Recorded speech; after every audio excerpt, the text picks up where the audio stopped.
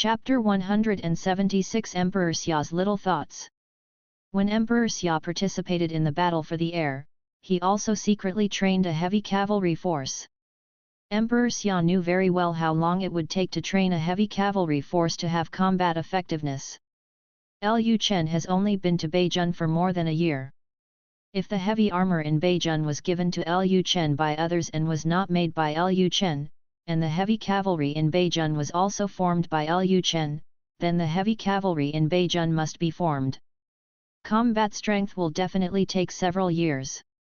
If you just put soldiers in heavy armor and treat them as heavy cavalry, their combat effectiveness will not necessarily be strong.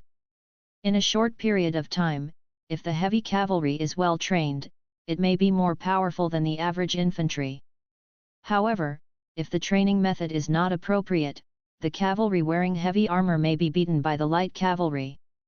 Thinking that Beijing's heavy cavalry was just a showpiece, Emperor Xia's inner emotions suddenly became very complicated.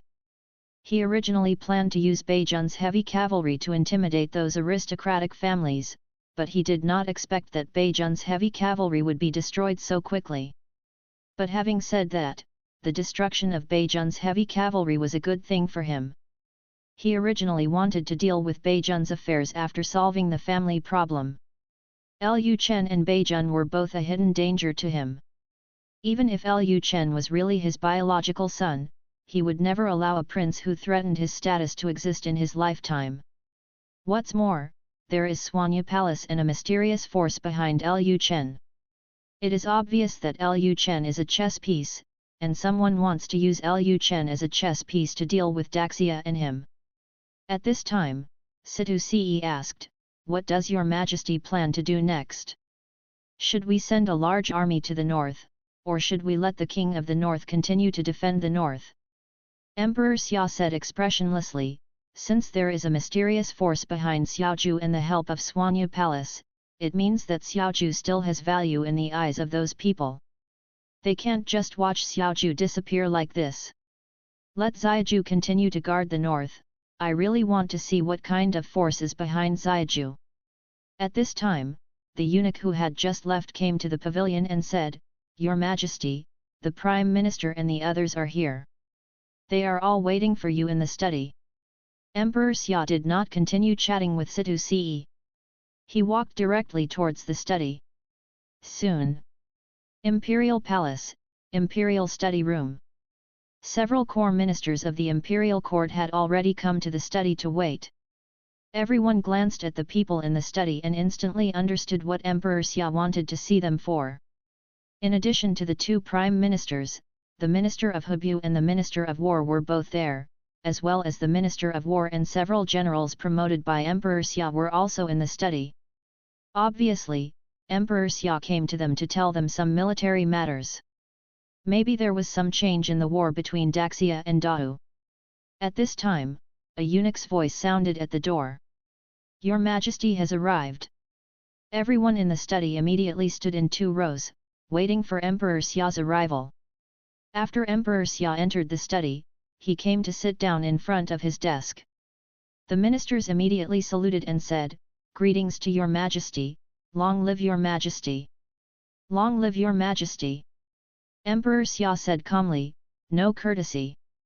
Right Minister Zhao Venhan was the first to stand up and asked, "Your Majesty, if you summon us at this time, is there any change in the war ahead?" The Prime Minister still has a certain status. At this time, they can take the initiative to ask Emperor Xia questions. Emperor Xia replied expressionlessly, "It is true that the battle ahead has changed, but it is not to the west, but to the north." Upon hearing this, the ministers in the study were stunned. North? Isn't that North County? Could it be that the Northern King had already led the heavy cavalry from Beijing to eliminate the Northern Xian King who was going south? Real or fake? Is Beiwang so powerful? The Northern King had already defeated the 300,000 strong army of the Heavenly Wolf King last time. If he destroyed the 200,000 strong army of the Northern Xian King now, then the Northern King would really have reached the point where his achievements would be unparalleled.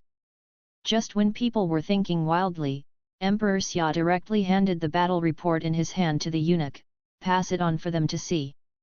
The eunuch immediately took the battle report and handed it to Lin Jieyuan. Lin Jieyuan was stunned when he saw the battle report written by his son. Beijun's 50,000 heavy cavalry were destroyed? How can this be? At this time, Emperor Xia spoke directly in order not to waste time. News came from the north. Beijun's 50,000 heavy cavalry fought a decisive battle with the army of the North Xian King in Tianguang City. In the end, Beijun's 50,000 heavy cavalry were destroyed, leaving only thousands of wounded were killed, and the army of the North Xian King withdrew to the grassland, but it still sent cavalry south to harass Tianguang City from time to time. Upon hearing Emperor Xia's words, the ministers were instantly stunned. Beijun's 50,000 heavy cavalry were destroyed? How can this be? That's heavy cavalry. Although the heavy cavalry is not as mobile as the light cavalry on the grasslands and may not be able to catch up with the light cavalry, the heavy cavalry is equipped with heavy armor and cannot be destroyed by the barbarian army so easily.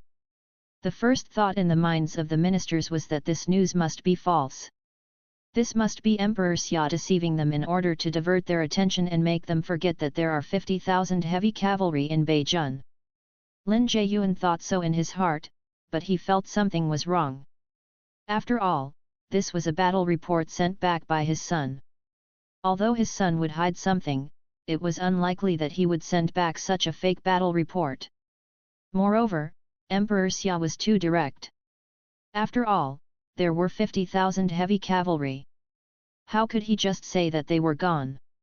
It would be impossible for other ministers and those aristocratic families to believe this. Precisely because it was too direct, Lin Jieyuan felt that this might not be fake news. Just like when Beijun wiped out 300,000 barbarians, the more it looked like fake news, the more likely it was not fake news. After Zhao Venhan came to his senses, he immediately stood up and asked, "Your Majesty, have you confirmed that the news is true?" After all, they were 50,000 heavy cavalry. How could they be defeated so easily? Emperor Xia said calmly, "My shadow guards have confirmed that this news is true. I didn't want to believe it at first, but the words of the national advisor reminded me that although Beijun has 50,000 heavy cavalry, these heavy cavalry are only it was created not long ago and its combat effectiveness is not strong. When facing the barbarians, their biggest advantage is their heavy armor. It is normal for these 50,000 heavy cavalry to be wiped out by the army of the North Xian King. However, this cannot be said to be defeated. The king of North Xian has withdrawn to the grassland. Now that North County is safe, the mission of the 50,000 heavy cavalry can be considered completed. Next, the court can put all its energy into fighting with Dao. Go to war." Although Emperor Xia said so, the ministers present knew very well that they had not paid much attention to the war in the north at all. They had been paying attention to the war between Daxia and Dao from the beginning. As for what has happened to Beijun, it has nothing to do with them.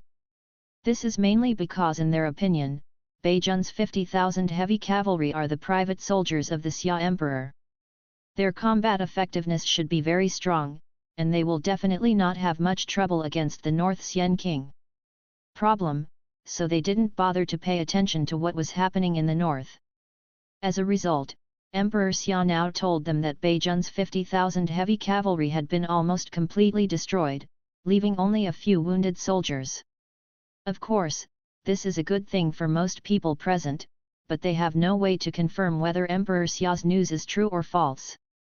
If it is true, in the eyes of the aristocratic families, Emperor Xia has lost a force in his hands.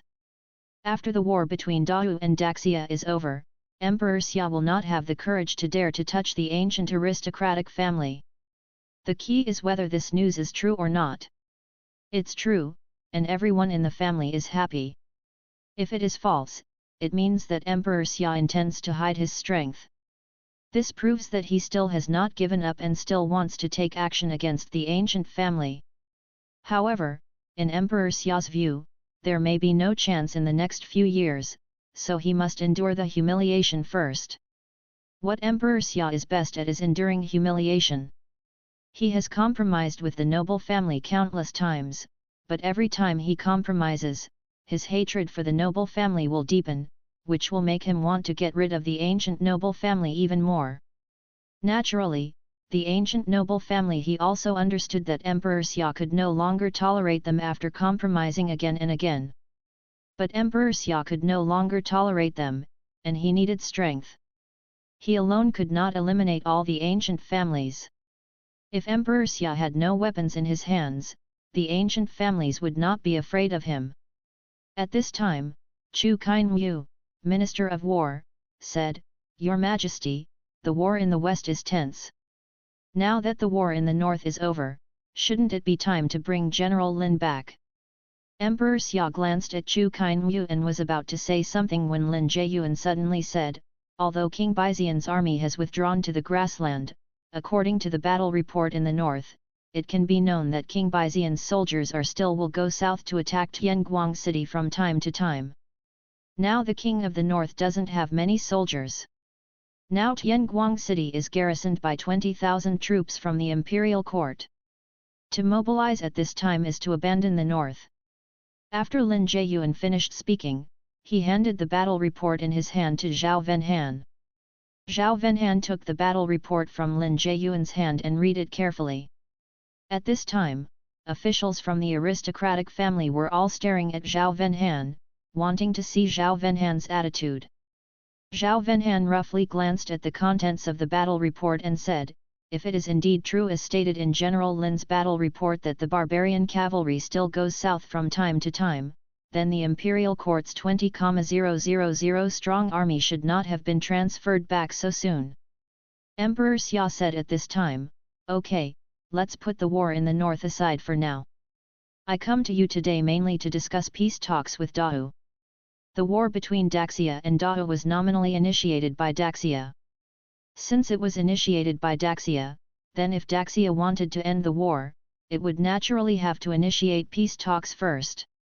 Although Emperor Xia is unwilling to negotiate peace in his heart, if the war continues like this, Daxia's military strength will be further weakened, and how will he be able to deal with the aristocratic families in Daxia by then? Although many vassal kings have sent troops to the front line, the armies of those vassal kings are poor one by one and have basically no combat effectiveness. Now the western front is guarded by Daxia's army. If the armies of those feudal kings were simply allowed to guard the front line, it would not be long before Dahou's millions of troops would advance to the capital of Daxia. For Daxia today, the best outcome is peace talks. Emperor Xia also knew that the peace talks meant that he had to compromise with the family again. This war was most likely started by the collusion between the Chu family and the Dahou dynasty. The Chu family belonged to the Jiangnan family, and now the Jiangnan family had completely fallen to the 8th prince's faction. He compromised. The result is probably to make the 8th prince the crown prince. Although he was unwilling in his heart, Emperor Xia had to do this. He could not continue to fight. If he continued to fight, he would wipe out all the capital he had finally accumulated. For the next hour, they were all discussing the peace talks. Zhao Venhan and some officials were a little confused. If the peace talks were to be discussed, they should be discussed in the court.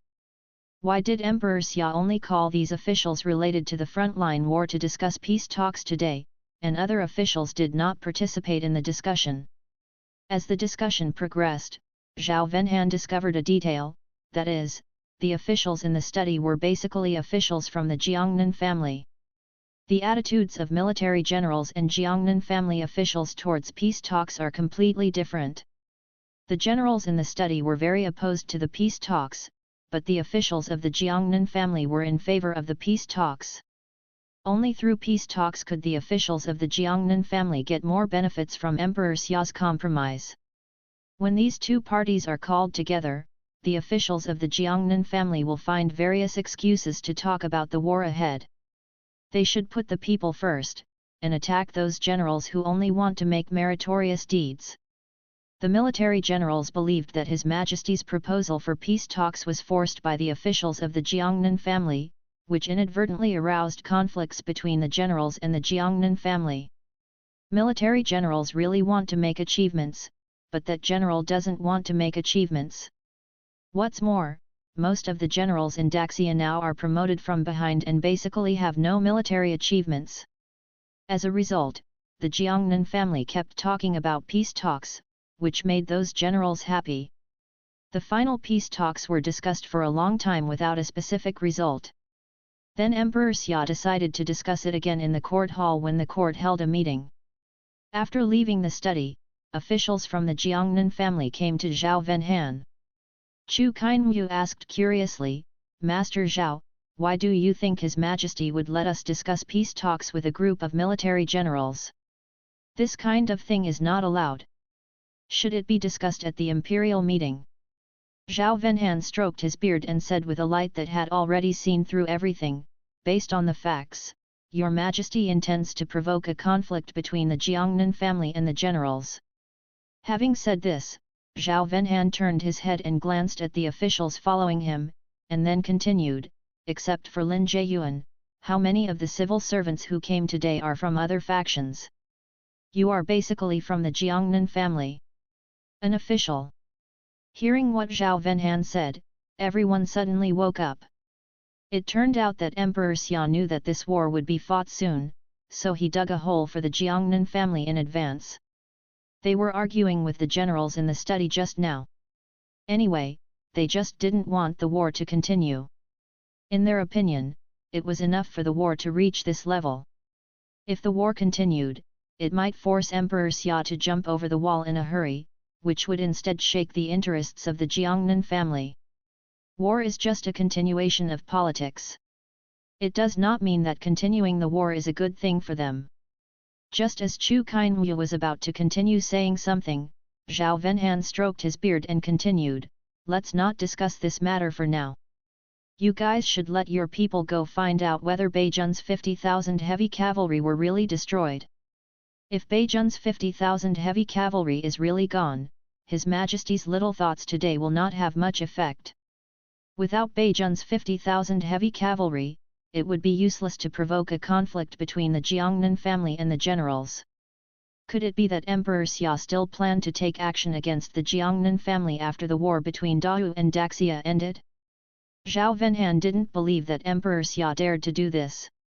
The more Emperor Xia made small moves, the more it proved that Emperor Xia was guilty and did not dare to directly attack the ancient family.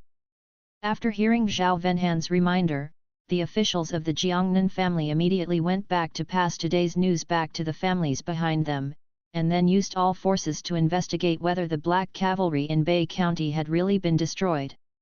Chapter 177 Chen Wanrong's Master, Lu Chen's Troubles. In the quiet and elegant courtyard, white mist lingers. The stream in the courtyard is constantly flowing, making a gurgling sound. At this time, the biting cold air was released from the room in the small courtyard.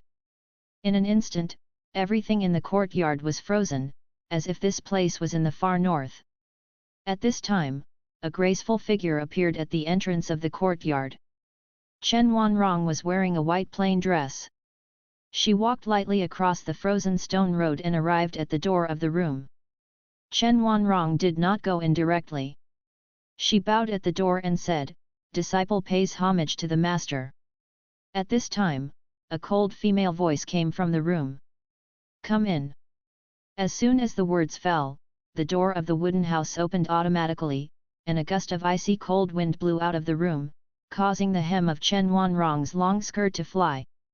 After the cold wind passed, Chen Wanrong stepped over the threshold and entered the room. The room was like a 1,000-year-old ice cave, everything was frozen. At this time, Chen Wanrong looked towards the bed not far away. A woman with long silver white hair was slowly opening her beautiful eyes. The woman is like a fairy in the sky, her beauty is as if it should not exist in reality.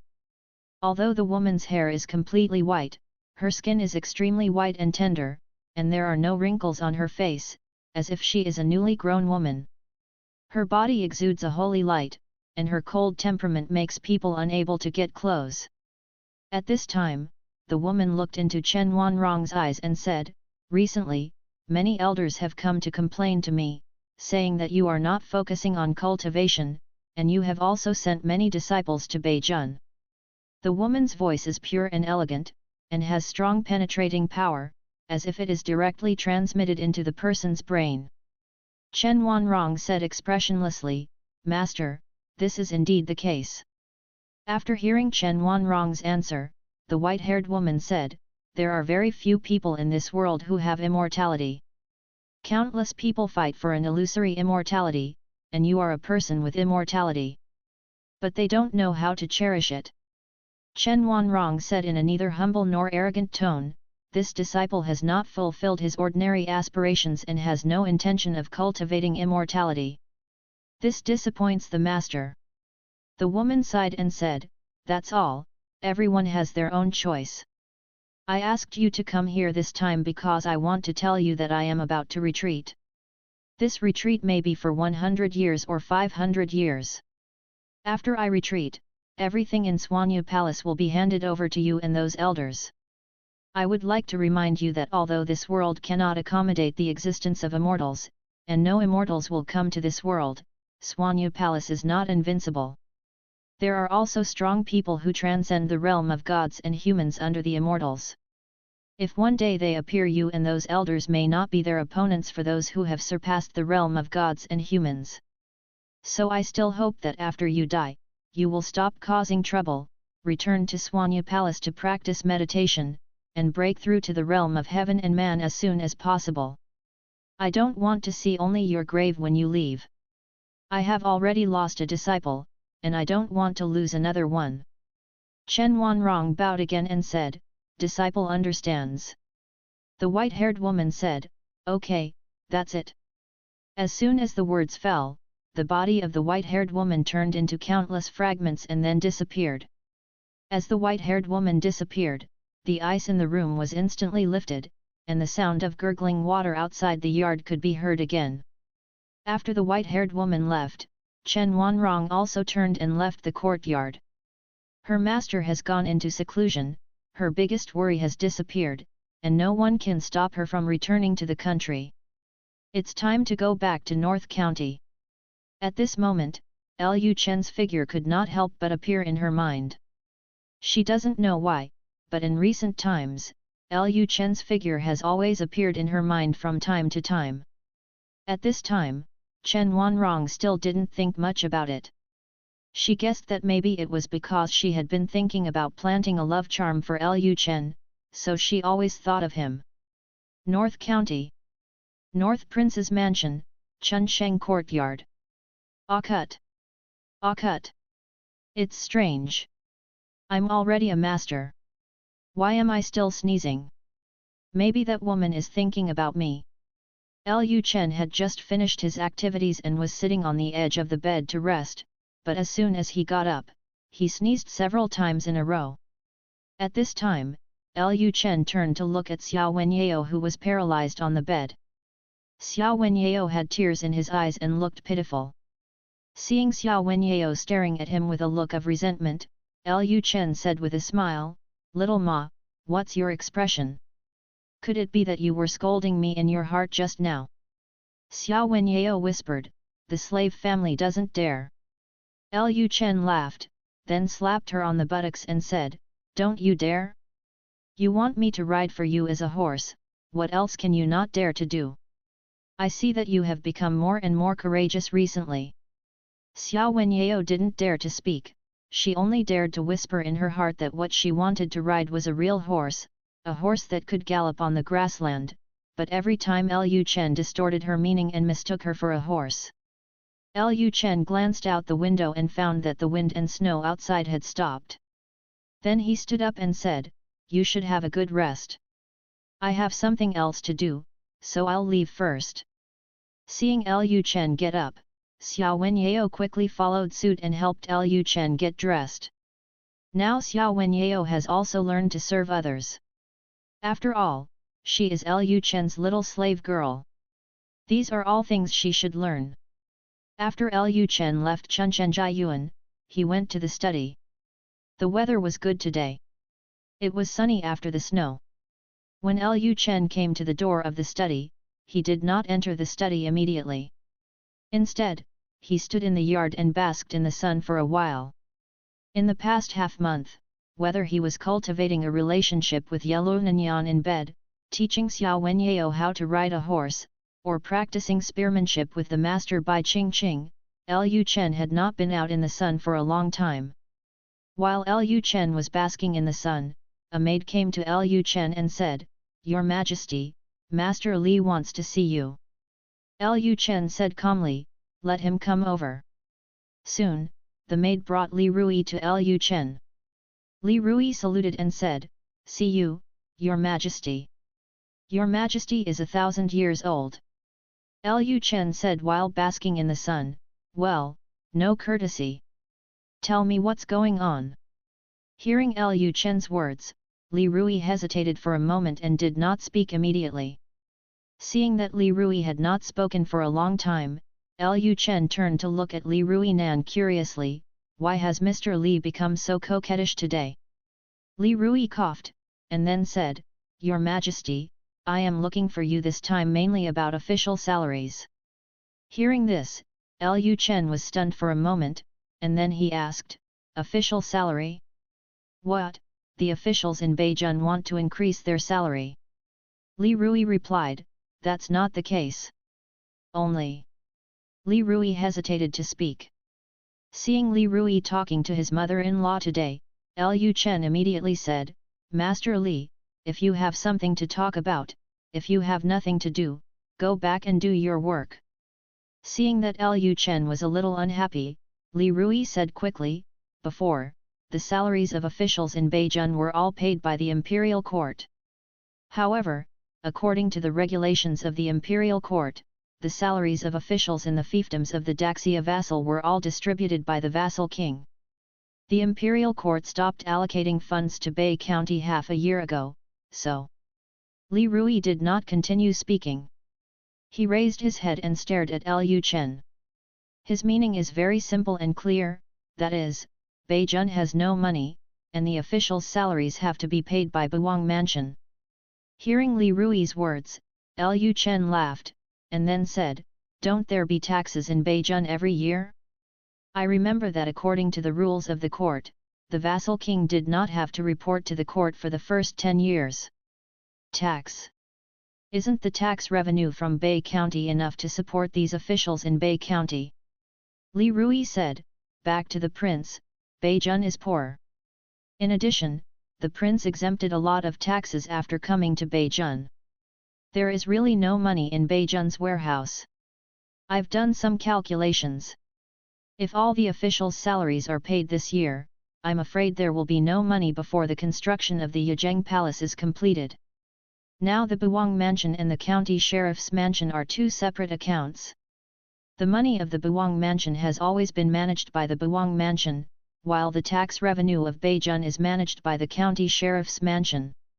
Without the appropriation from the court, the little money Li Rui managed would be quickly consumed, and it was suggested that all the money for the government palace would come from the treasury of the county governor's house. Lu Chen exempted Bei County from so many taxes, and there was no funding from the court. During this period, the money managed by the county sheriff's mansion was basically only going in but not going out, so naturally it wouldn't last long. After listening to Li Rui's words, Lu Chen was silent for a moment, seeming to be thinking about something. After a while, Lu Chen asked, "How much salary do the officials in Beijing need this year?" Li Rui carefully answered, "Return to the prince, no more than 100,000. Hearing this, Lu Chen frowned and continued to ask, "How much is it specifically?" Li Rui replied again, "About 50,000 taels." Just 50,000 taels, the Buwang Mansion would definitely be able to get it. But this is only part of the salary of Beijing officials. Lu Chen now spends an unknown amount of money every month to raise the black cavalry and the barbarian prisoners. Although the Buwang Mansion still has many businesses making money, if he spends lavishly, you definitely don't make money as fast as you spend it. Lu Chen then said to Li Rui, "You go back first. I am not in charge of the palace's accounts. I have to ask the princess first. As for the officials' salaries, I will allocate funds in a few days. You don't have to worry about this. Hearing Lu Chen's words, Li Rui felt relieved. He also knew that the Buwang mansion was not short of money now. Almost every business that the Buwang mansion was doing could make a lot of money, including more than 100,000 taels of silver a month. Down. The key is that the attitude of the northern king is very important. Some vassal kings often default on the officials' salaries after arriving in the fiefdom. This happens in every fiefdom. Li Rui's main concern at the beginning was that Lu Chen deliberately defaulted on the officials' salaries. If Lu Chen defaults on his official salary, the officials in Beijun County will not first think of looking for Lu Chen as the prince, but will come to him as the county guard.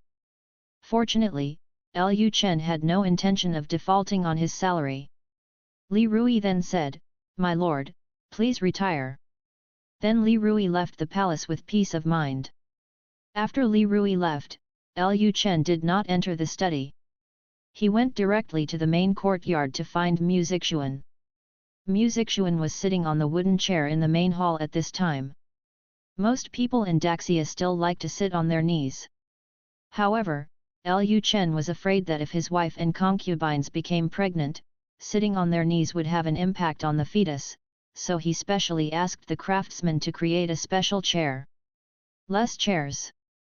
Nowadays, Mu Zixuan is already pregnant, and her belly is a little bulging, but it is not particularly obvious, mainly because her clothes are looser. After Lu Chen came to the main hall, he found Mu Zixuan reading the account books. He immediately moved a chair and sat next to Mu Zixuan, then put his arm around her waist and said in her ear, "My beloved concubine. Thanks for your hard work." Seeing Lu Chen coming to see her at this time, Mu Zixuan was a little confused. Normally, after she was pregnant, Lu Chen would not come to cuddle with her in broad daylight. After all, Lu Chen still had to spend time with Xiao Wenyao and Bai Bai. Qing Qing was riding a horse and practicing spear practice, so she didn't have time to look for him. Mu Zixuan immediately put down the account book in her hand and asked, "My lord, what do you want from me?" Lu Chen didn't mince words and said directly, "In the future, the officials in Beijun will also need support from Buwangfu. I'm afraid the money from Buwangfu will have to be divided a lot." Mu Zixuan instantly understood what Lu Chen meant, and Mu Zixuan said, "It should indeed be divided between the national treasury and internal funds." The vassal kings of Daxia were enfeoffed and allotted kingdoms. Once enfeoffed, the court would no longer allocate funds to the vassal kings' fiefs, unless there was a war or something particularly important happened. Generally, when a feudal prince goes to a fiefdom, he has to distinguish between the inner treasury of the palace and the national treasury. The purpose is to collect most of the tax revenue directly from the inner treasury to feed himself, drink and have fun. Of course, Beijun is different. Now Beijun is extremely poor and does not have much tax revenue. Lu Chen does not need to rely on people's taxes to make money. The Buwang mansion has to separate the internal treasury and the national treasury just to facilitate future allocations. Mu Zixuan continued at this time, "But who should be in charge of the treasury? Does the prince have an ideal candidate in mind?" Naturally, the money bag must be in the hands of one's own people. Once the inner treasury and the national treasury are divided, the national treasury can no longer be handed over to the county governor's office. Although the palace is very rich now, there is no guarantee that one day the national treasury will have more money than the inner treasury. Especially in the future when Bay County develops, once taxes rise, there is a high probability that the national treasury will have more money than the inner treasury of the Buwang Palace. Money. So it's best to keep your money bag firmly in hand from the beginning. Hearing Mu Zixuan's question, Lu Chen pondered for a moment, "I really haven't found the right candidate yet. First of all, those who manage the treasury must be 100% loyal to him, and secondly, those who manage the treasury must have certain experience." Lu Chen sighed and said, "Not to mention the treasury, the entire official structure of Beijun is now similar to a grassroots team. There are not many people available. It seems that the official structure of Beijun must be adjusted first. The reason why a feudal state is called a state is naturally because the vassal kings within the feudal state have a lot of autonomy, including the right to appoint and remove officials. Usually when a vassal king goes to his own feudal state, the first thing he does is to form his own team, which is the so-called small court. There are 6 departments in the imperial court and 6 in the feudal state. It has been more than a year since Lu Chen came to Beijun. Even the 6 departments have not been determined. The rights and responsibilities are not clear. How Beijun was managed before is still the same now. Of course, the most important reason was the lack of capable people in Beijun, and Lu Chen could not find so many civil servants to form the 6th department. At this time, Lu Chen lowered his head and glanced at Mu Zixuan's belly, and then stretched out his hand to gently stroke Mu Zixuan's belly. He thought to himself that when Mu Zixuan and Zhou Yuyu gave birth to a child, the system would reward them. Talent. Once as a royal guard and once as a black cavalry, this shows that the reward for having children is likely to be talent. In this way, Mu Zixuan and the others are not only pregnant with their own children, they may also be pregnant with the civil servants they want. I hope that when Mu Zixuan and the 3 of them give birth again, the system can reward themselves with some capable people. Now there is a shortage of civil servants in Beijun. At this time, Mu Zixuan said, "Your Majesty, why don't you try to temporarily hand over the management of the treasury to Sister Nanyang?" Hearing this, Lu Chen was stunned for a moment. Yellow Nanyang does have rich management experience, and her favorability towards him has reached 100, so it is impossible for her to rebel. However, Yellow Nanyang used to be the princess of the serious king after all. Handing over the management of the treasury to a person who used to be the princess of the serious king would definitely cause dissatisfaction among some people. Mu Zixuan continued, "Sister Nanyang is now the prince's wife, and I recently asked Sister Nanyang to handle the affairs of the prince's palace together.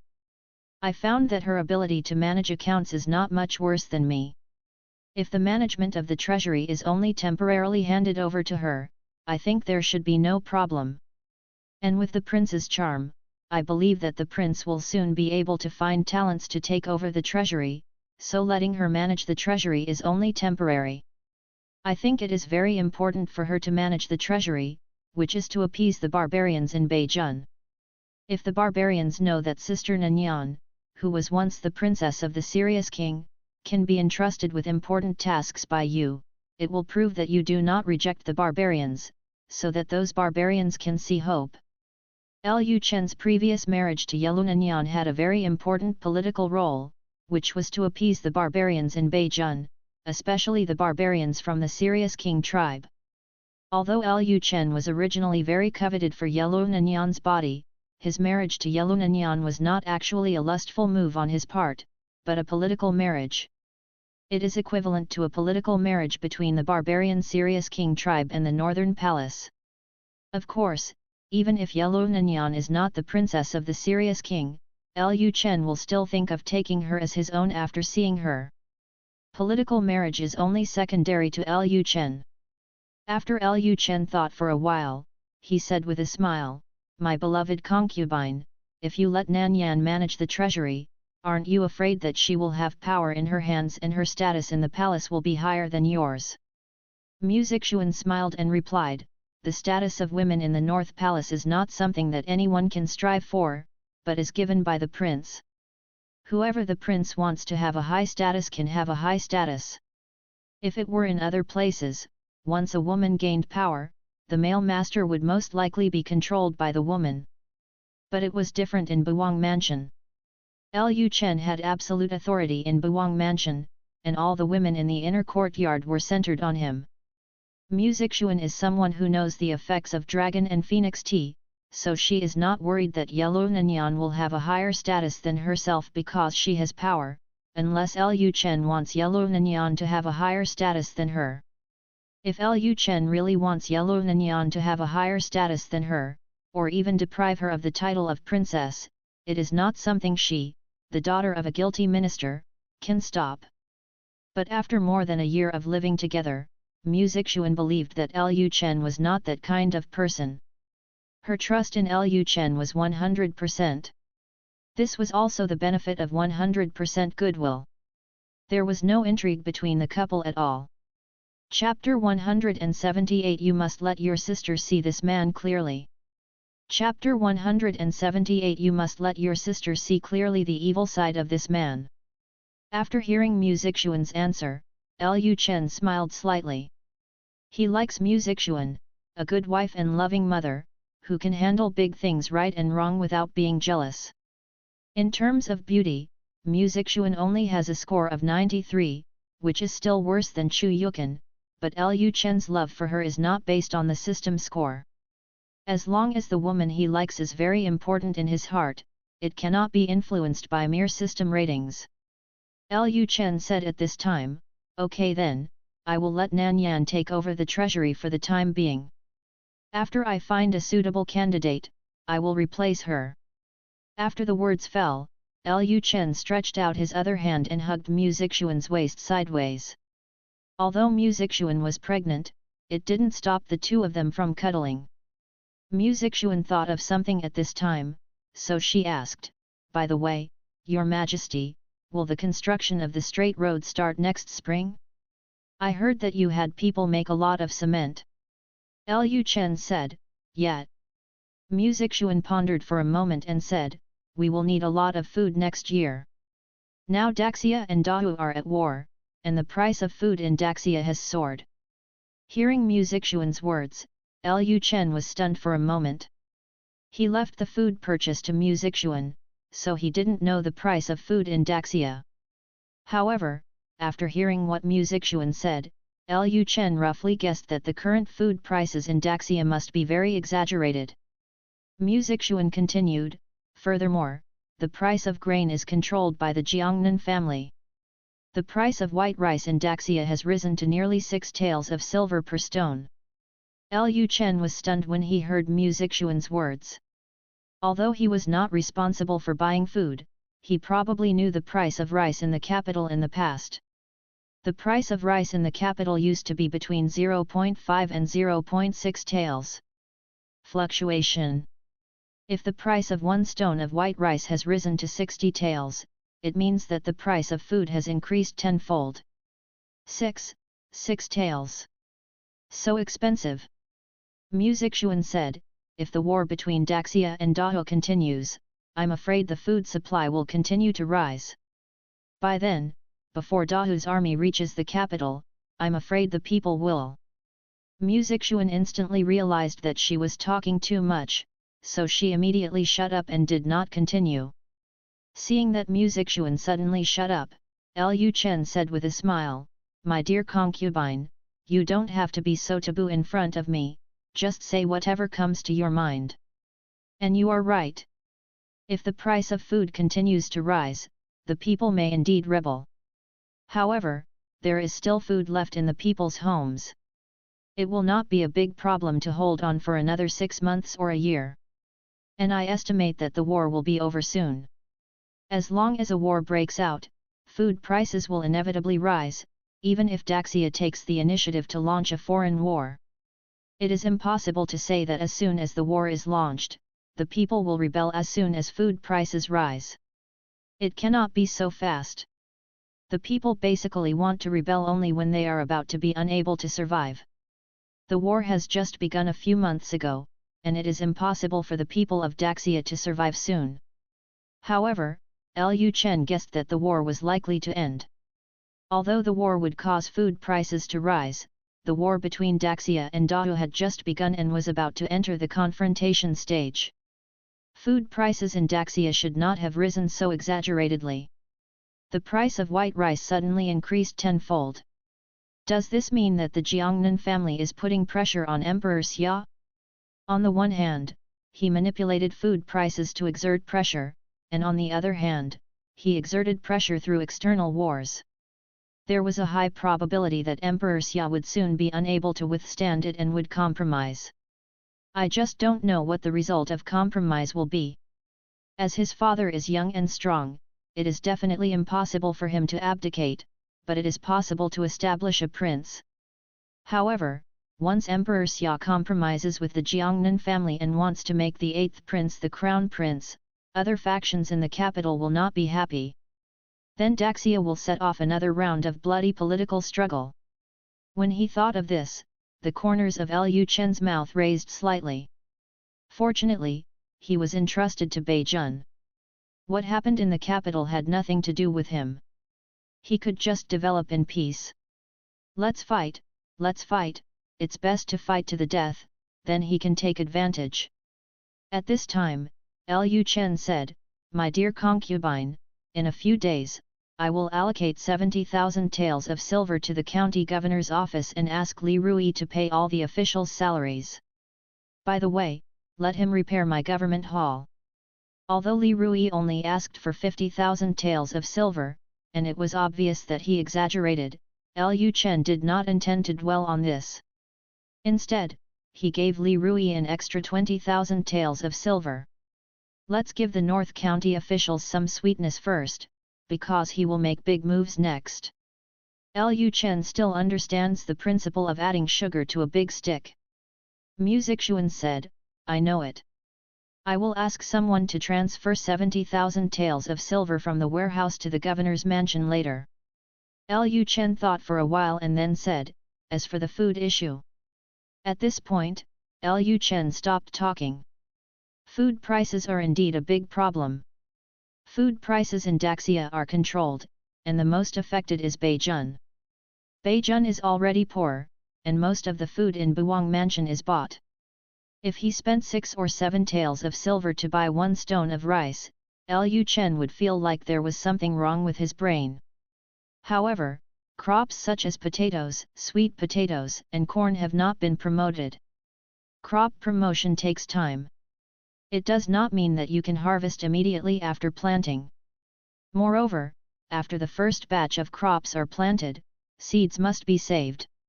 It will take at least a few years before Beijun can truly solve the problem of food and clothing. In these few years, Beijun will still have to buy food from outside. Lu Chen thought for a while and then said to Mu Zixuan, "The palace will temporarily stop buying grain. I will ask Wang Qingkai to see what the current grain prices are in other dynasties. Then we will use Tingyu Tower to purchase grain from other dynasties." Mu Zixuan asked, "Your Majesty, won't doing this expose the relationship between Tingyulu and the palace?" Lu Chen said calmly, "Just make false accounts. When the time comes, I will hear Yulu announce to the public that the price of grain they sell to Buwangfu is about the same as that of Daxia. Tingyu Tower is originally a business institution, and it must play its role. Although the main function of Tingyu Tower is to collect intelligence, its apparent purpose is to do business. Currently, there is nothing that Tingyu Tower does not sell. There is a shortage of food in Beijun. It is very normal for Tingyu Tower to resell the food to North County to make a profit. Business practices. Mu Zixuan said, "I understand." After being cozy with Mu Zixuan for a while, Lu Chen left the main hall and went to the study. As soon as he arrived in the study, he said to the guard in brocade, "Go and call Lord Wang. I have something to ask her." Wang Qingkai has rarely been in Buwang Mansion in the past half-month. I don't know if it was because she was so violent last time that she was frightened. She was so frightened that she didn't dare to come back. But after all, she was his slave girl. If she didn't come back, he could just ask someone to call her. As long as she didn't leave Yanchinj, she had to come to Buwang Mansion to report information to him. After Lu Chen waited in the study for a while, Wang Qingkai's voice sounded outside the study, "Your Majesty, the slave family is here." Lu Chen sat at his desk, writing Beijun's reform plan with a brush, and said, "Come in." Wang Qingkai then opened the door and entered the room. Seeing Lu Chen busy, Wang Qingkai breathed a sigh of relief, thinking that Lu Chen was looking for him to satisfy his other ideas. Thinking about it, there are so many women in the inner courtyard of Buwang Mansion. Even if he doesn't come back, Lu Chen will not be idle, and there is no need for her to satisfy Lu Chen. And there was no need for Lu Chen to specifically ask Jin Yiwei to find him for that kind of thing. If he came to find him, there was a high probability that he had something serious to do. Wang Qingkai took the initiative and asked, "My lord, what do you want from the slave family?" Lu Chen said, "I would like to know which dynasty or country has a relatively low price of food recently. The Buwang mansion plans to stock up on some food." Hearing Lu Chen's words, Wang Qingkai instantly understood what Lu Chen meant. She was engaged in intelligence work and knew very well that the price of food in Daxia had risen horribly recently, and she had already helped Lu Chen to find out. The price of food in that dynasty was relatively low. Wang Qingkai immediately said, "Your Majesty, the new family has already inquired for you. For now, the price of food in the Daiyu dynasty is relatively low, but the main food crop in the Daiyu dynasty is wheat. Daxia people like rice, while Daiyu people live in the northwest region all year round. They prefer pasta, and most of their food is wheat. Even though Beijun is further north than Daiyu, the people in Beijun have only moved here from Daxia in recent years, so the staple food of most people is still white porridge." After hearing Wang Qingkai's words, Lu Chen thought for a moment, and then said, "Wheat is fine, as long as the price is relatively low. Habits can be changed. Today, when the price of rice in Daxia has risen to 62 yuan and 1 stone, it is good if it can fill your stomach. Do you still need to distinguish between pasta and rice?" Wang Qingkai said, "Okay, I'll ask the caravan to hurry up and purchase food." Having said this, Wang Qingkai glanced at what was written on Lu Chen's desk, and then asked tentatively, "Your Majesty, you probably have nothing else to do. If you have nothing else, I will go and get busy first." Lu Chen put down the brush in his hand, smiled slightly, then looked into Wang Qingkai's eyes and asked, "Is Mr. Wang very busy recently? He has been so busy that he hasn't returned to the North Palace for half a month? Why did I hear about Mr. Wang? Have you ever left Yancheng?" Wang Qingkai's heart skipped a beat when he heard Lu Chen's words. Lu Chen treats her differently from the women in the palace.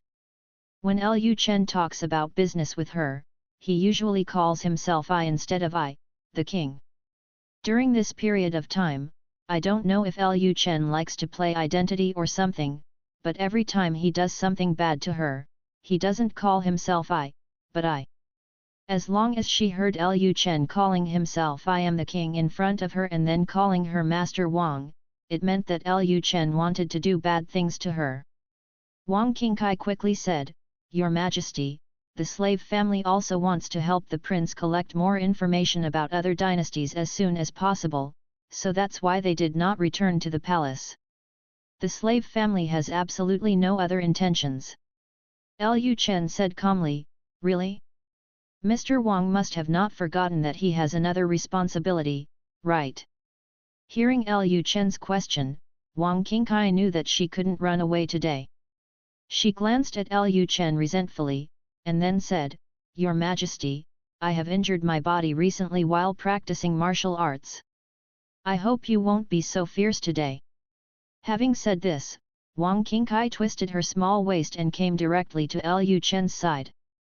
Seeing Wang Qingkai's enchanting figure, Lu Chen stood up, pressed her down on the desk and tidied her up without saying a word.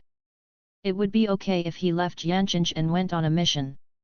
However, Wang Qingkai stayed in Yancheng for half a month and did not leave Yancheng. He stayed in Yancheng for half a month and didn't return to the palace. This was because he didn't take his master seriously at all, so he had to be punished. During this time, Chu Qingli had become completely familiar with life in the palace. And gradually she didn't want to leave Buwang Mansion. Originally, she came to persuade her sister to leave Buwang Mansion with her, and then live a life of two with her sister, but she herself had the idea of staying. This made Chu Qingli a little unacceptable. She always felt that she was bewitched by some mysterious power. Otherwise, how could she have such thoughts? Chu Qingli patrolled while analyzing what kind of power he might have been bewitched by. After a while, she patrolled to the door of the study. Before she even got close to the study, she heard some oohing and ehing sounds. Chu Qingli was still thinking about why she wanted to stay. After hearing those voices, Chu Qingli frowned slightly and her face suddenly became extremely cold. That lecher is doing bad things again. I really don't know how he has so much energy every day. After she came to Buwang Mansion, she never saw that bad thing calm down. But after her observation, every woman in the palace had no problems. Not only did she have no problems, but she looked radiant and seemed to become more beautiful the next day after doing bad things with the bad guy. Although she didn't understand the specific principle or what was going on, she knew very well that what Lu Chen was practicing couldn't possibly be some magic skill like Hehuan Gong. If Lu Chen was practicing magic, according to Lu Chen's ability, these women in the inner courtyard of the palace would have turned into mummies long ago. Chu Qingli was stunned at this moment. Since she came to the palace, she has always heard that Lu Chen is a person with immortality. If the kind of kung fu that Lu Chen practiced was an immortal method that only had benefits for people and had no harm, then it would seem to be able to explain the problems between Lu Chen and his wives and concubines. Thinking of this, Chu Qingli suddenly had an association in her mind.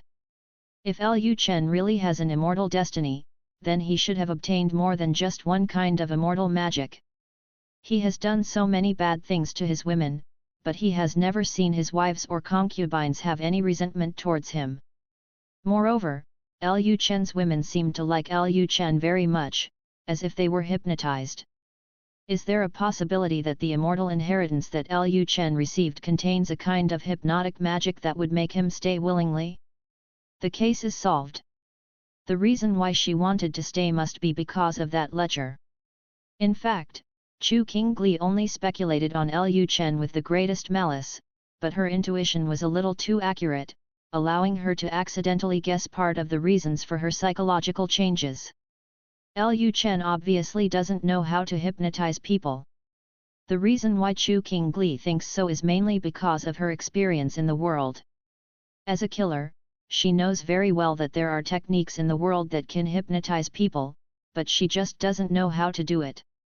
Chu Qingli thought at this time that the lecher must have used some kind of hypnosis technique on her without knowing it, otherwise how could she think of staying?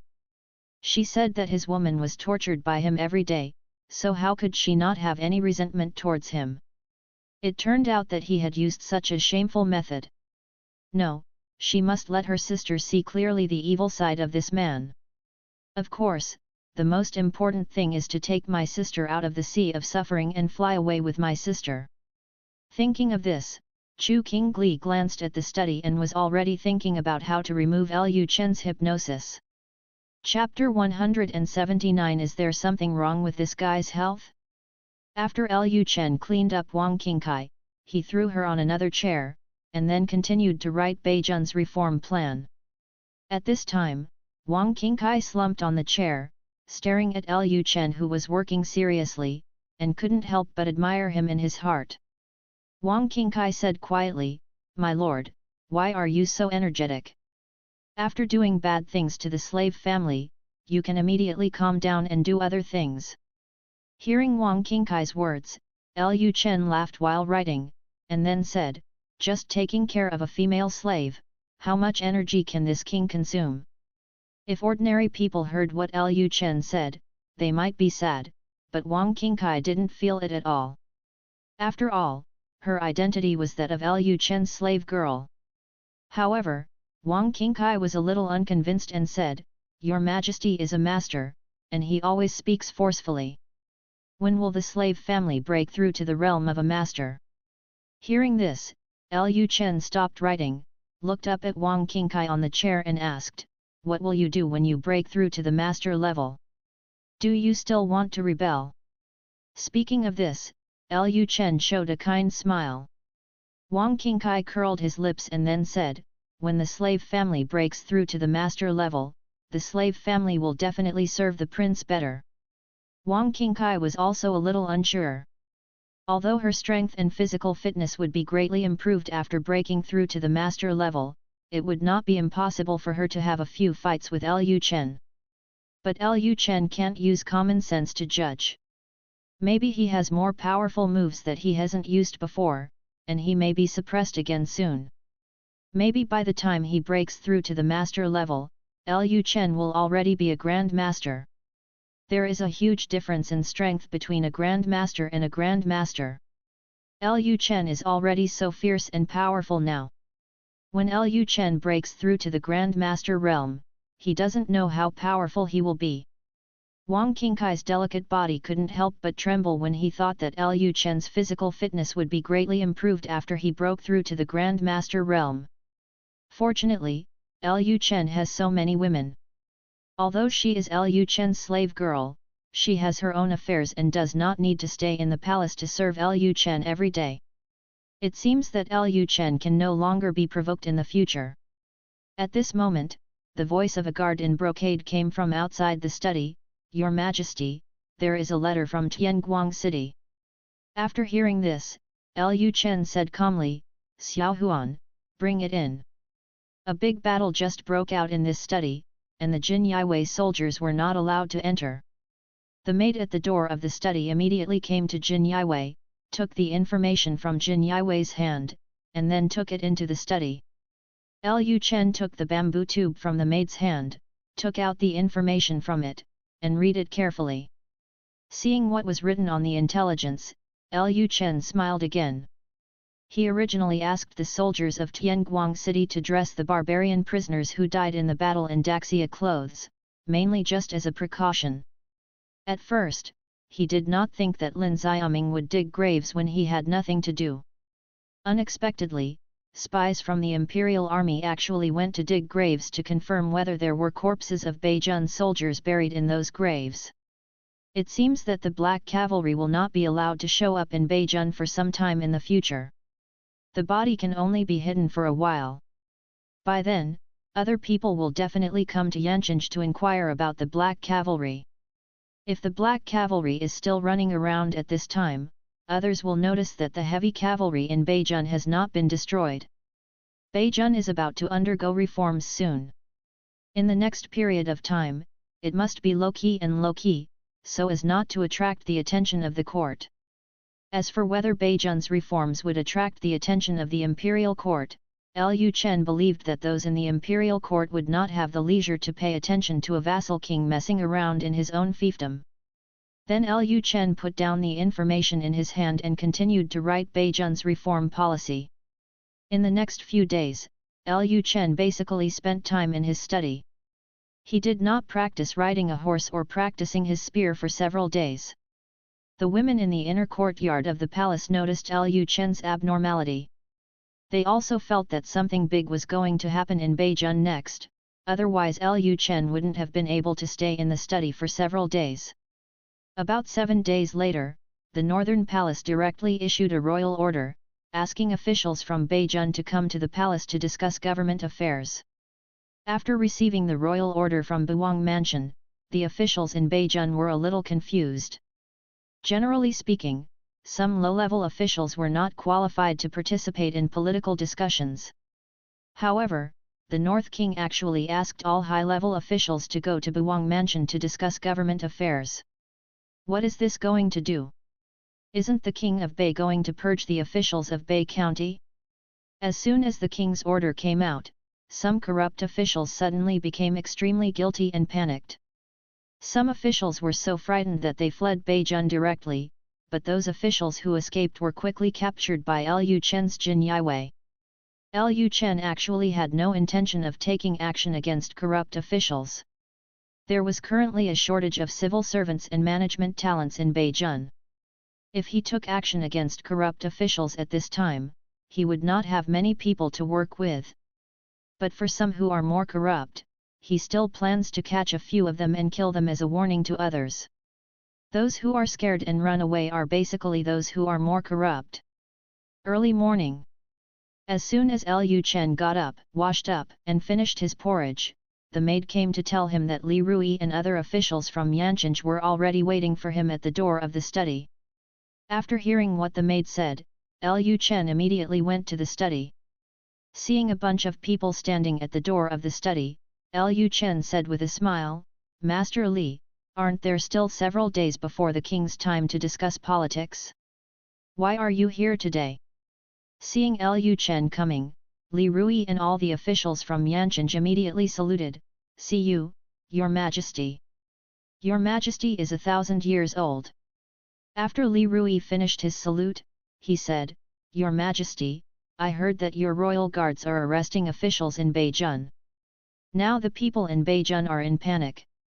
Many officials have submitted their resignations to me and plan to return to their hometowns. Basically, the officials in Beijing were not from Beijing. Before Emperor Xia granted Beijing to Lu Chen, the officials in Beijing were all sent by the imperial court from other places. Now everyone heard that Lu Chen was going to clean up the officialdom, and some officials were so frightened that they ran away. According to the rules, after the feudal king arrives at the fiefdom, officials previously arranged by the court are eligible to submit their resignations, and those officials can leave the feudal king's fiefdom directly without the consent of the feudal king. This was a trap dug by the previous Xia emperor for those vassal kings. If a vassal king arrived in his own territory and did not arrange for his own people, the officials arranged by the court could not only monitor the vassal king, but also evade the vassal king. 6. Moreover, the imperial court could also use these officials to beat some disobedient vassal kings. Normally, if all the officials of a fiefdom run away, the fiefdom will soon fall into chaos. There was once a vassal king who was disobedient, and then the court directly transferred all the officials, leaving the vassal at once. There is no one available in the king's fief.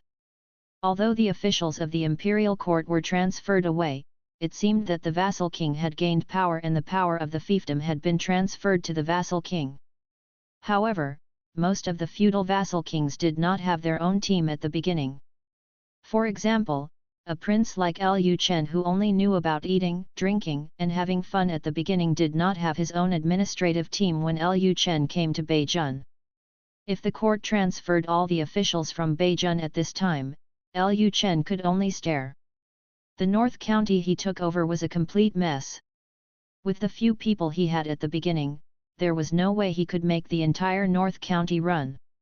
After hearing Li Rui's words, Lu Chen said with a smile, No wonder you came to the palace early in the morning, it turned out to be for this matter.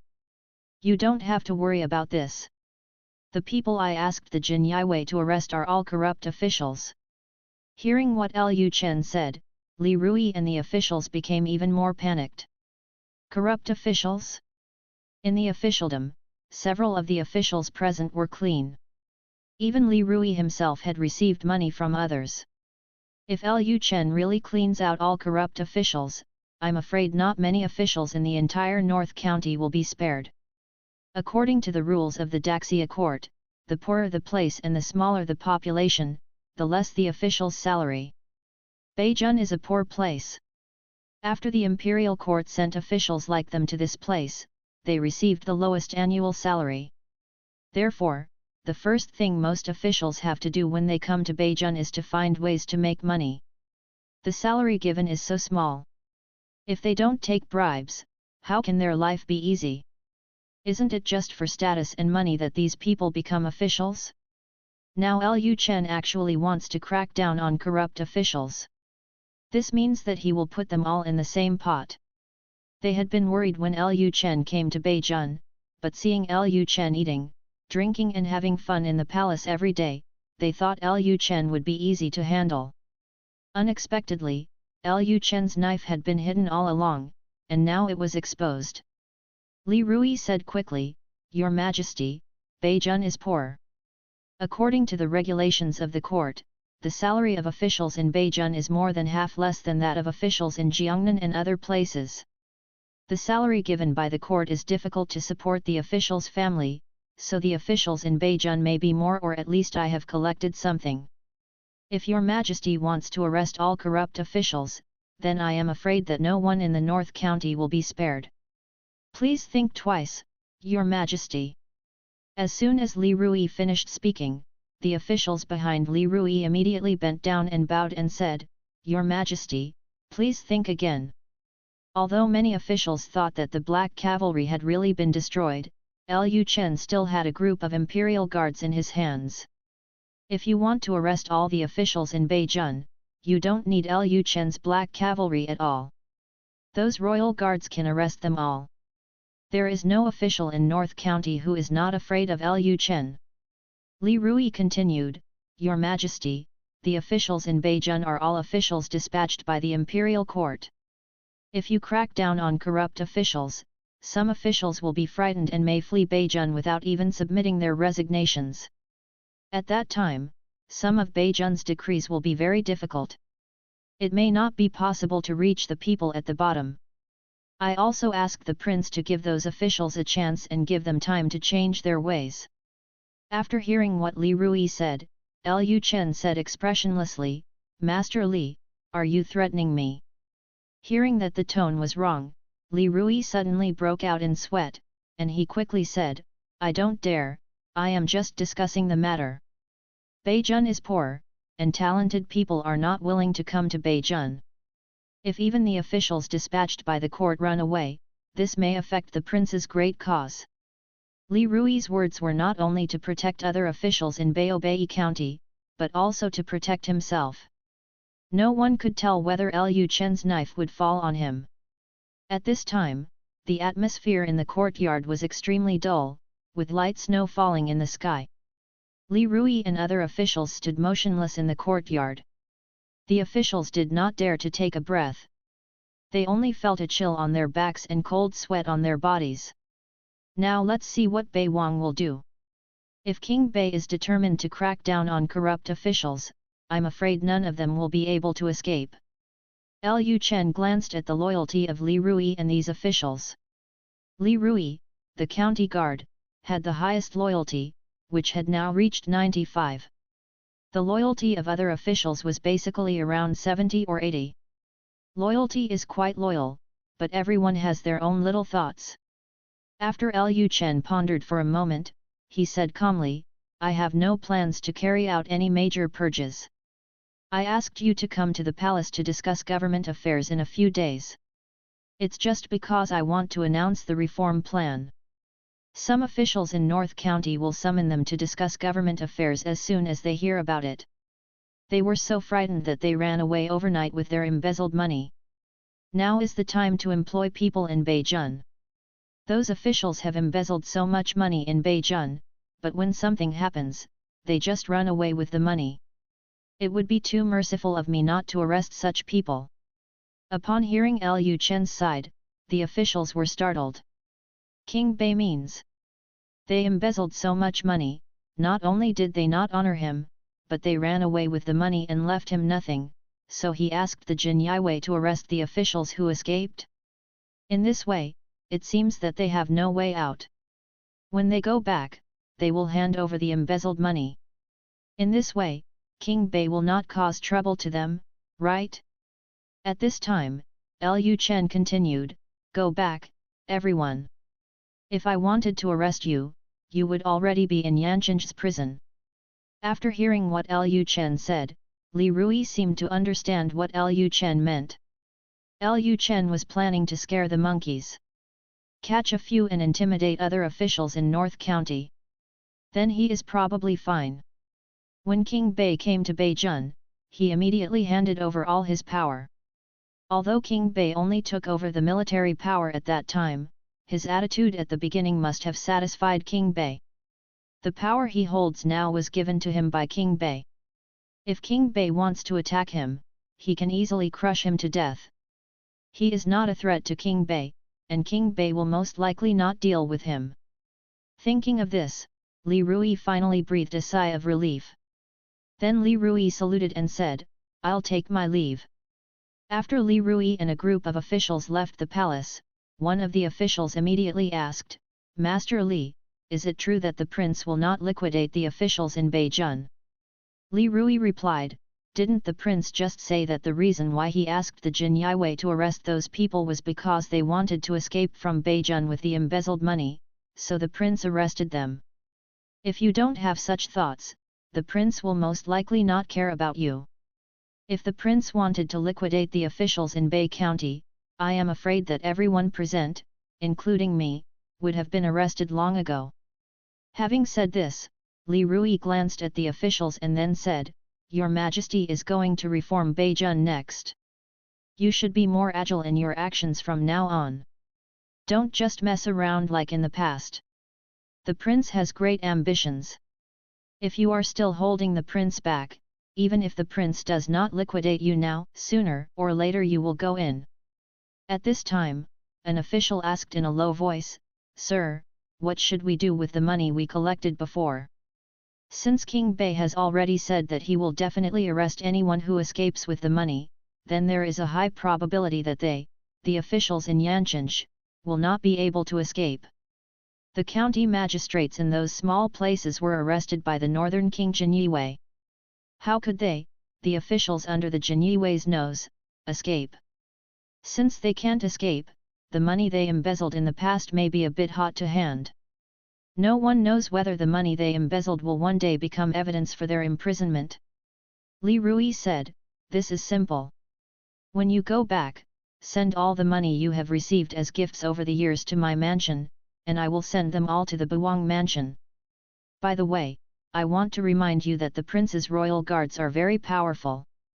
If the prince wants to check how much money you collected in the past, it can be easily found out. I still advise you not to take chances. After hearing what Li Rui said, some officials who wanted to hide money secretly gave up the idea in an instant. They have had a lot of dealings with Jin Yiwei, and they know how terrifying Jin Yiwei is. Li Rui is right. If Jin Yiwei really wants to investigate them, they may really be picked clean. In the dead of night, Lu Chen was still busy in the study. The lights in the study were brightly lit. After Chu Qingli patrolled to the door of the study, she found that the lights in the study were still on. She suddenly felt incredible. Some time ago, Lu Chen did bad things with the woman in the palace every day. Why has he suddenly become so honest these days? It seems that she has not seen Lu Chen doing bad things with that woman for several days.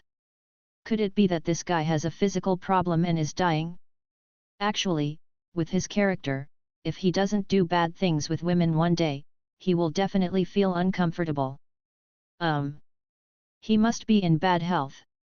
So what if he is destined to be a fairy? After all, he is still a mortal. Being obsessed with beauty every day would be intolerable to anyone. This guy comes to the study every day, most likely to prevent his women from seeing that he is no longer good. For the sake of his self-esteem, he hides in the study every day these days and does not go back at night. Just when Chu Qingli was looking at the bright light in the study and thinking wildly, a gentle voice appeared behind Chu Qingli. Qingli, what are you looking at? Chu Qingli came back to her senses instantly. She turned around and saw that it was Chu Yukan, so she immediately said, I didn't see anything. I was just thinking about something. At this time, Chu Yukan also looked at the study where Lu Chen was. Seeing that there was still light in Lu Chen's study, Chu Yukan said to herself, Chener has indeed grown up. After the words fell, Chu Yukan couldn't help but blush, and she suddenly remembered what happened in the study not long ago. Chapter 180 Beijun Reform. After hearing what her sister said, Chu Qingli said expressionlessly, My sister also knows that he has grown up, so why do she still stay with him? There are so many strong people around him now, and the woman named Bai is stronger than my sister. My sister is now a dispensable existence in Buwang Mansion. Hearing Chu Qingli's words, the memories in Chu Yukan's mind instantly dissipated. She turned to look at Chu Qingli and said, Qingli, you've been coming to Buwang Mansion for so long, why do I feel like you still haven't given up? Chu Qingli looked at the study and said, I can't give up until my sister is out of the sea of suffering. Hearing Chu Qingli's words, Chu Yukan sighed slightly, and then said, Qingli, for me, Chener is my most important person. It is impossible for me to leave his side, and I don't want to leave him. How miserable it was to think I was around him. Chu Qingli said calmly, the reason why my sister has such thoughts is just because she was hypnotized by him using hypnosis. One day, I will make my sister wake up and see clearly the evil side of this man. I believe that by then, even if I don't say anything, my sister will leave Buwang Mansion." Seeing that Chu Qingli was still so stubborn, Chu Yukin simply stopped continuing the topic. She felt that no matter how much she said, it would be useless. But having said that, how could she serve Lu Chen when her sister was always in the palace? When she thought of this, Chu Yukin's face became a little hot. The last time she asked Lu Chen to give her some time, so much time had passed in the blink of an eye, and she had not fulfilled her promise. She was afraid that if she continued to delay like this, Lu Chen might think that she had broken her promise. It seemed that she had to find an opportunity to send her sister away. Only when her sister left the palace could she fulfill her promise and serve Lu Chen. But how should we send her away?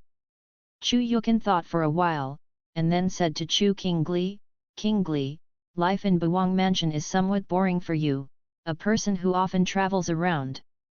That's why you always have random thoughts.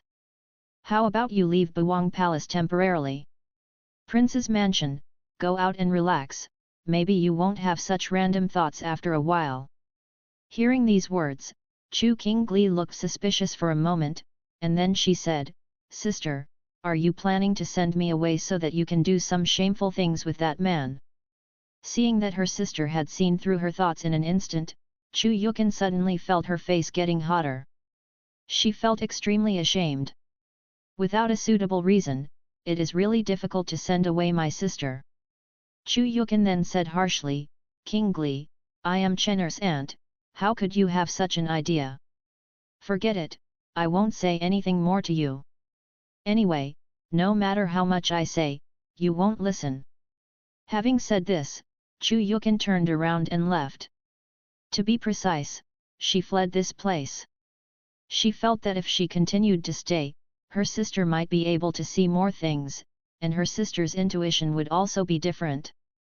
It was so accurate that he immediately guessed that he wanted to send her away. At this time, Chu Yukin regretted letting Chu Qingli enter the North Prince's mansion. It was easy to ask the gods but difficult to send them away. It was not easy to let her in and then let her go. Seeing Chu Yukin's leaving figure, Chu Qingli always felt that Chu Yukin and Lu Chen had done something shameful. However, she had no evidence and could only rely on speculation. At this time, Chu Qingli turned her head again and looked at the study not far away. The man in the study is the source of all evil. As long as the man in the study is dealt with, maybe my sister will be able to escape from the sea of misery. Thinking of this, Chu Qingli walked directly towards the study. She felt that it was time for her to have a good chat with Lu Chen. But as soon as she walked to the door of the study, a Jin Yiwei soldier came to the study in a hurry. Before she could say anything, the Jin Yiwei soldier spoke first, "Your Majesty, the county governor's office sent someone to send hundreds of thousands of taels silver. It is said that the prince wants to build a road, and the officials voluntarily donated money to the prince to build the road." Hearing this, Lu Chen, who was writing a reform plan in the study, was stunned for a moment. When he came to his senses, he immediately put down the brush in his hand and opened the door directly. After opening the study door, Lu Chen first glanced at Chu Qingli, and then his eyes fell on the Jin Yiwei soldiers. "Where is the silver?" The Jin Yiwei soldier replied, "Outer courtyard, just sent it." Lu Chen immediately said, "Send the silver to the palace hall, I want to take a look." Having said this, Lu Chen's eyes shifted to Chu Qingli again. "Qingli, what do you want from me?" Chu Qingli was stunned for a moment. She had indeed planned to talk to Lu Chen just now, but after being interrupted by the Jin Yiwei soldiers, her inner thoughts instantly dissipated. She suddenly felt as if she was possessed. How could she have the idea of talking to Lu Chen alone? Chu Qingli immediately said, "It's okay, I just patrolled here." Lu Chen said calmly, "Oh, that's it. I'll leave first then." Chu Qingli quickly got out of the way and said, "My lord, walk slowly." Then Lu Chen came to the outer hall of the palace. After a while, the servants of the palace brought several large boxes of silver to the hall of the palace. Seeing the wooden boxes in the hall, Lu Chen had a weird smile on his face. Whether it was joy or something, he said at this time, "Open all the boxes." The servants immediately opened the wooden boxes. The boxes were full of white silver. Looking at the silver, Lu Chen said to himself, 70,000 taels of silver can be exchanged for hundreds of thousands of taels. This business is really small. It's not a loss. He just asked Mu Zixuan to allocate 70,000 taels of silver to the officials of Beijun. However, before the salaries were paid, the officials of Beijun handed over hundreds of thousands of taels of silver. Lu Chen squatted down, picked up a piece of silver in the wooden box, looked at it, and then continued, "Li Rui is really dishonest. Even officials like Yancheng can hand over hundreds of thousands of taels of silver. Tian actually came to me to ask for my salary." Having said this, Lu Chen turned to the servants of the palace and said, "Check it and see how much silver there is." After listening to Lu Chen's words, the people in the palace immediately began to count the silver. Lu Chen did not stay in the palace hall all the time. He asked the maid to find Mu Zixuan to deal with the silver, and then he went back to the study to continue writing the reform plan for Beijun. When Mu Zixuan saw the hundreds of thousands of taels of silver in the palace hall, she was extremely shocked. When she inquired about the source, she was even more surprised. In such a poor place as Beijun, these officials in Yancheng could actually embezzle 4 to 5 million taels of silver. 69 SHUXCOM. However, Mu Zixuan didn't say much to Lu Chen about this matter later. After all, it was a political matter, so Lu Chen could just handle it. As for the money, all the money was put into the treasury. They just happened to be setting up a treasury soon. A few days later, the small court meeting in Bay County officially began. Lu Chen's study must not be able to accommodate so many officials. Because the government hall had not been built yet, Lu Chen regarded the palace hall in the outer courtyard as the venue for the small court meeting place. Not only all officials from Bay County will be present at this meeting, but all military generals will also participate. In the morning, after Lu Chen got up, he simply ate something and then went to the palace hall. By this time, officials and generals had already arrived. Faced with this meeting, the officials in Beijun seemed very nervous, but the military generals stood there one after another as if nothing had happened and watched the officials discuss the meeting. At this time, the voice of a soldier in uniform came from the door, "The prince is here." Hearing this, the originally noisy palace hall instantly became quiet, and people shut up and waited. At this time, Lu Chen passed through the crowd and walked directly to the chair facing the door and sat on it. Li Rui immediately took the lead and said, "See you, Your Majesty. Your Majesty is 1,000 years old." Lu Chen said calmly, "No courtesy." Then Lu Chen said, "I believe everyone has heard that the king is asking you to come to the palace to discuss government affairs, this time mainly for the reform of Beijun. I have been in Beijun for more than a year. According to the usual practice, I have to form my own team. However, because I had other things in the past, and because the barbarian armies went south twice, I have not had time. After thinking about it these days, I have decided to make some adjustments to Beijun."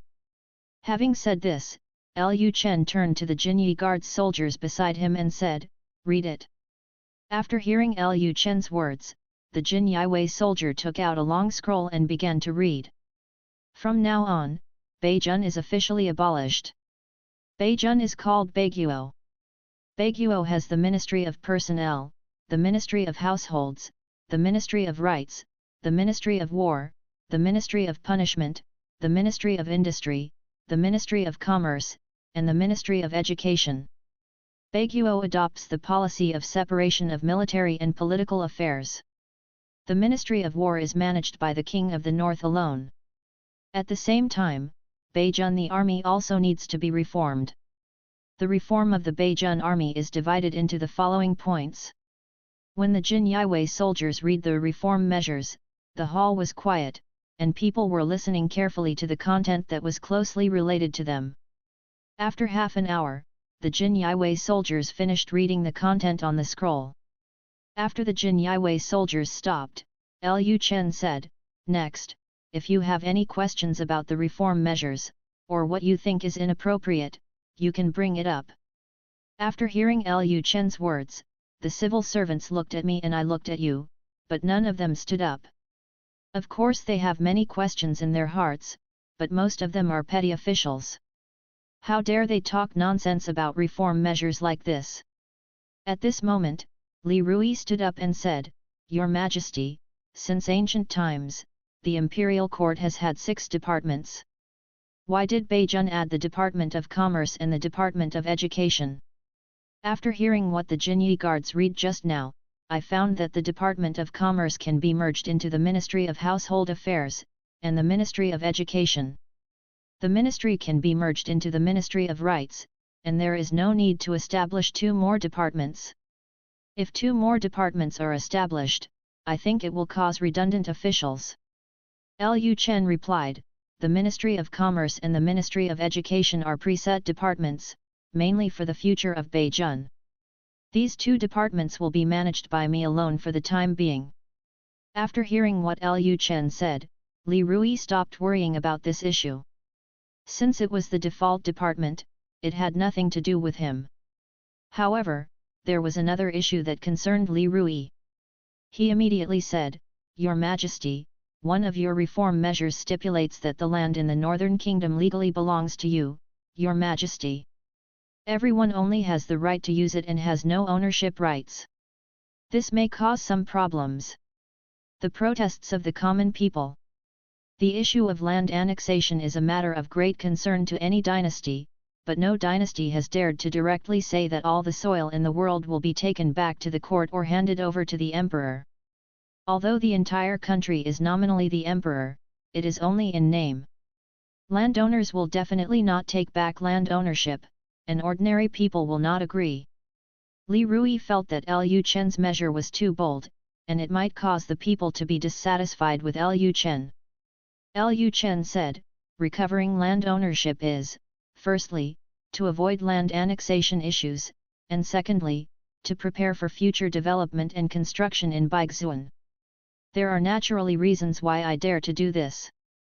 First of all, there are not many big landowners in Beijun yet, and from today on, Beijun will exempt all agricultural taxes. As long as the people are willing to farm, they can get what they plant. And the common people can apply for land from the Northern Palace and only need to pay a small amount of land fee to contract a large area of land. These are the benefits that the king will give to the common people after recovering the land ownership." Hearing Lu Chen's words, Li Rui was startled. Exemption from all agricultural taxes? Isn't this too bold? In this era, agricultural taxes are the main source of revenue for a country. At this time, even the General Mu Chongtian couldn't help but stand up and said, "Your Majesty, is this policy of exempting all agricultural taxes a bit too radical? If there is no agricultural tax, how will the Northern Kingdom's treasury have money in the future?" Lu Chen said, "The agricultural tax collected by Beijun is not even enough for the salaries of Beijun officials. What can this agricultural tax do? Moreover, the palace has a large amount of land to grow food, and I do not need the common people to hand over food to me. As for where the newly established treasury in the north should collect money, it is naturally the new commercial tax. In the future, any goods entering and leaving the north will need to pay commercial tax. In addition, by then, I will peel off part of the industry of the Northern Palace and hand it over to the merchants. It is managed by the Ministry of Finance, and all the money earned from those industries is sent to the national treasury." Hearing Lu Chen's words, the officials were stunned again. They didn't expect King Bei to be so generous. You must know that every current industry in Buangfu is hugely profitable, especially the coal industry that has recently emerged. Now the people in King Qi fiefdom are buying coal like crazy. I don't know how much money Buangfu has made this winter. If the Northern Palace hands over the management of the industry to the Ministry of Commerce, then the Northern Kingdom's treasury will not be short of money at all in the future. In this way, the commercial department becomes very important. After all, it is the department that makes money. At this time, an official from Yancheng asked, "Your Majesty, will this move be suspected of competing with the people?"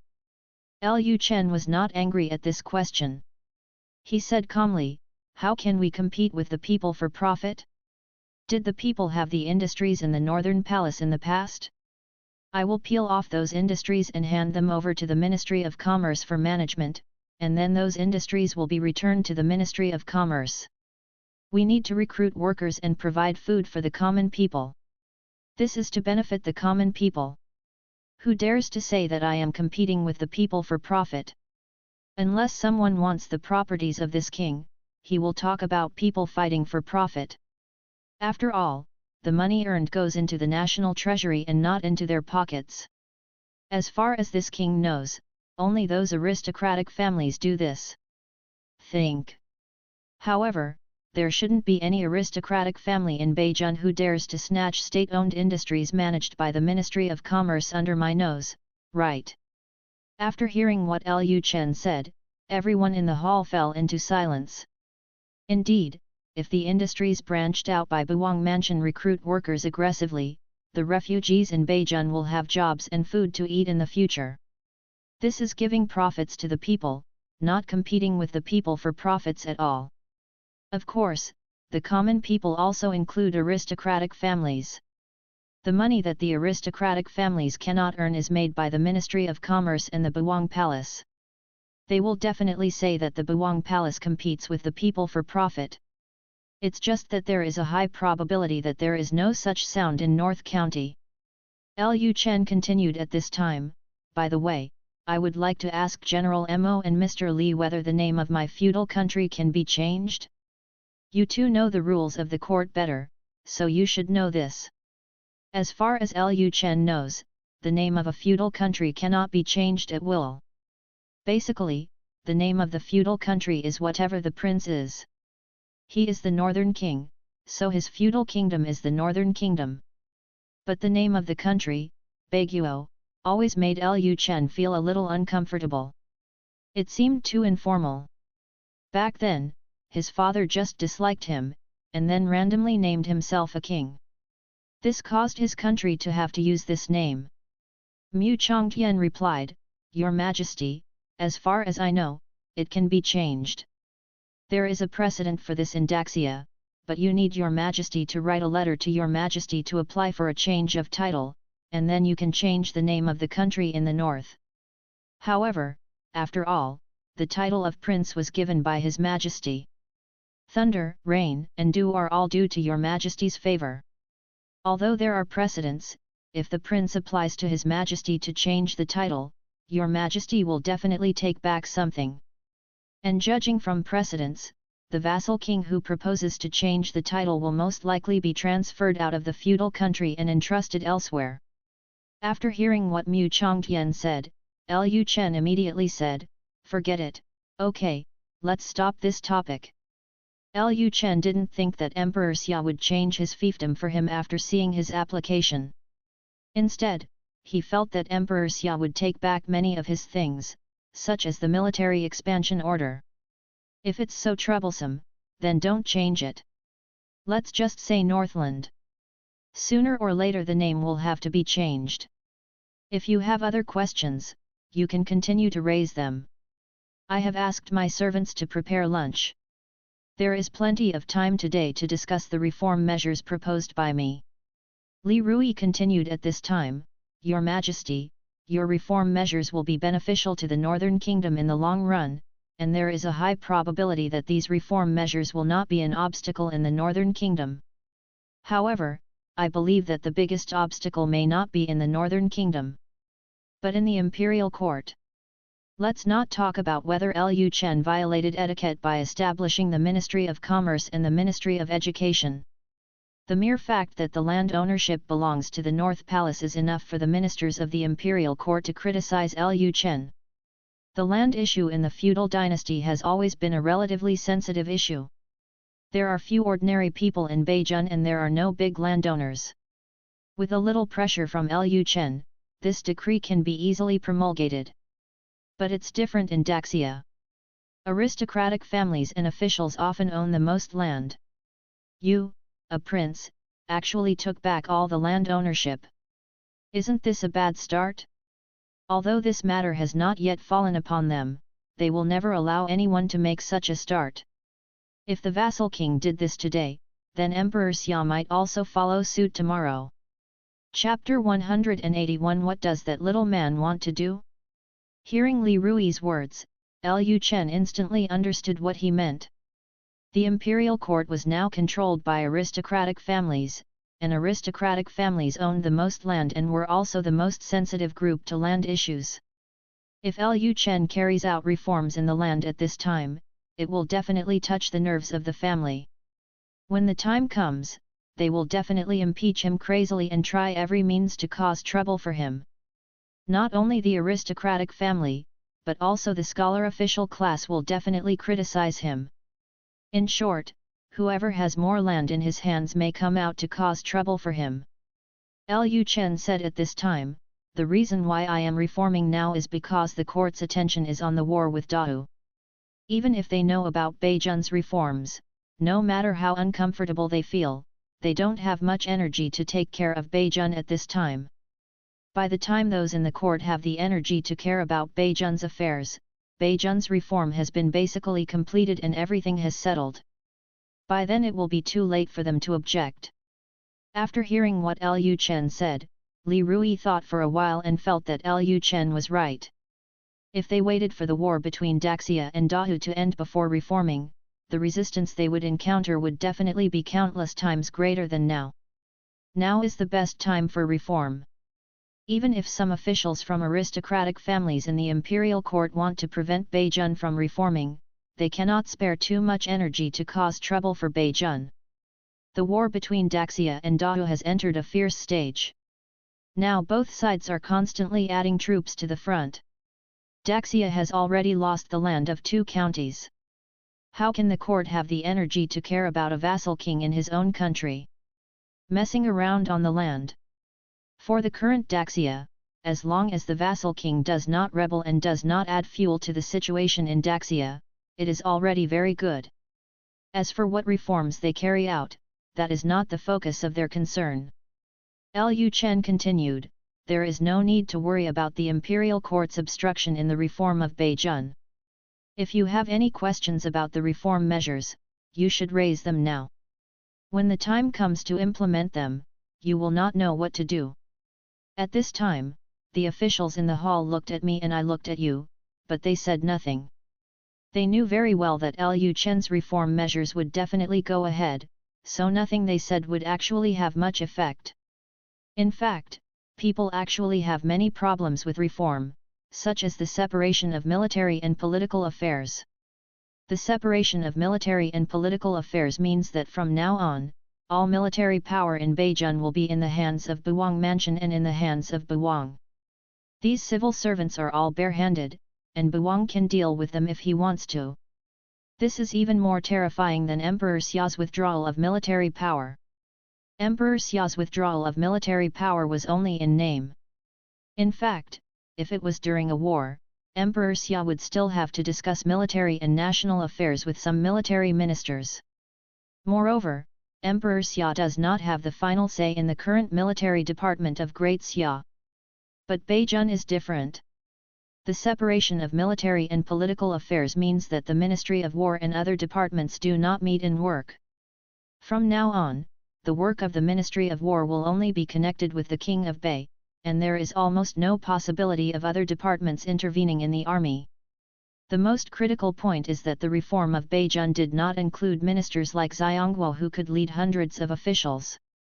Even Li Rui, the former county governor, had his power greatly weakened. But in this way, Li Rui's position is a bit awkward.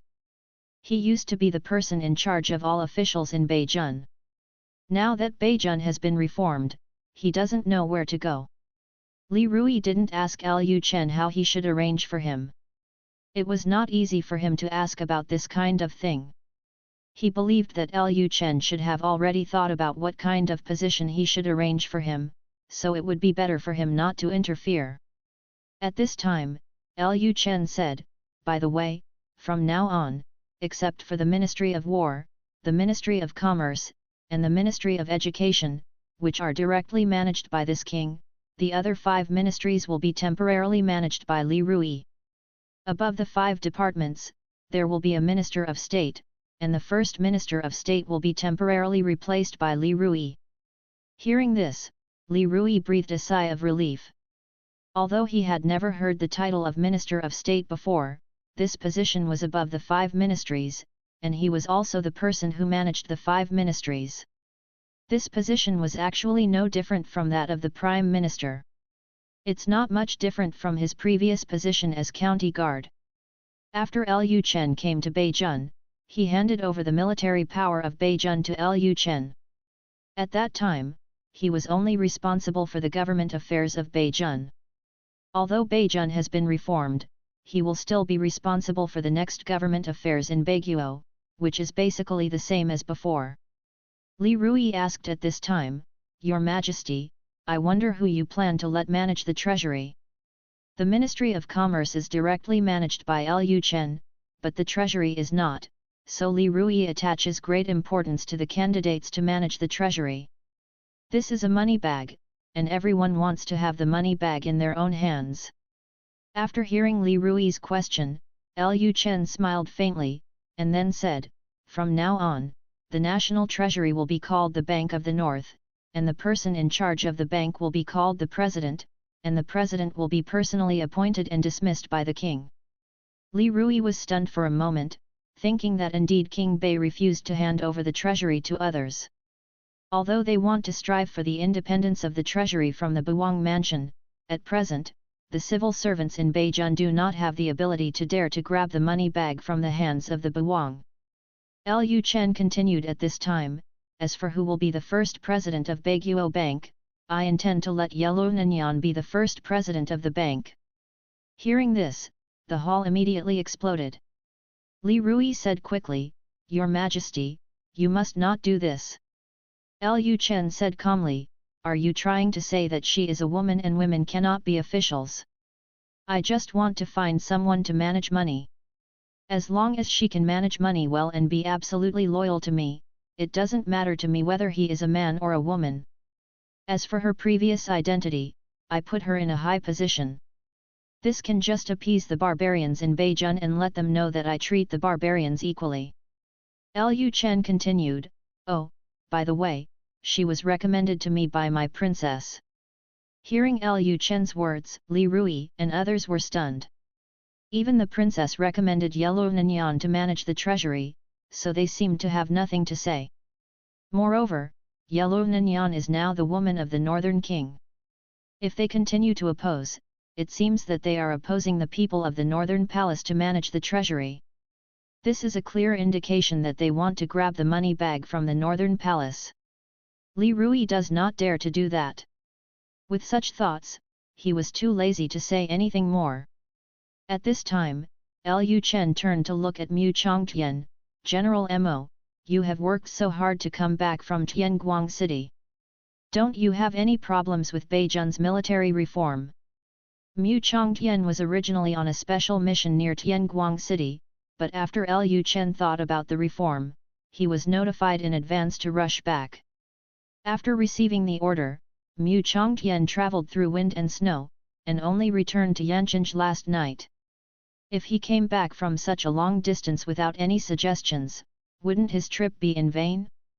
After hearing what Lu Chen said, Mu Chongtian said, "The prince's military reform can greatly improve the combat effectiveness of the soldiers. I think the prince's reform measures are perfect and have no shortcomings." Hearing this, Lu Chen laughed. Then he said, "Maybe I finished reading the reform measures in Beijun just now, and I read them in a hurry, so you didn't remember them. Next, let's discuss them one by one. If you have any questions, you can ask them." Lu Chen then motioned to the Jinyi Guard soldiers around him to continue reading out the reform measures. They spent the next day discussing Lu Chen's reform measures. At the same time, Dahua Dynasty, Imperial Palace, King Yun Hall. Wu Yunhuan was lying sideways on the beauty's couch. She held a piece of information in her hand and read it carefully over and over again. Then she turned to look at the man who was kneeling in the main hall to deliver the information and said, "Have you confirmed whether Beijun's heavy cavalry has really been destroyed?" The man kneeling in the main hall immediately said, "Back to Princess, there are many military restricted areas in Beijun. It is difficult for our people to sneak in, so there is no way to confirm it for the time being. However, I heard that the Imperial Court of Daxia did not transfer the Imperial Army back, but let Lin Xiaoming take over Tianguang City. Therefore, I believe that Daxia must have confirmed the destruction of the heavy cavalry, so it did not transfer Lin Xiaoming back. But let him continue to stay in North County." After hearing the man's words, Wu Yunhuan chuckled lightly, and then said, "This is not necessarily the case. The destruction of the Beijun heavy cavalry was a bit too strange, which made Wu Yunhuan have to be more vigilant. The 300,000 strong army of King Sirius failed to defeat Beijun's heavy cavalry, but the rumored 200,000 strong army of King Baixian destroyed Beijun's 50,000 strong heavy cavalry. Is it possible? Their Dahua spies hadn't even confirmed whether the North Xian King had really gone south, but news came out from Beijun that the heavy cavalry was gone? Wasn't Beijun's heavy cavalry destroyed too quickly?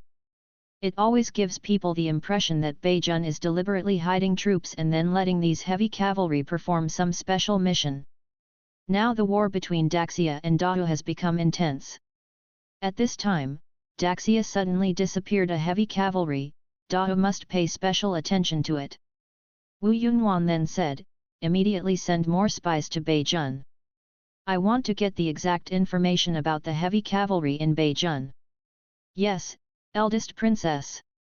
My subordinates resign." After the man in the hall left, Wu Yunhuan raised the corners of her mouth slightly, then said to herself with a smile, "I am very curious, what does that little man want to do?" Subscribe to Chinese Novel Audio Wave. Chapter 183 The Immortal Weapon of Suanyu Palace. After Chu Xiong entered Yanchenge, he did not go to Buwang Mansion immediately. He walked around Yanchenge to learn about the recent situation in Yanchenge. When he was still in Sufeng City, he heard about the destruction of the heavy cavalry in Beijun, so he was very curious about the news. He asked around about the situation of the Black Cavalry and wanted to know if the Black Cavalry had really been destroyed, but this it also attracted the attention of Yanchenge Jinyue. Soon the news that Chu Xiong was in Yanchenge reached Lu Chen's ears. Lu Chen was a little surprised when he heard that his grandfather was here. He did not expect that Chu Xiong would come to Beijun to look for him after losing his position as the head of the family. In the study, Lu Chen pondered for a moment, and then said to the Jinyue beside him, "Let's make arrangements. I want to meet my grandfather." "Yes, Your Majesty." At the same time, Chu Xiong had already stayed at an inn opened by Suanyu Palace, and he planned to visit his grandson in Buwang Mansion for a few more days. Although Yanchenge is not as prosperous as Sufeng City, Yanchenge has great potential. He found that there are many business people in Yanchenge, and they have almost caught up with Sufeng City. In this era, agriculture was emphasized and business was suppressed. Such prosperous commerce and trade could only occur in cities where a number of aristocratic families gathered. Unexpectedly, there were caravans coming and going in Yanchenge. Chu Xiong wanted to know what the business environment in Yanchenge was like. After Chu Xiong checked into the inn, he was drinking tea and resting in the room. At this time, there was a knock on the door. Chu Xiong thought it was the waiter of the inn. "What's the matter?" A man's voice came from outside the room, "Master Chu, my master wants to meet you." Upon hearing this, the teacup in Chu Xiong's hand stopped in the air for an instant. "The head of the Chu family? Did you recognize yourself? You just came to Yanchenge and you were recognized?" Chu Xiong put down his teacup and asked, "Who is your master?" The people outside said, Master Chu will know as soon as he comes with me. Master Chu, please rest assured that our master is someone you know. People you know? Chu Xiong was a little curious. He didn't seem to have any acquaintances in Yancheng, right? All the acquaintances he knew were in Buwang Mansion. For example, Chu Yukan and Chu Qingli. But he didn't remember what kind of power the two of them created and became someone else's master. Obviously, the man outside the door was talking about someone else. Chu Xiong didn't think much, he stood up directly. Since they have been recognized by others, there is nothing to hide. He wanted to see which acquaintance came to Yancheng. Then Chu Xiong opened the door and went out. Chu Xiong was stunned for a moment when he saw a guard wearing black and red clothes at the door. He didn't know the Jinyue organization, but just now he saw people in the same clothes reading out the reform announcement at the city gate, which proved that this person was most likely from the Buwang Mansion. If it was someone from the North Palace, then who else could be the master of the North Palace? Thinking of this, Chu Xiong suddenly felt enlightened. He originally planned to go to Buwang Mansion in a few days, but he didn't expect that he would be discovered by his grandson just after entering the city. There's nothing we can do about it. Just meet your grandson in advance. Thinking of this, Chu Xiong followed the Jinyue soldiers to the restaurant owned by Swanyu Palace next door to the inn, and then they entered a private room. As soon as Chu Xiong entered the private room, he saw a strange yet familiar face. After seeing Chu Xiong, Lu Chen smiled and said, "Grandpa, long time no see. Why didn't you say anything to me, your grandson, when you came to Yancheng?" Chu Xiong was stunned for a moment, then saluted quickly and said, "The common people pay their respects to the prince." Lu Chen walked over in a few steps, held Chu Xiong's arms and said, "Grandpa, what do you mean? Let's meet in private. Why are you giving me such a big gift?" Chu Xiong said, "Your Majesty, etiquette cannot be abolished." Lu Chen smiled and did not dwell on the topic.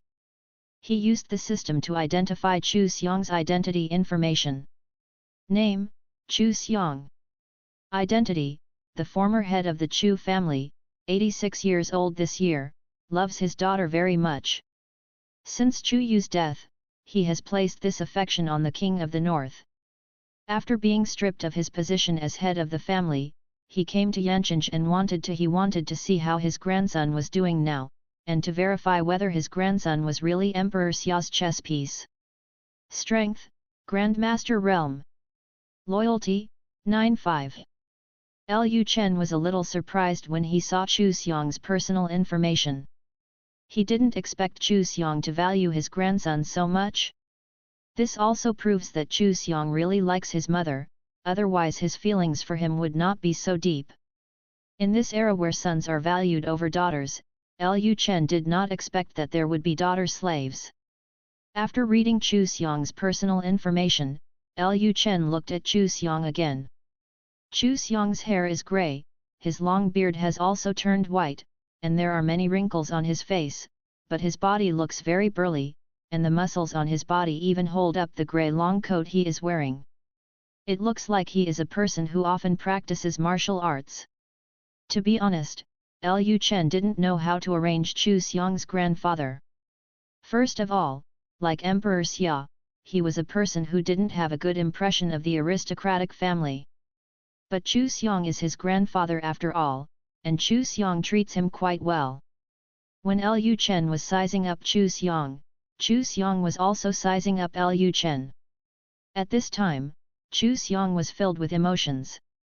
Like, so similar. His grandson and his daughter are very similar in appearance and temperament. His daughter is more masculine in nature and looks heroic. Lu Chen happens to be a man, so he is even more similar to Chu Yu. Similar. Lu Chen asked at this time, "Grandpa, did you come to Yancheng specifically to see me this time?" Hearing Lu Chen's question, Chu Xiong came to his senses and immediately said, "I am no longer the head of the Chu family. I have nothing to do, so I wanted to come to Beijing to see you." "Oh no, it shouldn't be called Beijun now, it should be called Beiguo. Lu Chen said, Grandpa, I have heard about your stay in the Chu family. In fact, you can completely seek refuge with the 8th prince. There is no need to care about me. I am just a vassal king who was entrusted to the border. There is a high probability that it will be difficult to return to the border in the future. Now that I have returned to the capital, the position of crown prince will most likely have nothing to do with me. Hearing this, Chu Xiong sighed and said, Your Majesty, this actually has little to do with you. Even if I join the 8th prince, my other 2 brothers will find ways to exclude me from the Chu family. This has nothing to do with Suanyu Palace and Suanyu Palace. It's related to the conflict between the Chu family.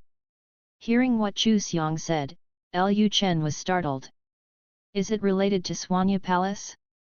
He always thought that Chu Xiong would be squeezed out of the Chu family because Chu Xiong was his grandfather and he was more inclined to support him as emperor, so he was squeezed out of the Chu family. Why did this involve Suanyu Palace? Lu Chen asked curiously, Grandpa, I heard that you were deprived of your position as head of the family by some people because you did not support the 8th prince. How does this have anything to do with Suanyu Palace? Chu Xiong said, Back then, your mother became the goddess of Suanyu Palace and brought back a very powerful weapon from Suanyu Palace. It was said to be an immortal weapon used by immortals. Some people in the Chu family wanted to take that weapon as their own. I think Suanyu Palace is just an unpopular sect force and there is no need to be afraid of them. I did not agree at the time, and I thought that the weapon was likely to bring disaster to the Chu family, so I asked your mother to return the weapon temporarily, but after your mother handed the mysterious weapon to the people of Suanyu Palace, when I returned to Suanyu Palace, some people from the Chu family went behind my back and secretly attacked the disciples of Suanyu Palace. In the end, not only were the disciples of Suanyu Palace okay, but they also killed the Chu family members who were robbed and killed on the way. Some Chu family members thought that your mother was the goddess of Suanyu Palace, so it was me, the head of the family, who betrayed them, which led to the failure of their operation. Since that time, the seeds of conflict have been planted. They have always wanted to deprive me of my position as the head of the family. As early as 10 years ago, they tried to unite with the elders of the family to take away my position as the head of the family. However, they ultimately failed. This time they repeated their old tricks and found an extra excuse, which finally allowed them to succeed. This is a power struggle of the Chu family, and it has nothing to do with who I support. Hearing Chu Xiong's words, Lu Chen fell into deep thought. Immortal weapon used by immortals? What kind of weapon is that? He remembered that the system seemed to have said that it was difficult for immortals to be born in this world, right? How could an immortal weapon used by an immortal fall into this world? Could it be a weapon like a firearm? The Barret and Desert Eagle in his hands were both called fairy weapons by the soldiers of the North Palace. People in this world don't understand the principles of firearms. They only know that firearms are very powerful, so they regard them as fairy weapons. Is there a possibility that the so-called fairy weapon that my mother brought out from Suanyu Palace was also a firearm? Is it possible that besides owning firearms, other people in this world also own firearms? Thinking of this, Lu Chen frowned, and then he asked, Grandpa, can you describe to me what the immortal weapon my mother brought back from Suanyu Palace looks like? Chu Xiong thought for a moment and then replied, the shape of that fairy weapon is like a long box. The light flying out of the box can instantly penetrate a hill. Hearing this, Lu Chen was stunned. How does this look like a laser weapon?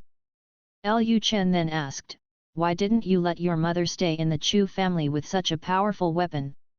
From the perspective of the head of the Chu Xiong family, he definitely hopes that the Chu family will be as powerful as possible. He is not tempted at all by such a mysterious and powerful weapon, and wants to send his mother back to Suanyu Palace. This makes Lu Chen a little bit don't understand.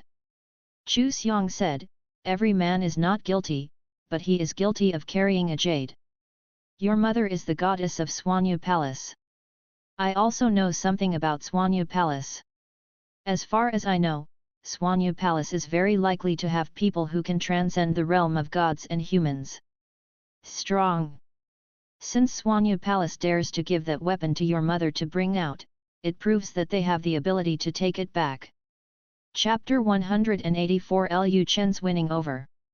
After hearing Chu Xiong's words, Lu Chen thought about it and realized that his grandfather's considerations were quite reasonable. Such a powerful weapon was given to his mother to bring out, which proves that Swanyu Palace is probably not afraid of this weapon being lost among the people. Like the Barret and Desert Eagle in his hands, he didn't dare to let others use them, for fear that they would accidentally lose them to him and he wouldn't be able to get them back. If you think about it this way, it was the right choice for Chu Xiong to ask his mother to send that terrifying weapon back. If such a terrifying weapon is left in the Chu family, it will inevitably attract the covetousness of many forces in the world, and even the man in the capital will be concerned about it. By then, the Chu family will be the target of public criticism, and it will probably be a matter of time before the Chu family is exterminated. But if you do this, some people within the Chu family will definitely be dissatisfied. In the eyes of some people, as long as they obtain such a powerful weapon, they will become more powerful. As a result, Chu Xiong not only did not keep the weapon, but instead sent the weapon back to Swanyu Palace so that the Chu family could a missed opportunity to become stronger. At this time, Lu Chen said, "Grandpa, I have another question. How did my mother die back then?" Lu Chen asked Jin Yiwei to investigate a lot of things about his mother, and he roughly knew that his mother's death was probably related to his father, but how did she die? Was she poisoned or killed? Jin Yiwei didn't find it. He only knew that when he got up one morning, the maids in the courtyard where he was were crying, and then his mother in this world disappeared. Chu Xiong replied, "I don't know about your mother's death, but it is most likely related to your father." At this point, Chu Xiong hesitated. He looked at Lu Chen's reaction and wanted to know what Lu Chen was thinking. If Lu Chen was really Emperor Xia's pawn, Lu Chen would definitely be dissatisfied with himself after hearing his words. Because Emperor Xia wants Lu Chen to be a chess piece, he will definitely have a good relationship with Lu Chen secretly. Therefore, after Lu Chen heard that his father was slandered, he would definitely defend his father. However, Chu Xiong found that Lu Chen didn't seem to care at all about what he just said. Lu Chen said at this time, "I also know that it is related to my father, but I want to know some details of this matter." Chu Xiong said, "Your Majesty, what happened in the past is in the past. Your mother probably doesn't want you to be trapped in what happened back then. Now that you are the leader of a country, you'd better look forward." Lu Chen said, "That's true." Speaking of this, Lu Chen asked with a smile on his face, "Grandpa comes to Beijun this time. How long do you plan to stay in Beijun? How about I give Grandpa a house and he can retire in Beijun from now on? Anyway, the Chu family has deprived you of the head of the family. There is no need for the Chu family to go back." Hearing Lu Chen's words, Chu Xiong understood that Lu Chen was planning to recruit him. Chu Xiong did want to stay in Beijun for a while, but it was only for a while. He still had to go back. Chu Xiong then said, "I came to Beijun this time mainly because I wanted to see you, and then I would stay for a month or two before returning to the Chu family. Although I am no longer the head of the Chu family, I am still a Chu family after all. If the Chu family is in trouble, I can't just sit back and watch." Hearing Chu Xiong's answer, Lu Chen frowned slightly. It seemed that his grandfather was still on the side of the aristocratic family, which conflicted with his own attitude towards the aristocratic family. After all, his grandfather was from a wealthy family, and he was the same type of person as Emperor Xia, so their positions were opposite. Lu Chen then said, "Grandpa, you should be very clear about the current situation of the Chu family. If you return to the Chu family, I am afraid that like the Chu family, you will be eliminated by my father. Why are you suffering?" Chu Xiong did not respond to Lu Chen's words, but said, "Your Majesty, I want to ask you a question." Lu Chen said, "You say it." Chu Xiong then asked directly, "In the eyes of the aristocratic families, the 50,000 heavy cavalry in Beijun are Emperor Xia's private soldiers, and you are Emperor Xia's pawn, so I want to know whether the truth is like this." Lu Chen didn't beat around the bush and answered directly, "Grandpa, please don't worry, I am not my father's pawn. As for how those 50,000 heavy cavalry came, I can't tell you that yet. I can only tell you that there is a very mysterious and powerful force behind him, and even Suanya Palace can only be regarded as a small role in front of this force." Hearing Lu Chen's words, Chu Xiong was stunned. "Is there another powerful force behind my grandson? This real or fake?" But judging from the tone and demeanor of his grandson's words, he didn't seem to be lying. Is it possible that there really is another mysterious force behind him? But there are probably not many forces in this world that are more powerful than Suanya Palace, right? Lu Chen actually said that Suanya Palace was just a small role in front of the mysterious force behind him? After Chu Xiong came to his senses, he asked with certainty, "Your Majesty, did you not lie to me?" Lu Chen said, "This is natural. It is simply impossible for my father to build 50,000 sets of heavy armor under the eyes of the aristocratic family.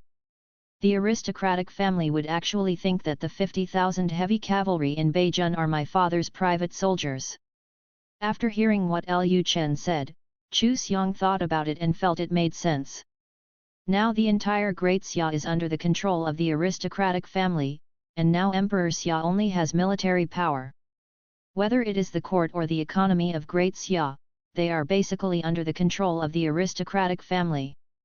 If Emperor Xia wanted to build heavy armor, it was impossible for them to have no information at all, and it would still be 50,000 sets, not 500 sets. 500 sets might still be hidden, but once the number reaches tens of thousands, there is no way there will be no signs at all. Moreover, building 50,000 sets of heavy armor did not happen overnight. Under the surveillance of the family, the news that Emperor Xia had built 50,000 sets of heavy armor was not leaked at all. This was obviously unreasonable. Chu Xiong frowned at this time, and then he said, "My lord, that mysterious force gave you 50,000 heavy cavalry all at once. I'm afraid it has ulterior motives. There are only 20,000 heavy cavalry in the entire Great Xia, but the mysterious force is actually so kind to a nominally useless prince, and they attack with 50,000 heavy cavalry. If there is no other intention, no one will believe it." Lu Chen said calmly, "Grandpa, there are some things I can't tell you in detail, but you can rest assured that this mysterious force has no intentions against me, at least not yet, and I have absolute control over this mysterious force." Force. Hearing what Lu Chen said, Chu Xiong was stunned again. Does his grandson have absolute control over that mysterious force? Real or fake? That is a huge force that can produce 50,000 heavy cavalry. If Lu Chen had absolute control over that mysterious force, wouldn't that mean that he himself was an important figure in this force? But Lu Chen is only 17 years old, right? How did he secretly connect with such a huge force in just a dozen years? Chu Xiong couldn't believe it. But he also felt that Lu Chen did not mean to lie to him. He is no longer the head of the Chu family, and he has nothing to lie to. Lu Chen continued at this time, "Grandpa, I heard that a large number of people in the Chu family actually support you. How about you let those people come to the North Country too? I have a hunch that once the war between Daxia and Dao ends, the civil war in Daxia will inevitably break out. My father has been able to endure it for so many years mainly because he does not have military power. Now that he has military power, plus this time the aristocratic family secretly provoked the war, which has most likely angered him, and I'm afraid he can't bear it anymore. The split Chu family poses no threat to Lu Chen, and once the Chu family comes to the north, Lu Chen can legitimately marry Chu Yukan and Chu Qingli. Chu Yukin and Chu Qingli are obviously members of the Chu family. As for Chu Yukin's marriage to the Wang family, it would be fine as long as Chu Xiong publicly annuls the marriage between Chu Yukin and the Wang family. As for whether the Wang family recognizes it or not, that has nothing to do with the Wang family. Chu Yukin didn't even see what the man she was going to marry looked like.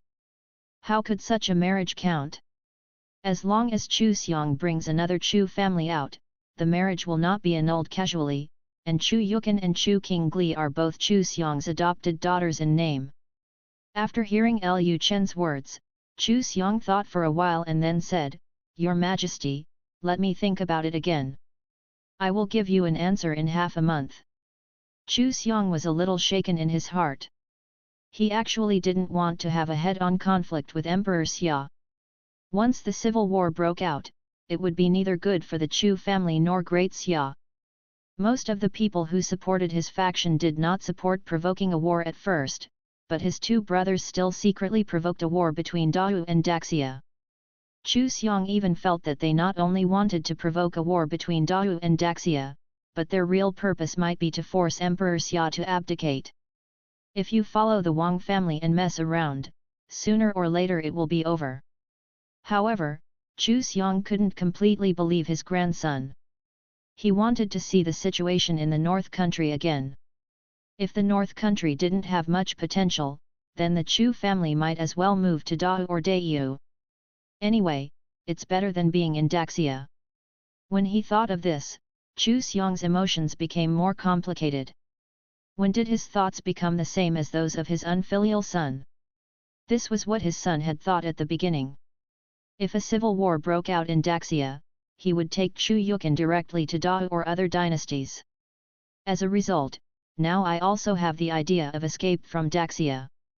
Seeing that Chu Xiong was tempted, Lu Chen said with a smile, "No problem, when Grandpa wants to settle down in the North Country, you can tell me at any time. The door of the North Country will always be open to the outside world." Chapter 185 Chu Qingli's Inner Decision. Lu Chen and Chu Xiong chatted for an entire afternoon, and did not return to the North Palace until evening. Chu Xiong was still staying in the inn opened by Suanya Palace. In the evening, when Lu Chen returned to Buwang Mansion, it was already completely dark. It was still winter and it got dark relatively early. At this time, Chu Yukin was standing at the door of the palace, seemingly waiting for someone. After seeing Lu Chen come back, Chu Yukin suddenly became extremely nervous and her pretty face became hot. Then she quickly turned her head, pretending not to see Lu Chen, and prepared to leave the palace gate quickly. Lu Chen had already noticed the graceful figure at the door. Seeing Chu Yukin trying to avoid him, Lu Chen immediately coughed and then said, "Aunt Chu, wait a moment, I have good news to tell you."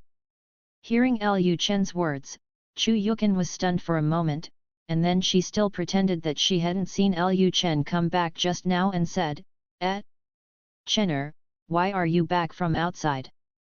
What's the good news you're talking about?" Seeing Chu Yukin's poor acting skills, Lu Chen laughed. He was clearly standing at the door waiting for her to come back, but in the end he pretended not to see him. Lu Chen immediately got off the horse, handed the horse rope to the guard, and then walked up to Chu Yukin. Seeing Lu Chen, a big boy, getting closer and closer to her, Chu Yukin's heart started beating fast. If it were before, let alone being so close, even if she touched Lu Chen's body, she would not nervous at all. But things are different now. Ever since Lu Chen made it clear to her that he was greedy for her body, she would be extremely nervous every time she saw Lu Chen. Whenever Lu Chen came near her, she would think of what she said in the study not long ago. Those words. Her delicate body could not help but tremble at the thought of using her body to serve Lu Chen, a little bad guy. When Lu Chen came to Chu Yukin, he found that Chu Yukin's face was red. Lu Chen smiled and said, "Aunt Chu, why is your face so red? Could it be that you have a fever?" At this point, Lu Chen raised his big hand to touch Chu Yukin's forehead. Chu Yukin subconsciously wanted to take a step back, but Lu Chen held her hand, and she had to stand there honestly. After Lu Chen touched Chu Yukin's forehead, he said to himself, "It's really hot. It must be a fever." Chu Yukin glanced at Lu Chen faintly, and then said, "Chener, what are you doing? You are still at the gate of the palace now. It is not good to be seen by others. How can you, a prince, be so frivolous?" Lu Chen smiled and said, "Oh, I forgot about this. It's mainly because I was too worried about your health, Aunt Chu. It's my fault." Chu Yukin said with a face full of resentment, "Didn't you say there was some good news? Why did you come here and not say anything?" Lu Chen immediately said, "My grandpa came to visit me in Beijing. I chatted with him all afternoon." Hearing Lu Chen's words, Chu Yukin stared at Lu Chen's eyes and asked with disbelief, "Really? Why did he come to Beijing?" Chu Yukin also had an idea of the current situation of the Chu family. Emperor Xia and the family had reached a point of incompatibility, and Chu Xiong would actually leave the Chu family and come to Beijing. Lu Chen replied, "He said he wanted to come to Beijing to see my grandson."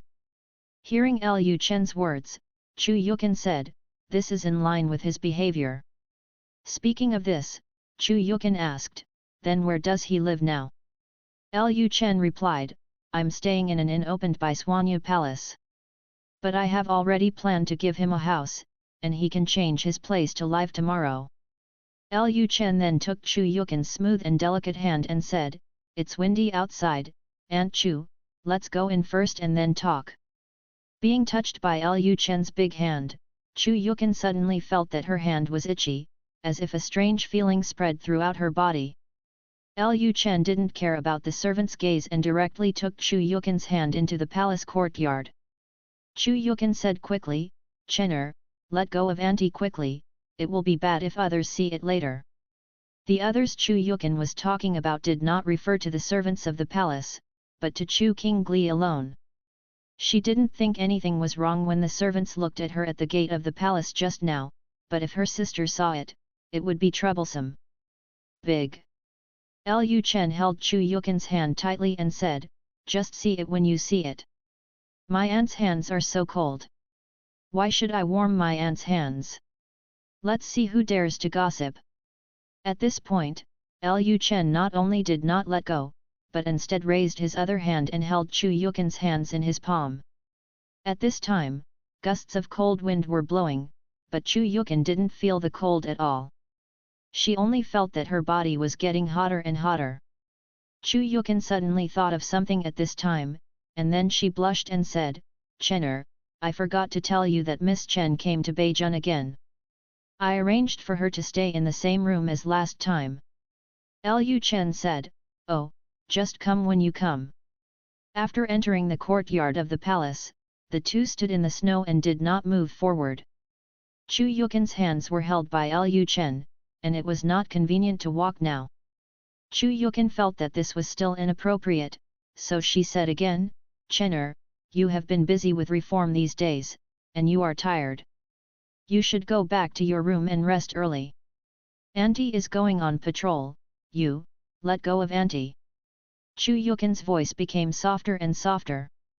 Seeing Chu Yukin's face so red and her jade hands so hot, Lu Chen couldn't help but feel a little restless at the sight of such a beautiful woman.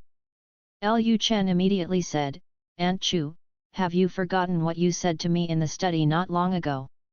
Hearing Lu Chen mention the study room, Chu Yukin suddenly felt her heart beating faster and her breathing becoming less smooth.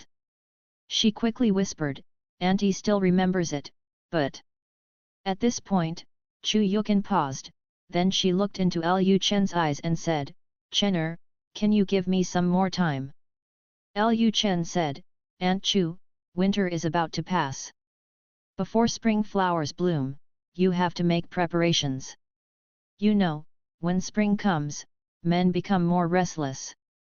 Now Zixuan and the other three are pregnant again. Well, King Kai and Xiaobai are often away from the palace during this period, and Nanyan and Yayao are the only ones waiting on me. I'm afraid they won't be able to bear it." Seeing Lu Chen Chi Kuo say such words, Chu Yukin was so embarrassed that she wanted to find a crack in the ground and crawl in. At this moment, behind a rockery in the outer courtyard, there is a figure staring at the two people at the door of the outer courtyard. Chu Qingli looked at the two people not far away indifferently, and said coldly, "I just said that the two of them were having an affair, and I finally bumped into them today." After Chu Qingli finished patrolling, she originally went to Chu Yukin's room to look for Chu Yukin, but found that Chu Yukin was not there. She thought Chu Yukin had gone to Lu Chen's study. Then she went to the study to have a look, but the result was still the same. No trace of Chu Yukin was seen. However, she was just about to go to the door to find the guard to ask if her sister had left the palace, but she found that her sister was having sex with that lecher in the outer courtyard of the palace. Looking at her sister's flushed face and shy expression, she looked exactly like a little daughter-in-law. Before, she only had suspicions and no evidence, but today she was finally caught. As expected, her sister was hypnotized by that lecherous man. Otherwise, why would her sister have such an expression? She has always regarded herself as Lu Chen's aunt. As Lu Chen's aunt, would she flirt with Lu Chen? It was obvious that her sister was completely confused and had no idea what she was doing. No, we can't continue like this. She must rescue her sister. But how to save? Her sister was hypnotized, and at least she was willing to stay in the palace for now.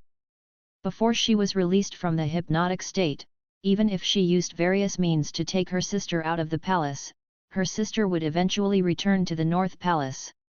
So if she wanted to take her sister away from the palace, she had only one way, and that was to get rid of Lu Chen and let Lu Chen take the initiative to lift the hypnosis on her sister. Only in this way can her sister wake up and be willing to leave with her. Thinking of this, Chu Qingli secretly made a decision in her heart. After Lu Chen and Chu Yukin chatted in the outer courtyard for a while, Lu Chen let Chu Yukin leave. Then he did not return to the inner courtyard, but went to the study. He still had some political matters to deal with. As soon as Lu Chen entered the study and closed the door, he heard the little maid at the door of the study saying something to someone. "Commander Chu, the prince just came to the study. I have something to do with him, please let me know." "Okay, Commander Chu, please wait a moment." Then the maid knocked on the door and said, "Your Majesty, Commander Chu is looking for you."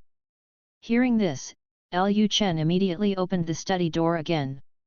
He looked at Chu Qingli at the door and asked doubtfully, "Qingli, what's the matter?" Chu Qingli did not answer Lu Chen's question immediately, but said to the maid at the door of the study, "Go and guard at the door of the courtyard. The prince and I have important matters to discuss. No one is allowed in." Hearing this, the maid was stunned for a moment.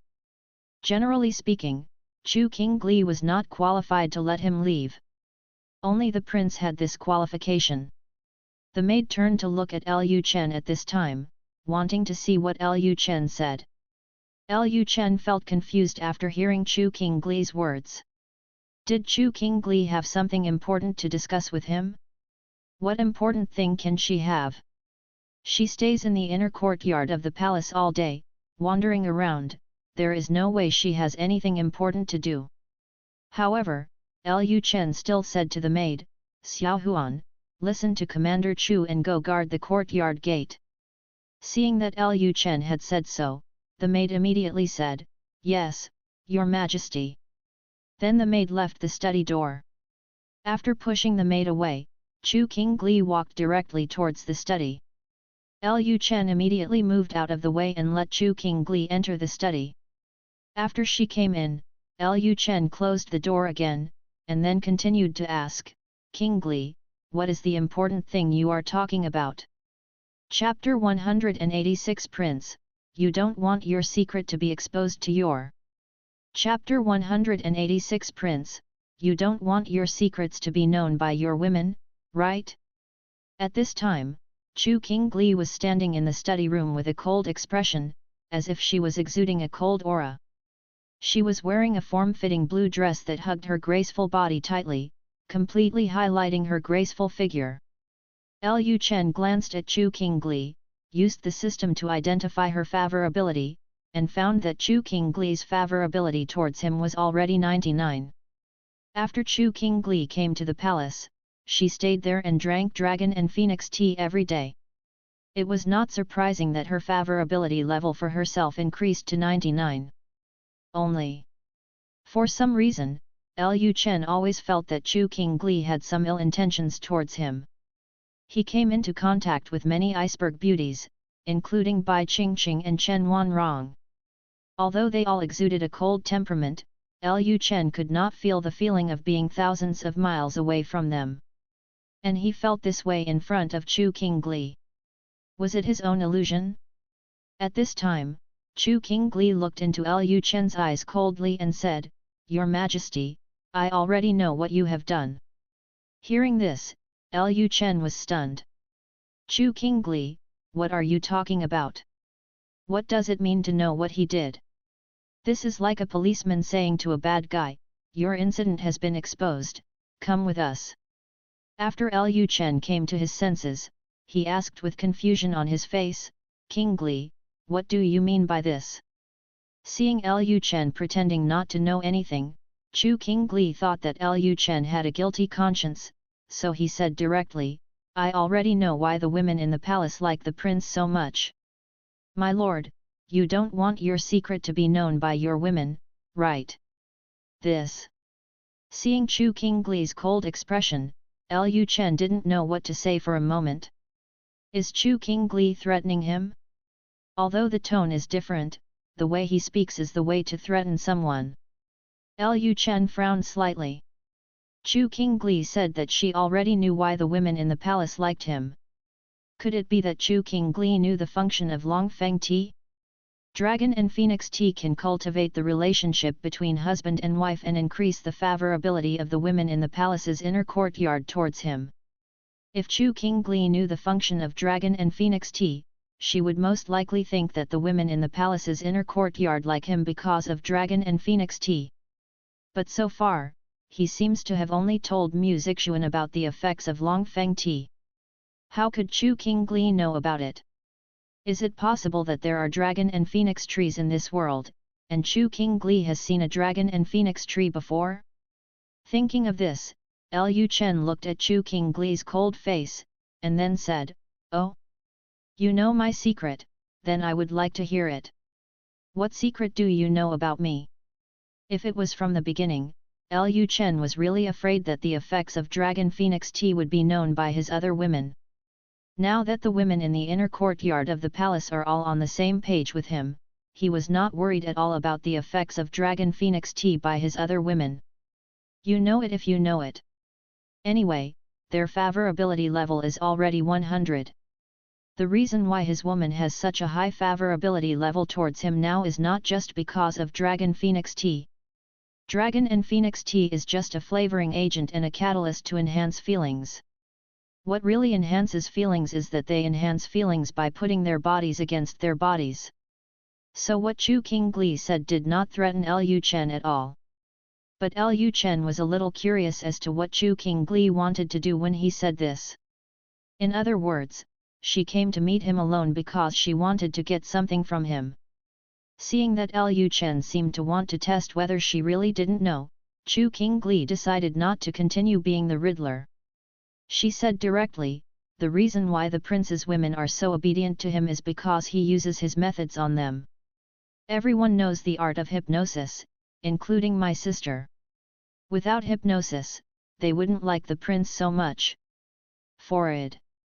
After hearing Chu Qingli's words, Lu Chen finally understood that Chu Qingli was just guessing, and then the blind cat encountered a dead mouse, but she didn't guess the real reason. Lu Chen then showed a smile. Although Chu Qingli didn't guess the real reason, Lu Chen still planned to tease her. Then Lu Chen said with a smile, "Now that you know about it, what do you want? The fact that you want to talk to me alone shows that you have conditions. Tell me how you want to keep my secret from being revealed." Hearing that Lu Chen seemed to admit it, Chu Qingli thought to herself that indeed, this man could use hypnosis, and her sister was hypnotized by this man. It's good now that he admits it.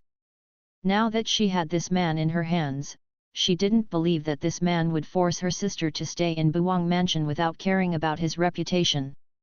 Then Chu Qingli said, "Remove my sister's hypnosis and let my sister leave Buwang Mansion. I will pretend that I never knew about this." Hearing this, Lu Chen laughed. No wonder Chu Qingli ran to find him. It turned out to be because of Chu Yukan. After Lu Chen smiled, he looked at Chu Qingli's cold face and said, "Qingli, do you think it's possible? Aunt Chu has watched me grow up since I was a child. Do you think Aunt Chu will leave me? No matter whether I know hypnosis or not, there is no way Aunt Chu will leave me. You'd better give up." Chu Qingli threatened, "Aren't you afraid that I will tell your story?" Lu Chen said calmly, "If you want to tell me, just tell me. My reputation is not very good anyway." Chu Qingli was slightly startled when she heard Lu Chen's rogue words. Yes, how could she forget this? King Bei was originally a lustful person who was ignorant and obsessed with beauty. Even if he tells Bei Wang's secret, it won't have much impact on him. It was already in ruins, and there was no such thing as a collapsed house. This just further improved Lu Chen's image of a lecher in the hearts of the people. And even if the women in the palace knew that they were hypnotized by this lecherous man, they probably wouldn't think it was nonsense. People who are hypnotized are in a hypnotic state. How can they think that they are hypnotized? They will only think that the person who suggested that they were hypnotized has something wrong with their mind. But Chu Qingli was very unwilling to let it go. She still wanted to save her sister, so how could she let it go? Then Chu Qingli said, "What do you want to do to let my sister go?" Hearing this question, Lu Chen pretended to be thinking and pondered for a while. Then his eyes swept over Chu Qingli's cold and beautiful face. After a while, Lu Chen said, "If you want me to lift the hypnosis on Aunt Chu, I can agree to it. It's just..." Having said this, Lu Chen looked at Chu Qingli's whole body again. Originally, he had never thought about capturing Chu Qingli so quickly recently, but Chu Qingli rushed up to deliver her, so don't blame him. Chapter 187 Everything is for my sister. For Lu Chen, there is no reason not to eat the delicious food delivered to his door. Chu Qingli came to threaten him today, which was completely beyond his expectation, but it didn't matter anymore. Since Chu Qingli entered her study today, she shouldn't even think about going out completely. Lu Chen asked with a smile at this time, "Qingli, what price do you think you have to pay before I agree to lift Aunt Chu's hypnosis?" Seeing Lu Chen's eyes staring straight at her body, Chu Qingli suddenly felt a strange feeling in her heart. She and Bai Qingqing were different. Although both of them were iceberg beauties, Bai Qingqing was cold and emotionless at first, while Chu Qingli had feelings in her heart. It's just that Chu Qingli is a killer and has hidden her feelings all year round, which creates her cold temperament. Because she had feelings, coupled with the catalytic effect of dragon and phoenix tea, her heartbeat speeded up unconsciously. Being stared at by Lu Chen's fiery eyes, she felt like she was a little white rabbit in the snow being stared at by a big bad wolf. Although Lu Chen hadn't said anything yet, she seemed to have sensed the evil thoughts in his heart.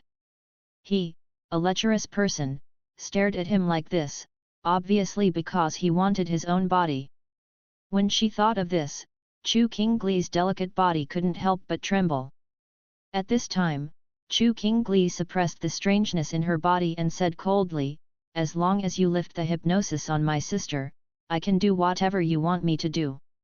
Chu Qingli thought to herself that in order to free her sister from this devil, it would not be a big deal for her to sacrifice something.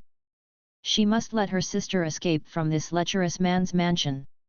Hearing Chu Qingli's answer, the corners of Lu Chen's mouth rose again. He walked towards Chu Qingli and said as he walked, "Oh? Really?" Seeing Lu Chen getting closer and closer, Chu Qingli became even more panicked, and an imperceptible panic appeared on her cold face. When Lu Chen was only one step away from Chu Qingli, Lu Chen looked at Chu Qingli's beautiful eyes and said with a smile, "Qingli, you have been in Buwang Mansion for a while, you should know me very well. Knows what I like? My only hobby is to talk about relationships with my wives, so women are very important to me. In my heart, Aunt Chu is my woman. If you want to take my woman away now, I'm afraid that won't work. Unless..." At this point, Lu Chen hesitated, and his aggressive eyes glanced at Chu Qingli's graceful body again. Although Chu Qingli was extremely nervous, Chu Qingli still said coldly and expressionlessly, "Unless what?" Lu Chen smiled and replied, "Unless you come to replace her." Hearing Lu Chen's words, Chu Qingli was startled. Sure enough, that's what this lustful man wanted, he just wanted his own body. But for her sister to be free, for her sister to be happy, she risked her life. Thinking of this, Chu Qingli immediately said, "I promise you, as long as you lift the hypnosis on my sister, I will be your woman and serve you on my sister's behalf." Seeing Chu Qingli's righteous look, Lu Chen laughed. Is she really just doing it for her sister? For some reason, Lu Chen always felt a little suspicious. Chu Qingli had strange feelings for Chu Yukan. He knew this. When he first met Chu Qingli, he saw Chu Qingli's emotional introduction on the system introduction.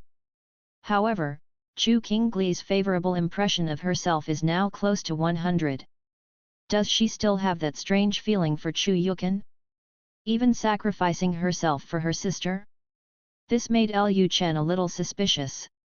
At this time, Lu Chen had a guess in his mind, and he planned to test his guess. Then Lu Chen said with a smile, "Okay, since you have agreed, then I can also promise you to lift the hypnosis on Aunt Chu, but the hypnosis technique is not easy to lift. I am actually not very skilled in controlling hypnosis. It will take a certain amount of time to remove the hypnosis." Chu Qingli said coldly, "Whenever you lift the hypnosis on my sister, I will become your woman." Lu Chen said calmly, "I'm afraid this won't work." Chu Qingli asked indifferently, "Why not?" Lu Chen smiled and said, "Do you think you only need to serve me once before I am willing to lift the hypnosis on your sister? Qingli, you think too well of me. You should know that I am a despicable and shameless man. I can even use such dirty methods as hypnosis. How could I let you serve me once and let your sister go?" After hearing Lu Chen's words, Chu Qingli's jade hands clenched slightly to form a fist. Chu Qingli continued to ask, "What do you want?" Lu Chen raised his hand and raised a finger to make a number 1. Chu Qingli asked, "What do you mean?" Lu Chen replied, 100 times. Chu Qingli was stunned for a moment, and then said, "If you let me serve you 100 times, you will release the hypnosis on my sister." Lu Chen said, "Yes." Chu Qingli asked, "What if your words don't count?" Lu Chen looked into Chu Qingli's eyes and asked with a smile, "Do you think you have a choice? It seems that I have the initiative. If you don't want to, you can leave now." Chu Qingli was speechless. Indeed, she couldn't beat Lu Chen again and again, and now her sister was still hypnotized. Even if she could beat Lu Chen, what if something happened to Lu Chen and her sister died in love? Seeing a tangled look on Chu Qingli's frosty face, Lu Chen continued, "You only have one chance. If you don't agree today, your sister will stay in the North Palace forever." At this point, Lu Chen turned around and looked like he was about to leave. Chu Qingli became anxious and said quickly, "Okay, I promise you." Chu Qingli thought to herself, "As long as my sister can regain her freedom, everything I have done will be worth it, just like being bitten by a dog." Seeing that Chu Qingli agreed, Lu Chen had a playful smile on his face. Are women's routines already so deep in this era? Wasn't Chu Qingli looking for an excuse to say something for her sister and then come here to do that kind of thing to her? Whether that was the case or not, he would soon know. As long as you get into her heart, you can know what she thinks.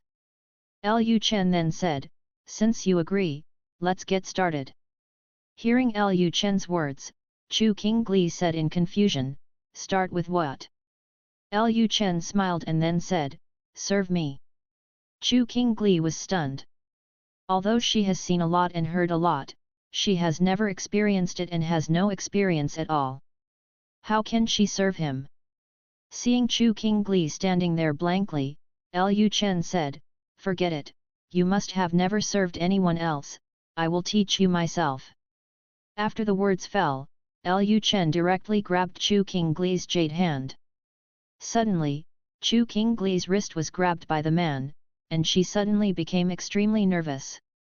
She was about to break away, but found that Lu Chen used force and directly hugged her body in arms. Before she could speak, her first kiss was taken away by Lu Chen. Chu Qingli suddenly became extremely panicked. When she thought of the voices she heard in the North Palace in the past, she became even more frightened. She wanted to break free, but found that the inner strength in her body had disappeared. Chu Qingli thought to herself that it was over, she must have been hypnotized by this lecture. Forget it, it's all for my sister. Soon, Chu Qingli let Lu Chen kiss her, and she was all dazed by the kiss. She didn't know how long it took before Lu Chen let her go. Just when she thought everything was over, she suddenly heard a tearing sound, followed by a cold wind hitting her buttocks. The next moment, she became Lu Chen's Chen woman. Subscribe to Chinese Novel Audio Wave. Chapter 188. Come in, let's talk. Congratulations to the host for getting a wife and concubine. Reward for improved papermaking, printing, and simple pen-making technology. The host cultivates a relationship with his wife and concubines once, and the experience value of the qi refining technique is increased by 300, the experience value of the rejuvenation hand is increased by 300, and the dragon and phoenix yin and yang technique experience value is increased by 400. The host triggers an emotional critical strike, and the experience value of all exercises is doubled. The host and his wife and concubines are connected with each other, and they are specially rewarded with the power-absorbing technique, along with 100 Barrett bullets. Lu Chen didn't pay attention to the system prompts at all. He put all his energy on Chu Qingli. The iceberg beauty always has a unique flavor. Lu Chen spent the whole night in the study. The study room has been completely messed up by them. One night passed quickly, but the movement in the study had not disappeared. Early morning. When Music Xuan got up, she found that Lu Chen had not come back all night. At first, she thought that Lu Chen had gone to Yelunanyan and the others to spend the night. After all, Lu Chen had so many women, and it was impossible for him to come back every night to hug her. Put yourself to sleep. But after breakfast in the morning, Yelunanyan and a group of women from the palace came to the main courtyard to drink tea. Music Xuan asked at this time, Sister Nanyan, did the prince go to Chunchenyuan last night? I asked someone to make porridge and prepare to send it there. Yelunanyan replied, no. After hearing Yelunanyan's answer, Music Xuan looked at Zhou Xiaoxiao again, and Zhou Xiaoxiao immediately said, the prince didn't go to our place last night either. Music Xuan said to herself, did you go to Xiaobai or Qingkai's place? Yelunanyan said, there was no sound in the yard next to us last night, so I probably didn't go to Qingkai's place.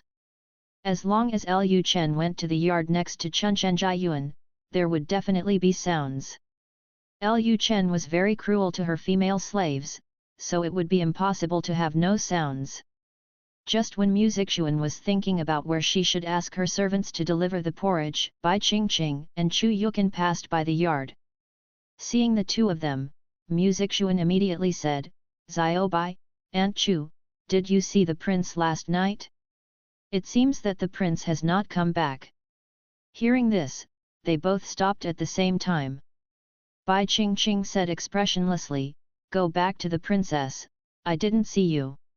Hearing Music Xuan's question, Chu Yukan instantly thought of what happened last night. A blush appeared on her face, and then she replied, he went to the study last night. He must be busy with something. Let it dawn. Musician said, it turns out to be in the study room. Zyro, please have the porridge delivered to the study. The maid next to Musician immediately said, yes, princess. At this time, Chu Yukan and Bai Qingqing left one after another. Chu Yukan went directly to the study to patrol, wanting to see if Lu Chen was still there. As soon as Chu Yukan arrived at the door of the courtyard where the study was located, a maid in pink clothes shivered from the cold. Chu Yukan was stunned for a moment, and then she asked, why are you standing here? Generally, the maid would stand at the door of the study during the day, but at night, if Lu Chen was still in the study, the maid would also have to enter the study, because it would be very cold at night and the maid would not be able to stand outside, and the maid would have to be responsible at night. Watch the lamp to prevent the oil lamp from going out and affecting Lu Chen's handling of government affairs. The maid immediately replied, last night when the shift was over, Xiao Huan told me that the prince and others were discussing important matters in the study and could not approach the study. The slave stood here all night. Hearing what the maid said, Chu Yukan looked confused. Are they discussing something important? What did you discuss all night? Chu Yukan didn't ask any more questions. She entered the courtyard directly and walked to the study. Ordinary people are not allowed to enter the study at will, but she is not an ordinary person. She can go anywhere in the entire Buwang mansion except Lu Chen. This is the right given to her by Lu Chen. Soon Chu Yukan came to the door of the study, and she tentatively called out, Chener, are you still in the study? Hearing the sound coming from outside, Chu Qingli, who was in a daze, suddenly woke up. She quickly got up and wanted to hide, but as soon as she got up, she was pushed back by Lu Chen. Seeing that Lu Chen didn't answer immediately, Chu Yukan was stunned for a moment. How is this going? Then Chu Yukan heard a humming sound coming from the room. At this time, Chu Qingli's face was full of shame and anger, and her heart was extremely frightened. She was very afraid that her sister would walk in and see all this. If her sister found out that she was actually having an affair with Lu Chen, how would she face it in the future? Her sister. Chu Qingli twisted her waist again, trying to get rid of Lu Chen's control, but the more she did this, the more tightly Lu Chen hugged Chu Qingli's waist. After staying up all night, Chu Qingli had long since with her strength, it was not impossible for her to break free from Lu Chen's control now. Perhaps because Chu Yukan was outside, Lu Chen suddenly felt very excited. Chu Yukan saw no response from the study, so she said again, Chener, has aunt come in? Hearing Chu Yukan's words, Chu Qingli was frightened and turned pale. It's over, my sister is coming in. When Chu Qingli became nervous, the fear in her heart was at its maximum, and her muscles all over her body tensed up. Lu Chen also had to take a breath of cold air. It was not okay to continue like this, so he coughed and said, Aunt Chu, I am discussing important matters with someone. You can come in later. After hearing Lu Chen's voice, Chu Yukan's jade hand that was about to push the door stopped in mid-air. She was a little curious and had been discussing something all night. Is it possible? Is it an immortal? Is Lu Chen's immortal master here? When she thought of this, Chu Yukan became nervous. That must be the case. Otherwise, how could Lu Chen stay in the study all night and not go back? Chu Yukan then said, Chener, I won't disturb you then. You can chat slowly. Then Chu Yukan turned and left. After hearing Chu Yukan's words, Chu Qingli and Lu Chen breathed a sigh of relief. Maybe it was because he was scared by Chu Yukan just now, but now Lu Chen's heart was full of negative emotions, and then Lu Chen transferred all his negative emotions to Chu Qingli. As soon as Chu Yukan walked out of the yard, she heard a woman's voice coming from the study. When Chu Yukan was thinking about what Lu Chen's master looked like, her thoughts were suddenly interrupted by the voice coming from the room. Chu Yukin's brain was stunned, and there was a hint of resentment on her face, and then she snorted and said, "I thought it was his immortal master who came, but I didn't expect him to do bad things inside. No wonder he spent one night in the study didn't go back." After the words fell, Chu Yukin's face felt slightly hot. She suddenly discovered that the study seemed to be a good place. The study does not belong to the inner courtyard. Although Chu Qingli would pass by the inner courtyard when patrolling, she usually took one look at the study and left. Now Bai Qingqing is basically responsible for the security work in the outer courtyard and the study, so Chu Qingli will not pay too much attention to the study. And it's not impossible for Lu Chen to stay in the study all night and not go back. Didn't Lu Chen stay in the study all night last night? Thinking of this, Chu Yukin suddenly became extremely panicked. How could she think about these things? She was so shameless. Then Chu Yukin shook her head and quickly stopped herself from thinking any more.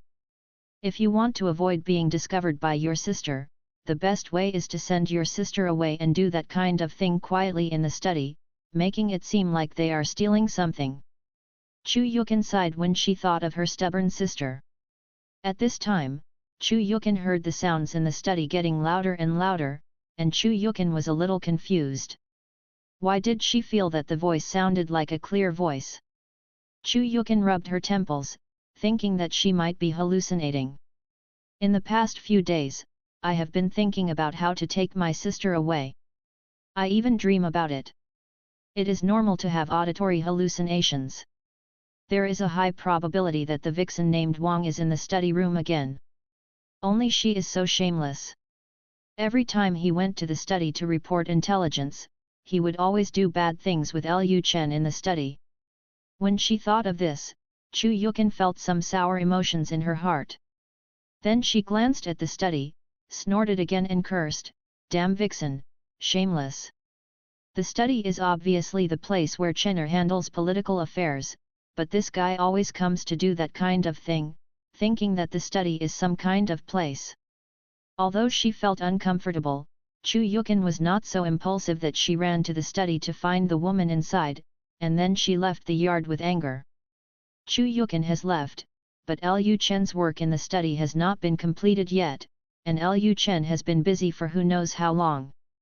Winter is about to pass, and the snow on the roof begins to melt and turn into water dripping down.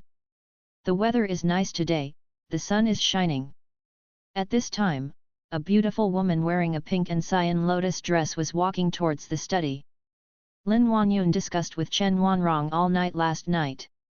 Chen Wanrong believed that Daxia had been severely damaged by Dao and its strength had plummeted. In addition, the black cavalry of the Northern King had been destroyed. They just took the opportunity to get closer to Lu Chen and at the same time used the love goo on Lu Chen to control him. Then refine the dragon subduing curse. Of course, the Fulong curse is only one aspect. In addition to the Fulong curse, controlling Lu Chen also has the biggest benefit, that is, Suanya Palace will be the actual controller of Beijun from now on. Although Beijun is still very poor now, Beijun has great potential, especially the money-making methods of Buwang Palace, which can quickly accumulate a large amount of money for Suanya Palace. Reviving the country requires money. With money, they can manage everything and win people's hearts. Money is also needed to build weapons. So Chen Wanrong decided to attack Lu Chen. She wanted Lu Chen to be completely controlled by her and used by her. What Lin Wanyun has to do today is to set up a line. She is now Lu Chen's Aunt Lin, and she has the status of a guard commander in the palace. She can easily approach Lu Chen, so it is perfect for her to set up the line. Just when Lin Wanyun was about to approach the study, she suddenly noticed a figure floating quickly in front of her. Lin Wanyun took a closer look. It was discovered that it was Chu Qingli. Chu Qingli's clothes were torn, as if she had fought with someone, and Chu Qingli used Qinggong to quickly escape back to her room. Seeing this scene, Lin Wanyun was stunned for a moment. The two of them passed by each other, and the breeze blew, and soon Lin Huanyun smelled a strange smell again. Lin Huanyun was a little confused. What does this smell like? Why does it smell weird? Lin Huanyun didn't think much about it. Now was not the time to think about this. She had a more important task today, which was to have a direct showdown with Lu Chen. Then Lin Huanyun turned around and continued walking towards the study. At the same time, Lu Chen was checking the system prompts from last night. He didn't expect that after capturing Chu Qingli, the system would reward him with such a good set of things. Papermaking and printing are so important to Beijun's future education. Only with these two things can his education plan be fully rolled out. Although papermaking and printing were also available in this era, the efficiency was very low, especially white paper. Only rich people could afford it, and ordinary people could not afford white paper at all. After these two technologies are improved, the prices of white paper and books will be lowered in the future. By then, poor people will be able to use white paper and buy books. As for the simple pen production technology, this thing is dispensable.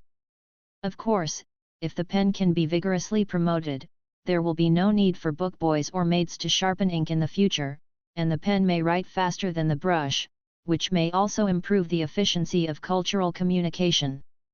At this time, Lu Chen's eyes fell on the third row of prompts in the system. Wife and concubine, have you figured it out? This thing hasn't appeared for a long time, right? He still remembered the night when he slept with Dezhou and Xiaozhou in the capital. The system reminded him that he and his wife were connected, and then rewarded him with a beret and 20 rounds of bullets. Unexpectedly, after more than a year, this thing appeared again. Lu Chen was a little curious. How did the concept of mind-to-mind communication come about, and what does it take to be considered to be a mind-to-mind connection? Thinking of this, Lu Chen asked directly, how does the system determine the mental connection with wives and concubines? Since being mentally connected can also earn system rewards, Lu Chen plans to work hard to achieve mental communication with his wives and concubines in the future. Both parties entering a state at the same time are mentally connected. Lu Chen was speechless after hearing the system's explanation. Is this how the mind-to-mind connection actually comes about? Lu Chen didn't think much about it. He then clicked on the suction method. What really concerned him was this thing. Absorption technique. After practicing, you can absorb the skills of others and convert others' skills into your own. This method is the complete version. All the absorbed skills will be completely converted into skills that the host can accept, so the host does not need to worry about conflict between other people's skills in the body. After reading the introduction of Qigong absorption Dafa, Lu Chen was slightly stunned. This technique. It's a bit scary. It didn't take long. Lin Huanyun came to the study door. As soon as he arrived at the door of the study, he saw Lu Chen coming out of the study with a satisfied look on his face. Seeing the plump and beautiful woman in front of him, Lu Chen smiled and asked proactively, Aunt Lin, what do you want from me? Lin Huanyun said, Chener, the palace master asked me to tell you something. Lin Huanyun still felt a little guilty. After all, the little man in front of her was Sister Yu's son. If something really happened to him, how would she face her sister Yu after she died? After hearing Lin Huanyun's words, Lu Chen was stunned. Talk about things? Chen Huanrong can't wait any longer. Fortunately, I can't wait any longer. After eating up Chu Qingli last night, Lu Chen's inner desire was magnified again. After receiving so many rewards last night, Lu Chen's enthusiasm for breeding offspring was immediately aroused. Then Lu Chen said with a smile, Aunt Lin, come in, let's have a good talk. Chapter 189 Aunt Lin, are you lying to me? Hearing Lu Chen's words, Lin Huanyun didn't think much and entered the study room with a slight twist of her hips. As soon as she entered the study, she smelled a strange smell. This smell was the same as the one she smelled next to Chu Qingli just now. The smell is a bit pungent and makes people feel uncomfortable. And the smell was a bit strange. As she smelled it, a blush appeared on her face. Not only that, her heartbeat also began to speed up inexplicably, and her body became restless. How is this going? Just when Lin Huanyun was confused about what this smell was like, Lu Chen's words brought her back to her senses. Aunt Lin, what did Miss Chen want you to say to me? Lin Huanyun didn't take the strange smell to heart anymore. She turned to look at Lu Chen and said, Beijun's heavy cavalry has been destroyed. It will take a long time to rebuild the heavy cavalry, and the tribe of the North Xian King is always threatening Beijun, so the palace owner asked me to tell you that she is willing to send Xuanyu Palace disciples down the mountain to help you stabilize the current situation in Beijun. Hearing Lin Huanyun's words, Lu Chen smiled slightly. Then Lu Chen said directly, Aunt Lin, it's now time. Let's show off our cards directly. Why did you Xuanyu Palace come to Beijun? You are my mother's sworn sister to Jinlan. I believe you will not lie to me. Seeing that Lu Chen had said so directly, Lin Huanyun felt that there was no need to continue testing. They would have a showdown sooner or later anyway, so she said directly, Chener, actually. Although she had planned to show off her cards directly, Lin Huanyun still hesitated for a moment, but after a pause, she continued, the palace master believes that you are a descendant of the goddess and the son of the god, so you must be different from ordinary people. You have an aura about you. Luck has the emperor's destiny, so she wants to cooperate with you from now on to help you win that position. Daxia has been targeting Xuanyu Palace these years, and the palace owner is very dissatisfied with your father. Hearing Lin Huanyun's words, Lu Chen smiled slightly. Of course he knew that Lin Huanyun's words were false. When he met Chen Wanrong, he had read Chen Wanrong's information. Chen Wanrong planned to plant a love poison on him, and then use his blood to refine some kind of dragon-subduing spell. In Chen Wanrong's eyes, he is just a tool man. How could Chen Wanrong recognize him as the son of God? Lu Chen said at this time, so that's it. When my grandfather came to Beijun yesterday, he told me that my mother was the goddess of Xuanyu Palace. I was a little surprised. It turned out that my mother was really the goddess of Xuanyu Palace. At this point, Lu Chen looked into Lin Huanyun's eyes, pretending to be unaware and continued, so, my status as the son of God in Xuanyu Palace is actually quite high. Lin Huanyun saw that Lu Chen seemed to believe her lie, so she continued, your mother is a disciple of the Reverend Xuanyu Palace, and her status is even higher than the palace owner. As her child, you naturally have a certain status in Xuanyu Palace. Lu Chen then said, if Xuanyu Palace helps me win that position, will Xuanyu Palace ask me to do anything? Lin Huanyun said, I won't ask you to do anything. I just need to allow Xuanyu Palace to recruit disciples in Daxia from now on. Xuanyu Palace pays more attention to inheritance and actually doesn't have much interest in worldly affairs. Lu Chen said, oh, that's it.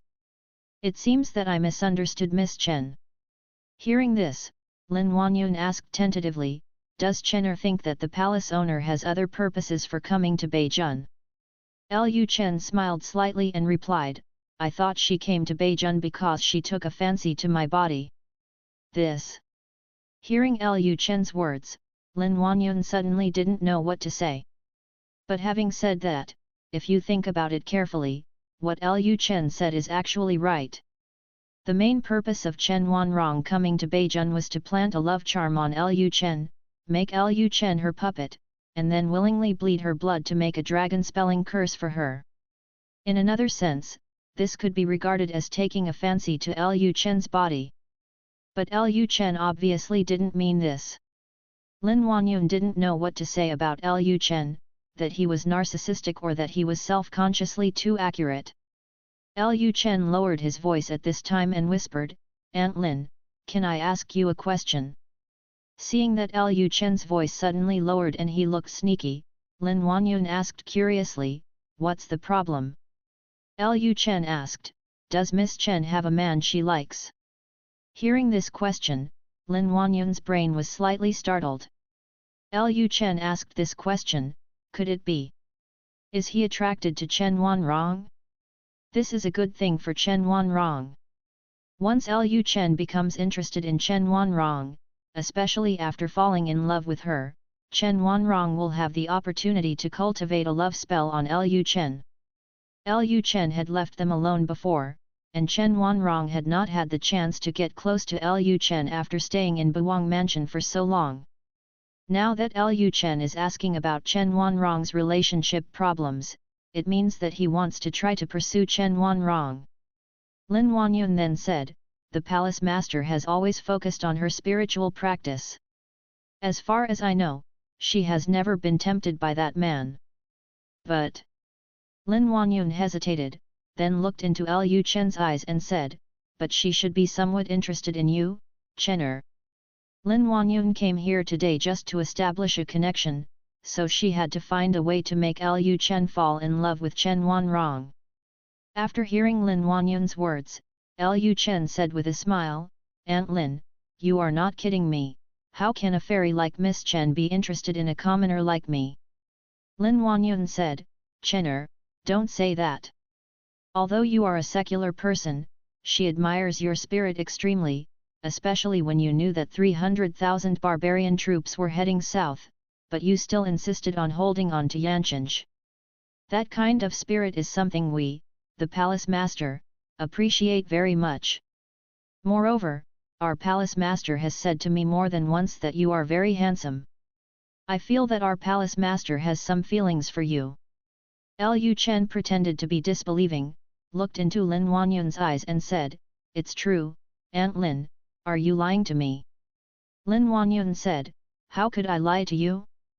Think about it, if the palace owner is not interested in you, he will probably not come to Beijing after returning to Swanya Palace this time. As a result, not long after she returned, she came again coming to North County. What does this mean? It means that she attaches great importance to you. Of course, I'm just guessing. Only she knows what she thinks, but I do think she might be attracted to you. Lu Chen pretended to be curious and inquired, Aunt Lin, are disciples of your Swanya Palace allowed to get married? Lin Wanyun replied, Swanya Palace does not prohibit male and female disciples from being together, and has never objected to disciples finding Taoist companions, but they are not allowed to have children. Hearing Lin Wanyun's words, Lu Chen whispered, so, if Miss Chen is willing, I can also marry Miss Chen? As long as she is not pregnant with my child. Lin Wanyun said, that's right. Lu Chen didn't speak anymore. He pretended to be imagining. Seeing that Lu Chen was in a daze, Lin Wanyun thought to herself that Lu Chen seemed to be tempted, and with a little guidance, he might be able to meet the conditions for cultivating the love gu. Thinking of this, Lin Wanyun reminded, Chener, although the palace master can also have Taoist companions, she is different from ordinary women. She is not the kind of casual woman. Lu Chen smiled and said, Aunt Lin, I understand what you mean. What you mean is that you can't act too vulgar or too eager in front of her, right? Lin Wanyun said, that's pretty much what it means. Lu Chen said, don't worry, Aunt Lin. Although I have a crush on Miss Chen, I will never be as reckless with her as I am with my wives and concubines. Hearing this, Lin Wanyun sighed inwardly. Now she was on the line. She hoped that the palace master could save King Bei's life for Sister Yu's sake. Although King Bei is the child of Emperor Xia, although he is a bit lecherous, after getting along with each other for this period of time, they also discovered that King Bei is a man who loves his people like a son. Rulers like him are very rare in this world.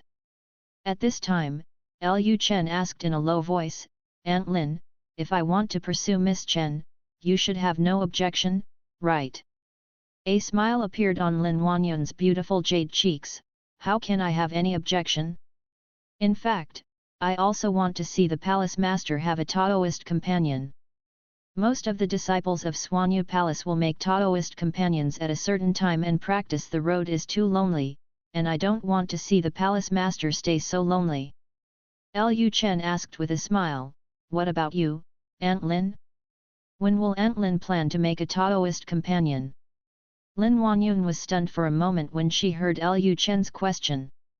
She came here today just to help Chen Wanrong and Lu Chen get in touch, but she didn't think about her own affairs. After Lin Huanyun came to her senses, she sighed and said, I'm already in my 30s, and no one wants me for a long time. Lu Chen looked at Lin Huanyun's mature and beautiful face and said, how come no one wants her? A beautiful woman like Aunt Lin will make a man's heart flutter. If you weren't my aunt, I would have married you long ago. Hearing Lu Chen's words, Lin Huanyun's brain froze, and then her heart began to beat wildly. Chapter 190 The Northern King Cannot Stay. Lin Huanyun had no idea that Lu Chen would say such words, which reminded her of what her adopted brother said to her not long ago. Her adoptive father wanted to marry her to the little man in front of her and make her his wife. After Lin Huanyun came to her senses, she quickly said, Chener, you can't say such nonsense. Seeing Lin Huanyun's body trembling slightly and looking frightened, Lu Chen continued, Aunt Lin, I didn't say anything nonsense. Aunt Lin, you have been in Buwang Mansion for a while, so you should know me very well. I have been going to Chuncheonjiayuan a lot recently, and I have favored Yelunanyan much more than my other wives and concubines. This is because I prefer mature and charming women like Yelunanyan. And Aunt Lin, you are exactly this kind of woman. Hearing Lu Chen's innocent words, Lin Huanyun felt that her heart was about to jump out of her chest. She even wondered if Lu Chen had already started to make plans for her. Lin Huanyun was a little lucky in her heart.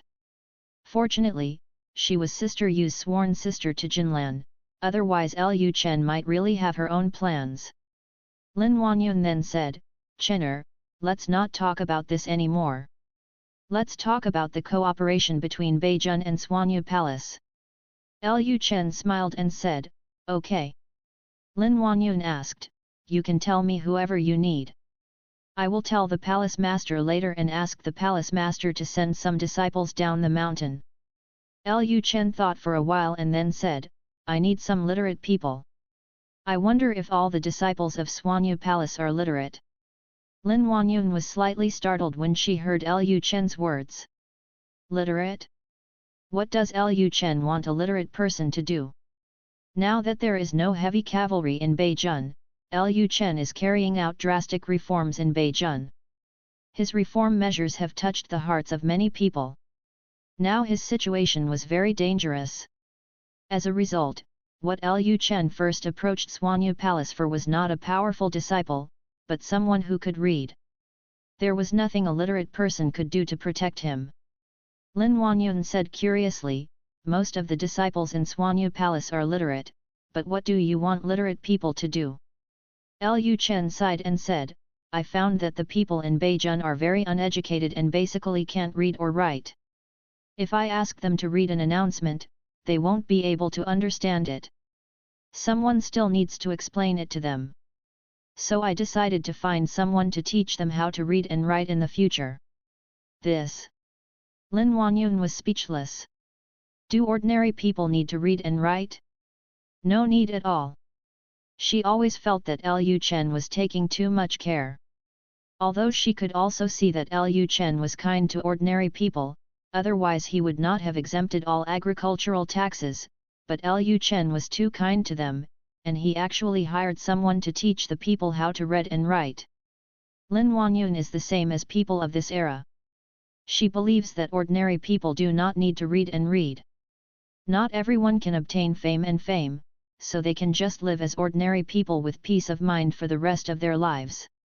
Although she thought so in her heart, Lin Huanyun still said, well, I will tell the palace master later and ask the palace master to send some disciples who can read and write down the mountain. This is the first cooperation with Beijun, and it is also the closest to Lu Chen, so Swanyu Palace must seize the opportunity. No matter how weird Lu Chen's request is, they should agree. However, Lin Huanyun still felt that Lu Chen's request was a little too little for Swanyu Palace, so she tentatively asked again, Chener, do you have any other needs? Like information or something. Lu Chen said with a smile, this is not needed for the time being. I have my own intelligence network. Although Swanyu Palace has a lot of resources, Lu Chen has no plans to really rely on Swanyu Palace at this stage. He should wait until he captures Chen Wanrong. At this time, Lu Chen whispered, Aunt Lin, I want to pursue Miss Chen, you must help me more. Lin Wanyun smiled slightly, don't worry, I will definitely say nice things to you in front of her. Lu Chen said, then I'll trouble Aunt Linear. Speaking of this, Lu Chen felt a little sleepy. After practicing spear training all night last night, he, a master, couldn't bear it anymore. Then he continued, Aunt Lin, if there is nothing else, I will go back first. Go to bed, I was busy in the study all night and didn't sleep last night. Lin Wanyun said, okay, Chener, you go and rest first. Lu Chen didn't say anything more and went directly back to the main courtyard.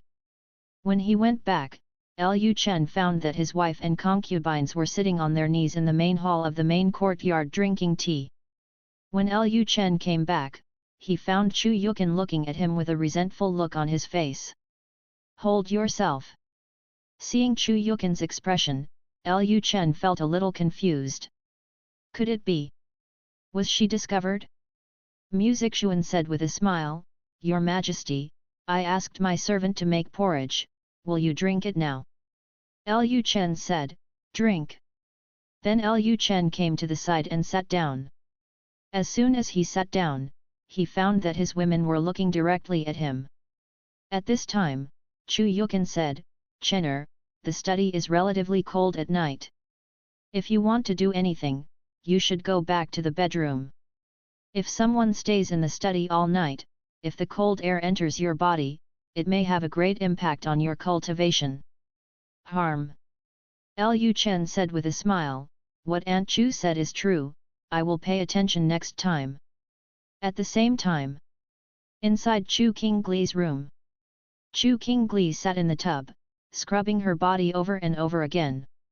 When she thought of everything that happened last night, her delicate body could not help but tremble. She actually made such a shameful sound, and even took the initiative to hug Lu Chen. How could she become like that? All that was just a transaction, but she was still enjoying it. Chu Qingli couldn't forgive herself. Chu Qingli raised her eyebrows at this moment, as if she understood something. Hypnosis. It must be hypnosis. If it weren't for hypnosis, how could she become that shameless woman? Lu Chen must have hypnotized her. This devil knows such shameful methods. Sooner or later, one day, I will take revenge on him. Although she is not his opponent now, the future may not be certain. She must work hard to become stronger. One day she will make Lu Chen pay a heavy price. Thinking of this, Chu Qingli felt much better. Although she lost her innocence, all this was for her sister. As long as he serves Lu Chen 99 more times, his sister will be able to regain her freedom. If Lu Chen was served once a day, Lu Chen would have to lift the hypnosis on his sister in 3 months at most. It's only been 3 months, and it's gone by gritting one's teeth. When she thought that her sister could regain her freedom, Chu Qingli felt that everything she had done was worth it. Wasn't it just being yelled at by Lu Chen? There was nothing unacceptable. Although her body felt strange, she didn't feel any pain. And she found that as long as she left Lu Chen, her skills came back. Thinking about it this way, although she lost her innocence, she didn't have any other big losses. Thinking of this, Chu Qingli murmured, 99 more times, sister, I will definitely let you regain your freedom as soon as possible. Beijun's reform movement was relatively large, and the news soon spread to the capital. Lu Chen was the first vassal king to legally stipulate that the land ownership of the fiefdom belonged to him alone. Land is always a sensitive topic. As soon as he touched the land ownership, the news soon became known to everyone. One stone stirred up 1,000 waves. As soon as this news reached the capital, the discussion of the war between Dao and Daxia dropped. The common people basically discussed the reform of Beijun. The 8th prince's residence. Many people from aristocratic families came today, and Chu Xiong's unfilial son Chu Hengfei was also there. He came on behalf of the entire Chu family this time. Although Chu Xiong had lost his position as the head of the family, Chu Hengfei maintained his status in the Chu family almost as before because of his position as the 8th prince. This time they gathered at the 8th prince's residence to discuss the war between Dao and Daxia. Emperor Xia had already planned to compromise, and the war was almost over. Now it was time to discuss the terms. First of all, if Dao wants to end the war, it will definitely require the mediation of the Chu family, and Daxia will also have to pay a heavy price. If Dao agreed to end the war, the next step would be a bargaining between the aristocratic family and Emperor Xia. This war was obviously started by the aristocratic families. Emperor Xia would naturally have to show some sincerity if he wanted to end the war. At this time, Chu Hengfei was a little proud. In the past, when his father was the head of the family, he had never been reused. Unexpectedly, his father's position as head of the family was deprived by the Chu family, and his son as the previous head of the family was reused instead. He came here on behalf of the entire Chu family this time. If the Chu family didn't value him, the Chu family wouldn't let him come. In the past, his father always thought that he was greedy for pleasure and ignorant, so he was not allowed to interfere in major family affairs, which had long made him feel dissatisfied. After all, he is also the son of the head of the family, but as a result, he does not have as much power as a branch of the Chu family. It's different now. Since his father stepped down, he has basically been involved in all major events of the Chu family. It can be seen that the Chu family values him very much, and Chu Hengfei is extremely excited when he thinks that he has the opportunity to become the next head of the family in the future. In order to close the relationship with Lu Chen, the 8th prince, Chu Hengfei suggested at this time, "Your Highness, I think this is a very good opportunity for you. Since your Majesty has already planned to compromise, then our Jiangnan family should be more go further and force your Majesty to make you the crown prince. As long as you become the prince, you will have greater power in your hands, and other princes will not be able to compete with you." Hearing Chu Hengfei's words, Lu Chen smiled faintly, and then said, "Brother Chu's idea is certainly beautiful, but the position of prince is not a good position, especially at this time." Lu Chen also wanted the position of prince, but after thinking about it, if he forced his father to make him the prince now, then he would not only be on the opposite side of his own father, but also on the opposite side of all the princes. This position of prince may be a bit hot on the butt, and he will most likely be unable to sit firmly. Wang Yang, the representative of the Wang family, said, "Your Highness is right. It is absolutely impossible to propose the title of Crown Prince to Your Majesty at this time. Once Your Majesty really appoints His Highness as the Crown Prince, it will basically be equivalent to telling others about this great military war.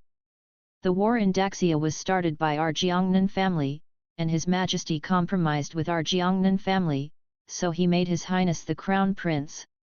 Wang Qinchuo, the Minister of War, said with a smile, "Actually, it's not impossible to mention it at all." Hearing his words, everyone looked at Wang Qinchuo, and Wang Yang asked, "What do you think, cousin?" Wang Qinchuo said, "His Royal Highness has no achievements now. If he becomes the prince out of nowhere, it will definitely arouse the dissatisfaction of many people. But the war between Dao and Daxia is not over yet. If His Highness can make great contributions in this war, then it is natural for him to become the prince." After hearing what Wang Qinchuo said, everyone reacted instantly. Yes, the war is not over yet, and the 8th prince still has a chance to make military exploits. As long as the 8th prince becomes a key figure in the turning point of the war between Dao and Daxia, he will have made a huge contribution. When the time comes, he will be proposed as the prince, and he will be able to silence other forces in the court. Now Emperor Xia has planned to compromise with the Jiangnan family. As long as the Jiangnan family asks Emperor Xia to send the 8th prince to the front line, Emperor Xia will naturally understand what the family is planning and will have to agree to their conditions. Hearing Wang Chenchuo's words, Lu Shiyun felt a little excited. Why didn't he think of this? If he becomes the person who turns this war around, wouldn't it be logical for him to become the prince? Lu Shiyun felt extremely excited when he thought of the position that he had longed for. That's when Lu Shiyun's personal guard suddenly came to Lu Shiyun, leaned over and said something in his ear, and then handed a piece of information to Lu Shiyun. Lu Shiyun opened the information in his hand and glanced at the contents. The expression on his face changed from curiosity to a frown, and then a smile appeared. Immediately afterwards, he handed the information in his hand to Wang Yang beside him. Wang Yang was curious about what information Lu Shiyun read that made him so happy. As a result, I opened the information and found out that it was about the reform of Bei County. After reading the contents of the intelligence, Wang Yang snorted coldly and said, "In the whole world, is it the king's land, the shore of the land, is it the king's ministers, the king of the north has such a loud voice. I'm not afraid that he will be strangled to death with this mouthful." Having said this, Wang Yang handed the information in his hand to other people in the hall. The people in the hall were all from aristocratic families. When they saw that King Bei wanted to take back all the land ownership, the expressions on their faces were very ugly. The North King is not taking back the land ownership, it is killing their family. Although Chu Hengfei didn't know much about politics, after seeing the reform plan of Bei County written in the intelligence, he couldn't help but said, "The king of Bei really doesn't know how to live or die, and he dares to take back the land blatantly." At this time Wang Yang said, "Your Highness, the northern king cannot stay. Once this starts, the family will definitely suffer a blow. Although the northern king is only carrying out reforms in his own fiefdom, and the northern kingdom's policies will not affect other places in Daxia for the time being, this is a fire. Once the fire spreads, it will be a huge disaster for the family." Almost at the same time, all the family members had a strong murderous intention towards Lu Chen. "If you dare to touch the ownership of the land, King Bei must die." Chapter 191 I admire his courage. After hearing Wang Yang's words, Lu Shiyun said with a smile, "My 9th brother really dares to touch anything, but then again, this is probably my father's intention." Lu Chen was just a vassal king. Lu Shiyun didn't quite believe that Lu Chen could say, "In the whole world, could it be the land of the king? On the shore of the land, could it be the ministers of the king?" Wang Yang said, "Your Highness, whether this is King Bei's own idea or His Majesty's, as long as anyone dares to start this, our family will not be able to make it easy for him. The people who came up with this reform measure have sinister intentions. They want to completely wipe out our family." It's no wonder that Wang Yang reacted violently. Beijun's land reform measures have obviously touched the most sensitive nerves of the aristocratic families. Today's aristocratic families are all the beneficiaries of land annexation.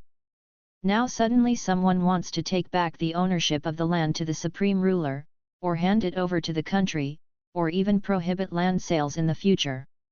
Isn't this digging into the roots of their aristocratic family? Although this is just a spark, the family will never allow such a spark to appear. Lu Shiyun said at this time, "Now that I have received the news, it is estimated that others have also received the news.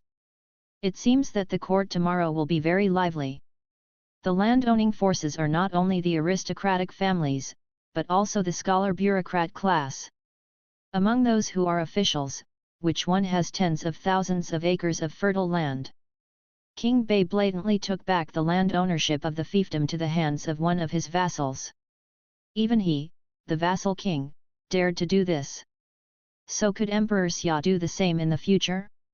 Therefore, officials will inevitably oppose King Bei's doing this, even if King Bei only does it in his own fiefdom." Lu Shiyun seemed to have seen the scene of the Manchu civil and military impeachment of Lu Chen. At the same time, Daxia Palace, in the Imperial Garden. Emperor Xia took the information in his hand and looked at it again and again. His eyes did not move away from the information in his hand for a long time. At this time, Emperor Xia murmured, "In the whole world, is it the king's land? On the shore of the land, is it the king's ministers? Domineering, so domineering. Is this really what Xiaju can say?" Having said this, Emperor Xia flew the information in his hand directly to Situ Ce in the pavilion. Situ Ce casually caught the information thrown by Emperor Xia and glanced at it. Seeing the contents of the information, Situ Ce finally understood why Emperor Xia had been standing there just now after reading the information, and his eyes had been scanning the information. There is no doubt that King Bei's words, "Everything in the world is not the king's land, and the shores of the land are not the king's ministers," will definitely cause shock in Daxia. Although the Daxia dynasty was nominally founded by the Daxia royal family, and all the land in the world belonged to the emperor, it was only in name. No emperor dared to directly enact a special decree on land ownership to stipulate that all land in Daxia belonged to the emperor. If anyone dared to do this, his throne would be over. There has never been a person in this world, no king, who has ever said the words, "The whole world is not the king's land, and the shore of the land is not the king's ministers." The general meaning of this sentence is that all land in the world belongs to the king, and all common people are subjects of the king. Although the truth is such a truth, as a king and a ruler, you absolutely cannot say this. If all the land in the world belonged to the royal family, wouldn't it be in vain for those who fought against Tasia Xia to conquer the world? Precisely because he had never said this sentence before, Emperor Xia felt extremely shocked after seeing this sentence. Especially after reading the intelligence about Beijun's reform measures, he found that Buwang was 1,000 times more radical than his father. Although he is still not sure whether Lu Chen is his biological son, Lu Chen's words instantly made him have a good impression of Lu Chen. From the beginning of the founding of Daxia to the present, many emperors were ambitious when they ascended the throne, intending to follow the example of Tasia Xia's ancestors in opening up territories and achieving great achievements to make Daxia the most powerful dynasty in the world. As a result, they were restricted by various forces and obstructed by aristocratic families. In the end, the court was controlled by aristocratic families. The emperors had nowhere to display their talents and could only indulge in lust in the palace, and eventually died of old age. When Lu Xingqiu ascended the throne, he was also full of enthusiasm, thinking that he would definitely become another emperor after Xia Taizhu who would expand his territory. He did succeed in opening up new territories. He destroyed the Chen state. However, after destroying the Chen state, he found that his orders were becoming less and less effective. Whatever he wanted to do, he would always be punished by the court.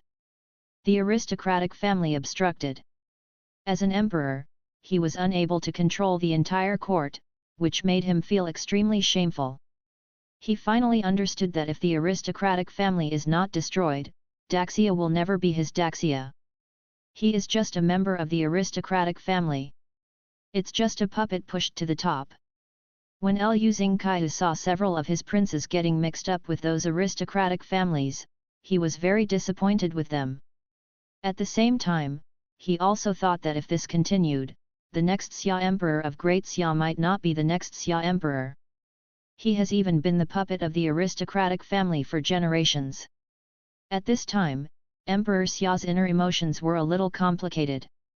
He didn't expect that the first prince who dared to stand up and publicly challenge the family was actually the prince he disliked the most and hated the most. After reading the information in his hand, Situ Ce put it on the desk, and then asked, "The old minister once said that the king of the north has the ambition of Xia Taizhu, but your majesty did not believe it. Now does your majesty believe what the old minister said before?" Hearing Situ Ce's words, Emperor Xia sneered. He dared to say this. "I admire his courage, but it is foolish to expose his thoughts in advance when he has no strength. Not only will he be if officials from aristocratic families and scholar bureaucrats are impeached collectively, they will also face endless assassinations. Lu Chen's reform measures in the Northern Kingdom have stimulated the aristocratic families and the scholar-bureaucrat class. They will not let Lu Chen continue to live, even if there may be Emperor Xia behind Lu Chen. Land interests are their fundamental interests, and they will not let anyone touch their core interests, let alone the vassal king, not even the Xia emperor. It is precisely because of this that Emperor Xia admires Lu Chen very much. Lu Chen jumped out to raise the issue of land ownership, which was almost like putting life and death at risk. At the same time, Emperor Xia was a little curious. After all the heavy cavalry in Beijun had been destroyed, why did Lu Chen dare to reform Beijun at this time? Even if he reformed Beijun, he even had to touch the land ownership. Isn't the mysterious force behind Lu Chen afraid that Lu Chen will be killed? Or are they very confident in their strength and think they can protect Lu Chen? That's why you let Lu Chen do whatever he wants? At this time, Emperor Xia looked at Situ Ce and asked, "Master, how do you think I should respond to the impeachment of Zaiju by the family officials tomorrow? Should I order to stop the reform of Beijun, or should I directly abolish his position as vassal king? Lu Chen violated a taboo and would inevitably be impeached. This was for sure. The key was how he, the emperor, should express his stance. If there is no punishment for Lu Chen's actions, in the eyes of the officials, he must have the same idea as Lu Chen.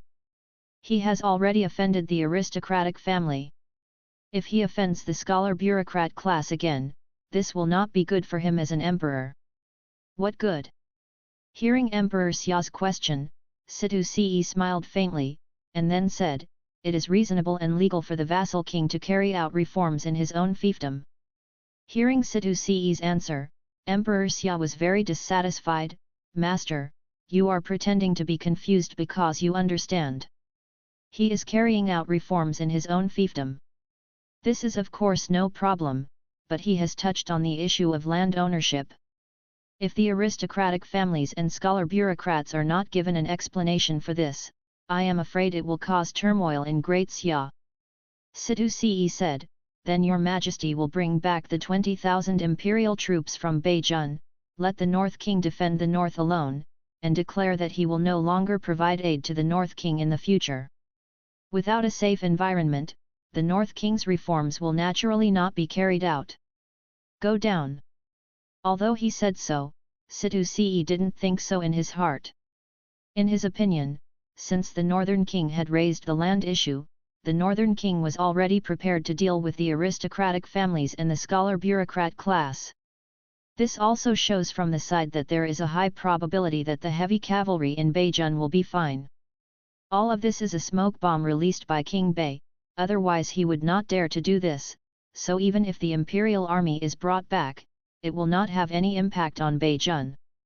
Situ Ce recognized Lu Chen's approach in his heart. In his opinion, Lu Chen's reform measures were not only correct, but also proposed at the right time, because the court had no spare time to care about what he was doing in Beijun. Of course, in the next period of time, many assassins may go to Beijun to cause trouble for Lu Chen. However, Situ Ce believed that Lu Chen, a young master, would have no problem dealing with the assassinations of the aristocratic families. Emperor Xia thought about Situ Ce's words for a moment and thought that Situ Ce's method could indeed temporarily deal with it. Now is the period of war between the two dynasties. If the feudal king is deprived of his throne, it is likely to force the feudal king to rebel. Using the war as an excuse, just punish the northern king a little, just to show off. With war as an excuse, those noble families and scholar officials would not say anything no matter how uncomfortable they were. If the vassal king was forced to rebel, it would lead to a greater crisis in Daxia, and those officials would not be able to shoulder this responsibility. Chapter 192 You will soon hear about the sudden death of King Bei. Chapter 192 You will soon hear the news of King Bei's sudden death. Early morning. Xianzheng Hall. The officials came here early today. As soon as they arrived at the Xianzheng Hall, the officials started discussing the reform of Beijun. They didn't even care about the war between Daxia and Dao. Although the war between Daxia and Dao is also related to them, there are soldiers on the front line. No matter how strong Dao's military strength is, it is impossible to reach the capital in a short time. The reform in Beijun was different. The land issue was closely related to each of them. Although the Buang only carried out reforms in the fiefdom and did not seem to affect them, the Buang's ideas made them feel very dangerous. This kind of thought must never appear in Daxia. Once this kind of thought spreads, the interests of each of them will be affected in the future. They will not allow Emperor Xia to have such an idea, so they must give this idea to nipped in the bud. Seeing the heated discussion among the officials in the main hall about the reform of Beijun, Lin Jieyuan felt a little complicated. Only then did he decide to fall to the North King and support the North King from now on. As a result, the North King caused such a big disturbance in Beijun, legislating to stipulate that the ownership of the fief land belongs to the prince. Even the Northern King dares to do this kind of thing. Is there no official or counselor around the Northern King to stop the Northern King? King Bei is so courageous. Lin Jieyuan's heart even began to waver. He doubted whether King Bei would survive next year. Even if Emperor Xia did not punish King Bei, those aristocratic families and the scholar bureaucrat class would secretly send people to assassinate King Bei. When he thought of this, Lin Jieyuan sighed. Originally, he thought that King Bei was a man who was good at forbearance and would become a great person and achieve great things in the future. In the end, I didn't expect that King Bei would be so reckless. I don't know if the heavy cavalry in Beijun has really been destroyed. It seems that I must ask about the situation in Beijun when my son comes back. Just when Lin Jieyuan was distracted, the eunuch's voice came from the hall. Your Majesty has arrived. Hearing this, the main hall, which had just been like a vegetable market, instantly became quiet. Soon, Emperor Xia, wearing a yellow gold dragon robe, arrived on the dragon platform. After he sat on the dragon chair, he said calmly, "What were you all discussing just now?" The discussion was so intense. Could it be that there are some big changes in the frontline war that I don't know yet? Seeing that Emperor Xia was pretending to be confused, the official of a noble family couldn't bear it anymore and stood up directly and said, "Your Majesty, I am impeaching the Northern King for his lawlessness, disrespect for etiquette, bullying the people, and misbehavior in the fiefdom. It is recommended that the title of King of the North be abolished and someone be sent to capture him and bring him back to the capital for punishment." Hearing this, Emperor Xia showed a confused expression, and then said, "King of the North? Weren't you just discussing the battle on the front line? Why did you discuss the King of the North again? Did the King of the North do something? I don't know." Knowing something, someone would actually impeach him.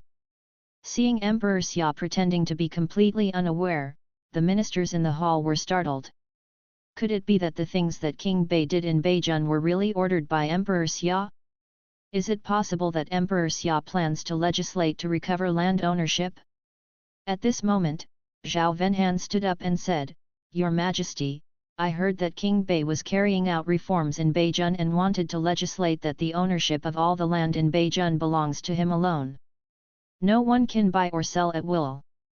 King Bei openly robs. This behavior will seriously endanger the Daxia community, so I believe that the Northern King should be stopped immediately from continuing to reform, otherwise Daxia will be in danger." Emperor Xia frowned, and then said, "Zhao Iking is really well informed. Zhao Iking knows about things that I don't even know about. But having said that, when a vassal king carries out reforms and establishes laws in his own fiefdom, it doesn't seem to have much to do with the court. If the imperial court arbitrarily interferes with the affairs of the feudal princes, I am afraid it will cause dissatisfaction among the feudal princes." Zhao Venhan said quickly, "Your Majesty, King Bei's reforms have aroused public anger. Now the people in the streets and alleys are discussing the affairs of Beijun. Not many people are even paying attention to the war on the front line. If we don't stop the Northern King's reforms and don't punish the Northern King, I'm afraid the people will think that His Majesty asked the Northern King to do this." It's even possible that your majesty will legislate to take back all the land in Daxia in the future. The war on the front line is tense now. If the soldiers know that the land they gain through military merit may be taken back, they will still have the heart to fight for Daxia and your majesty. So I sincerely request your majesty to severely punish the king of the north. Having said this, Zhao Venhan knelt down directly. Seeing that Zhao Venhan had knelt down, the officials from Zhao Venhan's group knelt down one after another, and said in unison, "Please punish the king of the north severely." Seeing more than half of the officials in the court kneeling down, Emperor Xia didn't feel any fluctuation in his heart. He had already expected that the court would be like this yesterday. In fact, what these ministers fear most is to take back the land ownership themselves. Zhao Venhan's words just now were to test himself, and at the same time to remind him not to have such thoughts, otherwise he will be the emperor. Emperor Xia said calmly at this time, "If it is true as you said, King Bei is enacting legislation in Beijun to take back land ownership, then he has indeed gone too far. Although the land I rewarded him should have been his, if all the land is taken back, how will the people live? Well, you really should be punished." Having said this, Emperor Xia's eyes fell on Lin Jieyuan. Emperor Xia asked, "Lin Iking, how do you think King Bei should be punished? Should he take away his throne, or what should be done?" Lin Jieyuan was stunned. This is a hot question. If you don't answer it, you will not only offend Emperor Xia, but also offend the civil and military officials of the entire dynasty. After Lin Jieyuan thought for a while, he finally said, "Bei Wang is a fisherman, and he doesn't live and die for the people. Naturally, he should be punished, but the war between Daxia and Dao is not over yet. If the title of a vassal king is removed at this time, it is very likely that the northern king will be directly forced to rebel. Although I heard that Beijun's heavy cavalry has been destroyed, we cannot forget that King Beijun led Beijun soldiers to destroy the tribe of King Tianlang. This is enough to show that Beijun's martial virtue is strong. Even without the heavy cavalry, the king of the north can still quickly recruit a group of soldiers with extremely strong combat effectiveness. Once the king of the north rebels, Daxia will be trapped in a flanking attack." Lin Jieyuan hadn't finished speaking, and when he was about to continue speaking, Emperor Xia interrupted him. "What Lin Iking said makes sense. The war ahead is not over yet. It would be extremely unwise to abolish the title of a vassal king at this time. However, we cannot completely avoid punishment. I should give an explanation to the people of Daxia. If this is the case, then all the soldiers who were supported by the imperial court to support Beijun will be transferred back and will no longer help Beijun guard Tianguang city. From today on, the imperial court will no longer support Beijun. Even if the barbarians move south, Beijun will resist the barbarian attack alone." Hearing Emperor Xia's words, Zhao Venhan frowned. "What kind of punishment is this? This punishment may not be painful for King Bei. But having said that, the northern king's choice during the reform period was really good. Now is the war period. Considering the overall situation, the court cannot just depose a vassal king.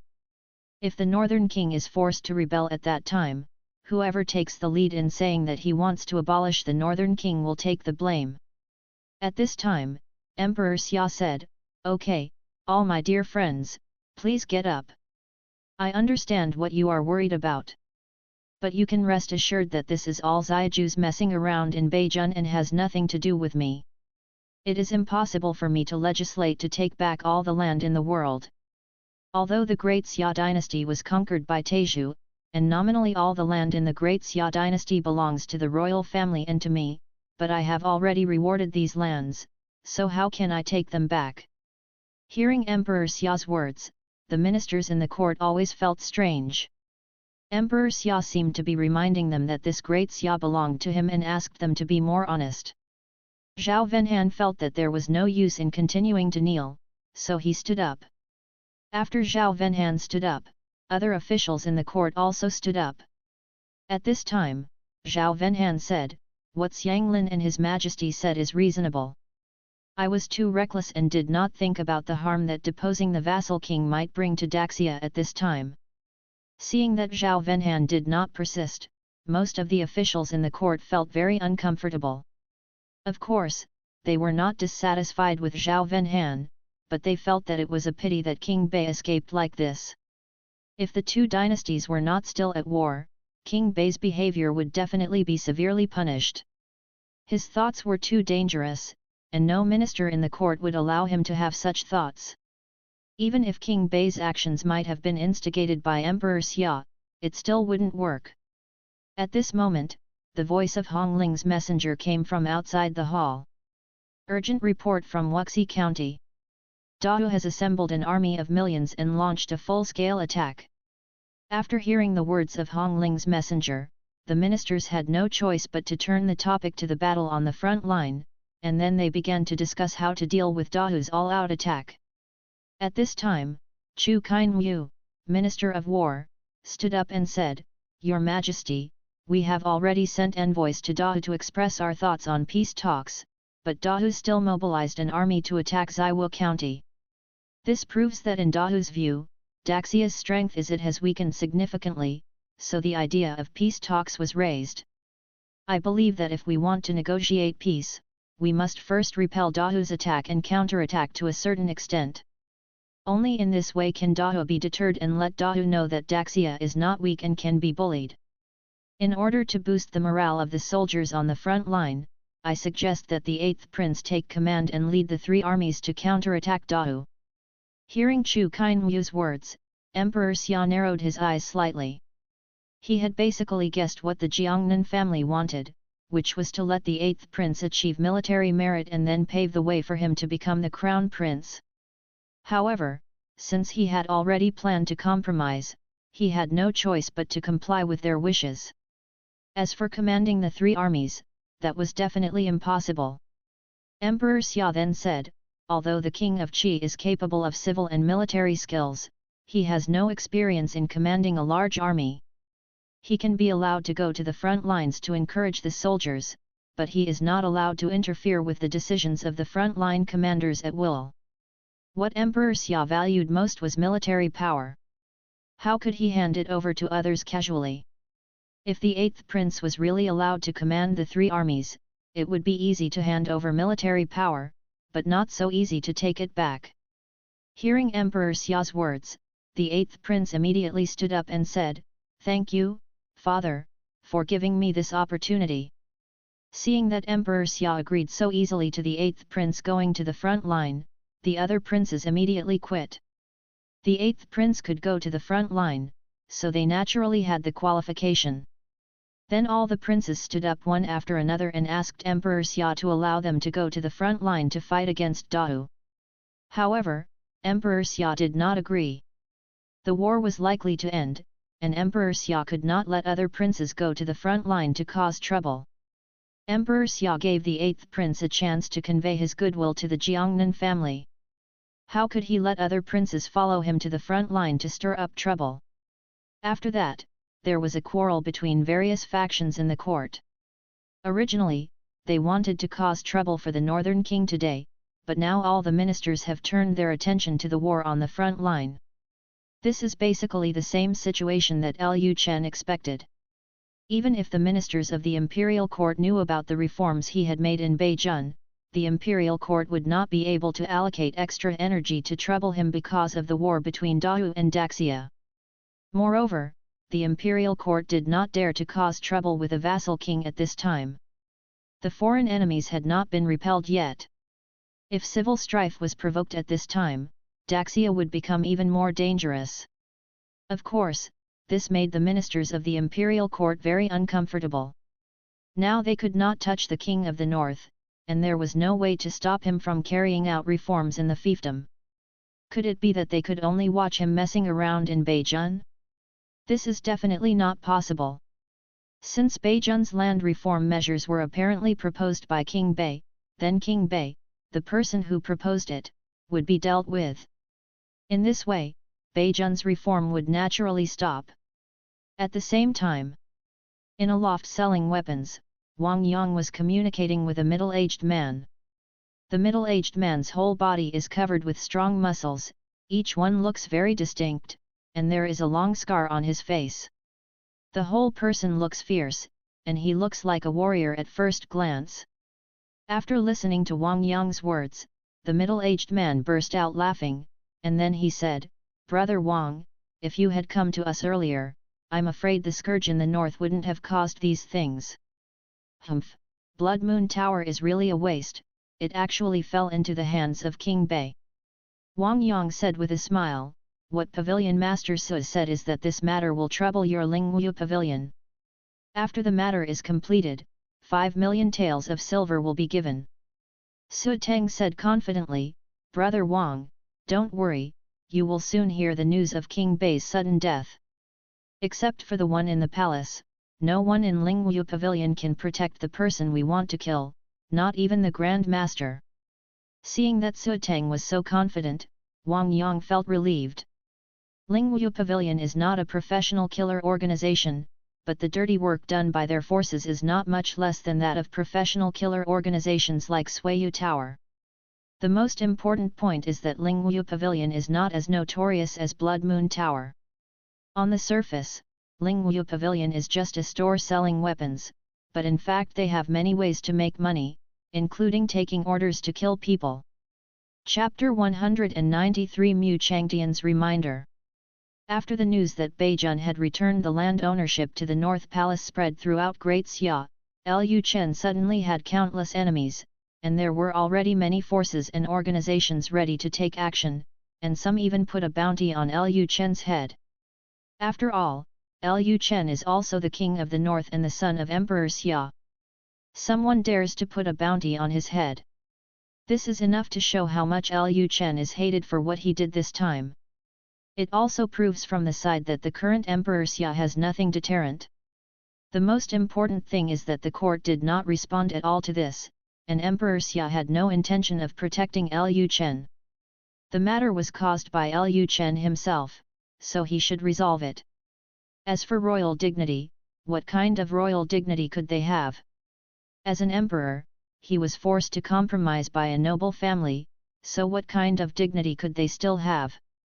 Only when all the aristocratic families are wiped out will the forces supported by those aristocratic families not be so arrogant. 1 month later. North County.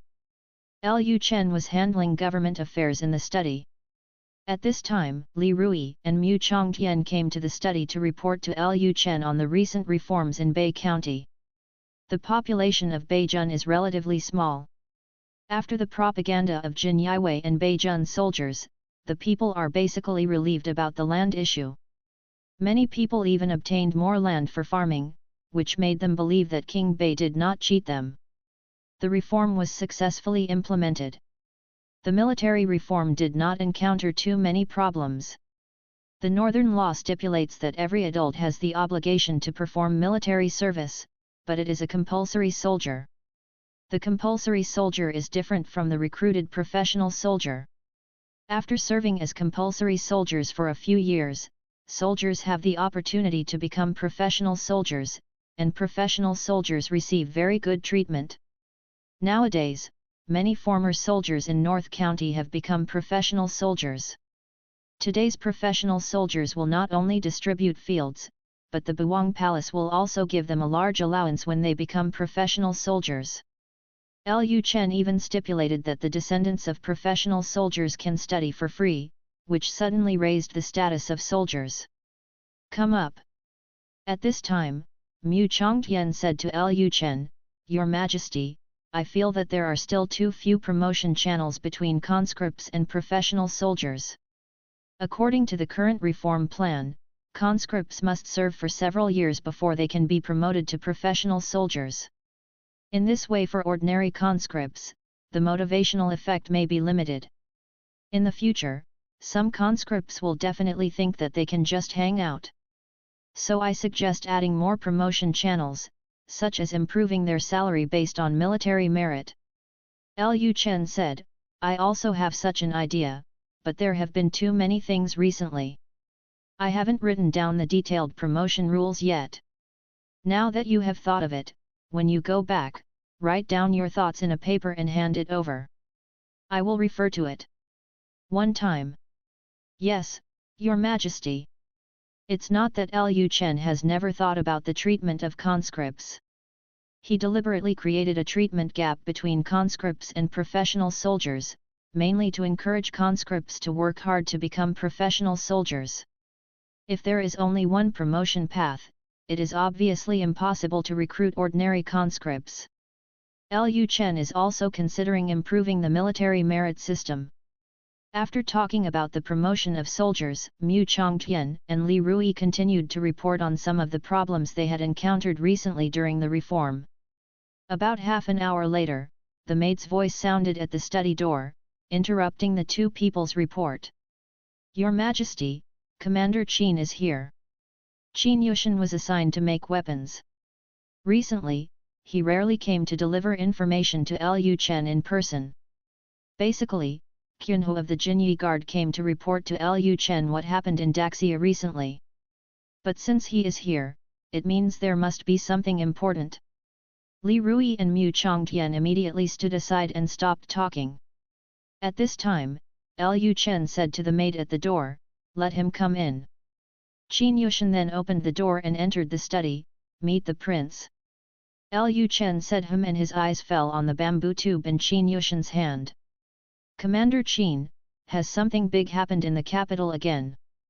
Qin Yushan walked up to Lu Chen, handed the bamboo tube containing the letter to Lu Chen, and then said, "My lord, now the major families in Daxia have secretly sent many assassins to Beijing with the intention of doing harm to you.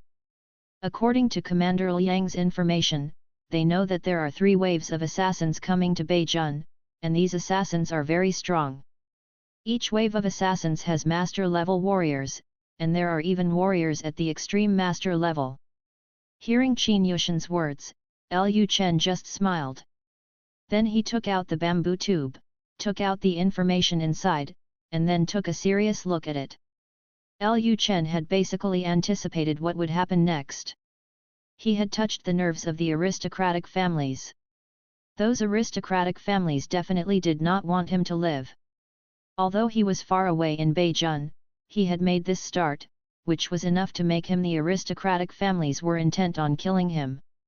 After hearing Qin Yushan's report, Mu Chongtian immediately stood up and said, "Your Majesty, I will strengthen the security of Yanqing when I return later, and try to prevent strangers with stronger strength from entering Yanqing." Lu Chen said, "No need.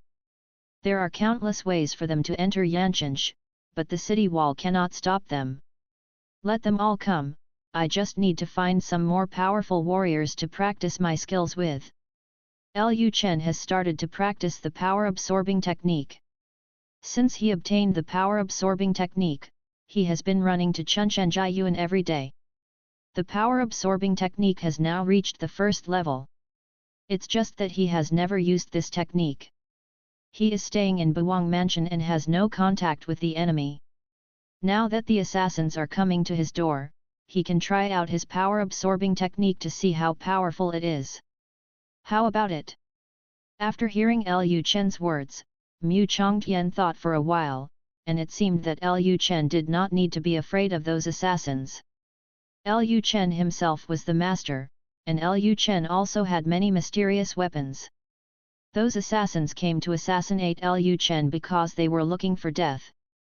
However, although Lu Chen was not afraid, others were different. Thinking of this, Mu Chongtian said, "My lord, you are now a grand master, so ordinary warriors cannot hurt you, but your wife, concubines, and children in the North Palace are different. If those assassins find it difficult to assassinate you, they might turn against the people around you." Hearing Mu Chongtian's words, Lu Chen fell into deep thought. This is a problem. Mu Zixuan and Dazhu and Xiaozhou are just ordinary people, and his children are also ordinary people. They have no fighting power when encountering warriors. Lu Chen said, "In the future, I will ask General Xian Yuan to guard the palace to prevent assassins from sneaking into the palace." Seeing that Lu Chen already had someone in mind to protect the northern palace, Mu Chongtian didn't say anything more. Xian Chen and Wen Renli are both very powerful. They already have the strength of the ultimate master realm. They are not ordinary masters. With them guarding the North Palace, plus the mysterious weapons of the North Palace, they want to resist the assassins. The attack is no problem. Of course, it is easy to hide from open guns and hard to guard against hidden arrows. If the people from Bei Wangfu leave Buwang Mansion, it will be different. However, Mu Chongtian believes that Lu Chen will ask the women from Buwang Mansion not to leave Buwang Mansion in the next period of time. Mu Zixuan is Mu Changtian's daughter, and Mu Zixuan is now the princess of the North King, so compared to Lu Chen, Mu Chongtian is more concerned about the safety of the North King's mansion. If something happened to his daughter, the relationship between their Mu family and King Bei would not be so close. At this time, Qin Yushan continued, "Your Majesty, there is another news." After hearing Qin Yushan's words, Lu Chen realized that he had a double copy of the information, and there was another one below. Lu Chen then opened the first piece of information and checked the contents of the second piece of information. Qin Yushan continued, "Dao gathered an army of 1 million and launched an all-out attack on Zaiwu County. The 8th prince was sent by His Majesty to the front line to fight against Dahu's army." Lu Chen laughed, and then said, "It seems that the war should be over. I, my 8th brother, have gone to the front line to do military exploits. Are you planning to let my father make him the prince?" Mu Chongtian said, "Your Majesty, I heard that the head of the Chu family has come to Beijing. If you are willing, you may try to win over the Chu family and prevent the Jiangnan family from uniting. This may be more beneficial to you." Lu Chen put down the information in his hand and said calmly, "It's useless. My grandfather is no longer the head of the Chu family. Now there are only a few people in the Chu family supporting him. The Chu family has basically fallen to my 8-strong family. Brother Huang." At this moment, the maid's voice came from the door again, "Your Majesty, Wu Qunhu is here." Lu Chen said, "Come in." Wu Yuan then entered the study room and said, "Meet the prince." Lu Chen asked directly, "What's the matter?" Wu Yuan replied, "Your Majesty, General Lin has led the imperial court's 20,000 troops to withdraw to Yanqing. They should leave Yanqing at sunset." The imperial court's punishment measures for Lu Chen came to Beijing half a month ago, which was to withdraw the imperial court's 20,000 soldiers and let the northern country deal with the barbarians on the grassland. The court's punishment measures were not painful to Lu Chen, and he didn't take them seriously at all. "Evil." Lu Chen said, "Let them leave and ignore them." Wu Yuan said, "Your Majesty, General Lin said he wants to meet with you in private. I wonder if it would be convenient for you." Hearing this, Lu Chen suddenly became interested. "Oh, meeting with me in private? This is quite interesting. Then make arrangements for me to meet with him in the evening." Wu Yuan immediately said, "Yes, Your Majesty. My subordinates resign. Lin Xiaoming's father is Prime Minister Zhou. If Lin Xiaoming wants to meet with him in private, it means that Prime Minister Lin Jiayuan is on his side. Otherwise, Lin Xiaoming will not meet with him in private when he is about to leave Beijing. As a general of the imperial court, it was taboo to meet a vassal king in private. If the imperial court found out about this, both Lin Xiaoming and Lin Jiayuan would be in trouble." After Wu Yuan left, Qin Yushan quickly left the study, while Mu Chongtian and Li Rui continued to report on the reform situation in Beijing. At dusk, under the arrangement of Jin Yiwei, Lu Chen came to a restaurant. If Lin Xiaoming wanted to see him, he would definitely not be able to let Lin Xiaoming come to Buwang Mansion, so they specially arranged a private room in Tingyulo to open a restaurant. When he saw Lu Chen, Lin Xiaoming felt a huge coercion. Lin Xiaoming was startled. Sure enough, it was similar to what he felt last time. King Bei was a warrior, and his strength was not low. He was even better than himself. Above. Chapter 194. Go and see the little man he is interested in. Chapter 194. Let's go and see what this little man he's interested in wants to do. After seeing Lin Xiaoming, Lu Chen said with a smile, if General Lin doesn't hurry back to the capital with the soldiers of the imperial court, what are you doing to meet this king in private? Doesn't General Lin know that this king has offended many people now? If people know that General Lin has had contact with me, I am afraid that General Lin will not have an easy life after returning to the capital. Hearing what Lu Chen said, Lin Xiaoming quickly said, the prince is joking. As long as the prince doesn't tell anyone, no one will know that the official has met the prince. Lu Chen said directly, I won't beat around the bush. Tell me, what does General Lin want from me? Lin Xiaoming said, the reason why I want to meet the prince is mainly because of my father's wish. My father wants to know what the prince's future plans are. Hearing this, Lu Chen smiled slightly, and then said, Xiang Lin really doesn't regard me as an outsider, and he actually asked you to ask me what my plans are in the future. Does Prime Minister Lin and the Lin family still plan to support me in participating in the heir apparent? Lin Xiaoming didn't hide it. The restaurant had been cleared today and there were no outsiders. He could say it with confidence. Your Majesty, my father does intend to support you in participating in the heir apparent. My father believes that your Majesty is good at forbearing and will definitely do great things in the future. Lu Chen said at this time, I have a question to ask General Linier. Lin Xiaoming said respectfully, Your Majesty, please speak. Lu Chen asked, did Prime Minister Lin ask you to talk to me about this before you left for the Northern Kingdom, or did he send you a letter later asking you to meet me in private when you left the Northern Kingdom? There is a big difference between the two. If Lin Jieyuan asked Lin Xiaoming to meet with him in private before Lin Xiaoming set off, and then said these words, it would only prove that Lin Jieyuan only had the idea of supporting the Bei Palace, but it did not mean how determined he was. But if Lin Jieyuan later sent a letter asking Lin Xiaoming to come to the King of Bei in private to express that the Lin family was willing to support him when he left Beiguo, it would prove that Lin Jieyuan really planned to bet on him. After all, he had offended all the aristocratic families in Daxia, and even offended the scholar bureaucrat class. If Lin Jieyuan is still willing to support him under such circumstances, it proves that Lin Jieyuan definitely values himself very much. Upon hearing Lu Chen's question, Lin Xiaoming instantly understood what he meant. So Lin Xiaoming immediately replied, Your Majesty, I only received the letter from my father after the reform in the Northern Kingdom. He insists on being on your side. No matter how difficult you are now, he will still support you. Lu Chen smiled and said, Oh? Does Mr. Lin really believe that this king will ascend to that position in the future? Lin Xiaoming said, My father has always been very accurate in his judgment of people. He believes that Your Majesty, you are like a dragon hiding in the abyss, and one day you will soar into the sky. Hearing Lin Xiaoming's words, Lu Chen smiled. Lin Jieyuan, the Prime Minister, has always had no position in the court, and he has never stood up to support any prince.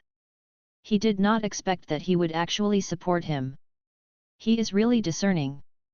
Lin Xiaoming said tentatively at this time, Your Majesty, my father also asked me to bring you a message. He heard that Xiaoguan's adopted sister was working as an errand in the North Prince's mansion. He didn't know what the prince thought of Xiaoguan's adopted sister. If the prince likes it, if so, the Lin family is willing to marry the Buwang mansion and marry your sworn sister to you.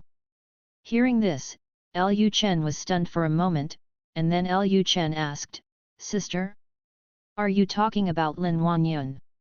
Lin Xiaoming said, Yes. Lu Chen said with a smile, As far as I know, Lin Wanyun is now a member of Suanyu Palace. It seems that she has nothing to do with your Lin family anymore, right? Lin Xiaoming said, The prince is joking. She has worshipped my father as her adoptive father since she was a child under the witness of the prince's mother, and she still grew up in the Lin family. Even if she has left the Lin family now, she is still a member of the Lin family. Lu Chen continued, but she seems to be in her 30s this year. General Lin, don't you think there is a big age difference between your sworn sister and me? Lin Xiaoming said in a neither humble nor arrogant tone, Your Majesty, age doesn't matter, as long as your Majesty likes it. Lu Chen thought to himself that it seemed that Lin Jiayuan really planned to support him and actually wanted to marry Lin Wanyun to him. In this way, Lin Wanyun will be his woman sooner or later. In fact, without the support of the Lin family, Lin Wanyun would one day become her own woman. However, with the support of her natal family, Lin Wanyun would be more legitimate in marrying her. Lu Chen said at this time, General Lin, go back and tell Prime Minister Lin that I am very grateful to him for standing up to support me at this time, but I will not participate in the battle for the right to inherit the throne. That position is too small, and it is not allowed to be used. No less worthy than me. Lin Xiaoming was stunned when he heard Lu Chen's words. King Bei, what does this mean? Is that location too small? Is he saying that the Crown Prince's position is too small? Is it possible that King Bei wants to skip the Crown Prince position and become Emperor directly? In other words, he wants to rebel directly? Thinking of this, Lin Xiaoming couldn't help but a few beads of sweat broke out on his forehead. Is this something he can hear? He knows what Bei Wang is thinking, and he will not be silenced by Bei Wang in the future. Lu Chen continued, General Lin, if you have nothing else to do, I will go back first. You will easily be discovered if you leave the military camp for too long. Lin Xiaoming saluted and said, Thank you, Your Majesty, for your concern. Lu Chen immediately turned and left. When he walked to the door, he suddenly thought of something. Then he turned to Lin Xiaoming and said, By the way, General Lin, please tell Prime Minister Lin when you go back that I like Wanyun very much. Wait. After the Northern Kingdom stabilizes, I will marry her. Lin Xiaoming was slightly stunned. King Bei said that he wanted to marry Lin Wanyun, which proved that he had accepted the support of their Lin family. Okay, Your Majesty, I will tell my father when I get back. Lu Chen didn't say anything more, then he turned his head again and left the room. Lin Xiaoming said behind him, Farewell to the prince. After Lu Chen left the room, Lin Xiaoming also returned to the military camp. After staying in Yancheng for one night, he led the imperial court's 20,000 troops back to the capital the next day. Dahou Dynasty, King Yun Palace. Wu Yunwan stood in the main hall wearing a red dress. The hem of the skirt was bifurcated, and the breeze blew, revealing her long white legs. She looked graceful and graceful. Wu Yunwan was holding a piece of information in her hand at this time, and the expression on her face kept changing. She didn't know what she was thinking. At this time, she murmured, The whole world is not the king's land, and the shore of the land is not the king's ministers. This little man actually has such great courage. Isn't he afraid of death at all? Obviously, the information in Wu Yunwan's hand at this time recorded what happened in Beijun, especially the content of Beijun's reforms. Wu Yunwan couldn't believe that a mere vassal king actually said such words to challenge the aristocratic family and the scholar-bureaucrat class. At this time, the female guard next to Wu Yunwan asked, Elder Princess, do we still need to send someone to give way to the north? Wu Yunwan turned to look at the female guard beside her and asked, Why not send one? The female guard replied, King Bei's actions have obviously angered the Daxia family and the scholar-bureaucrat class. Now the war between Dahou and Daxia is almost over. Once the war is over, those aristocratic families will probably find a way to kill King Bei. Hearing the guard's words, Wu Yunwan smiled slightly, and then said, I didn't expect that even you guessed that the war was almost over. Now both Dahou and Daxia have gathered their armies to Cebu County, looking like they are going to start an all-out war. Now the common people think that the two dynasties are going to fight to the death. But the top leaders of the two dynasties understood that the war in Cebu County was already the last war, and this war would be over after Dahou occupied Cebu County. After hearing Wu Yunwan's words, the guard immediately knelt down and said, I should not arbitrarily discuss government affairs. Please punish me, princess. Wu Yunhuan said calmly, it doesn't matter, it's all a trivial matter, and you are right, the war is indeed coming to an end soon. In the past few days, the carriages of the Chu family of Daxia entered the imperial city one after another, and they were obviously already in prepare for the end of the war. Get up! The guard immediately stood up and said, Princess Xia, please forgive me. Wu Yunhuan continued, we still need to send more spies to the northern kingdom. The northern king is not that simple. Since King Bei dares to propose legislation to regulate land ownership at this time, it proves that he is ready. I don't believe that he would be assassinated so easily. If he died so easily, then everything he did was just a joke. Having said this, Wu Yunhuan looked up at the sky outside the hall. She continued with a smile, I am becoming more and more interested in this little man. A mere vassal king dared to challenge all the aristocratic families and scholar bureaucrats in his dynasty. This was not something ordinary people could do. Wu Yunhuan was very curious about who gave King Bei the courage. It was the mysterious person behind King Bei. Superpower? Isn't that superpower afraid that the chess piece of King Bei will be eliminated? Or is it that the superpower deliberately asked the northern king to do this in order to stimulate the aristocratic families and scholar bureaucrats in the Great Xia Dynasty to achieve a certain purpose?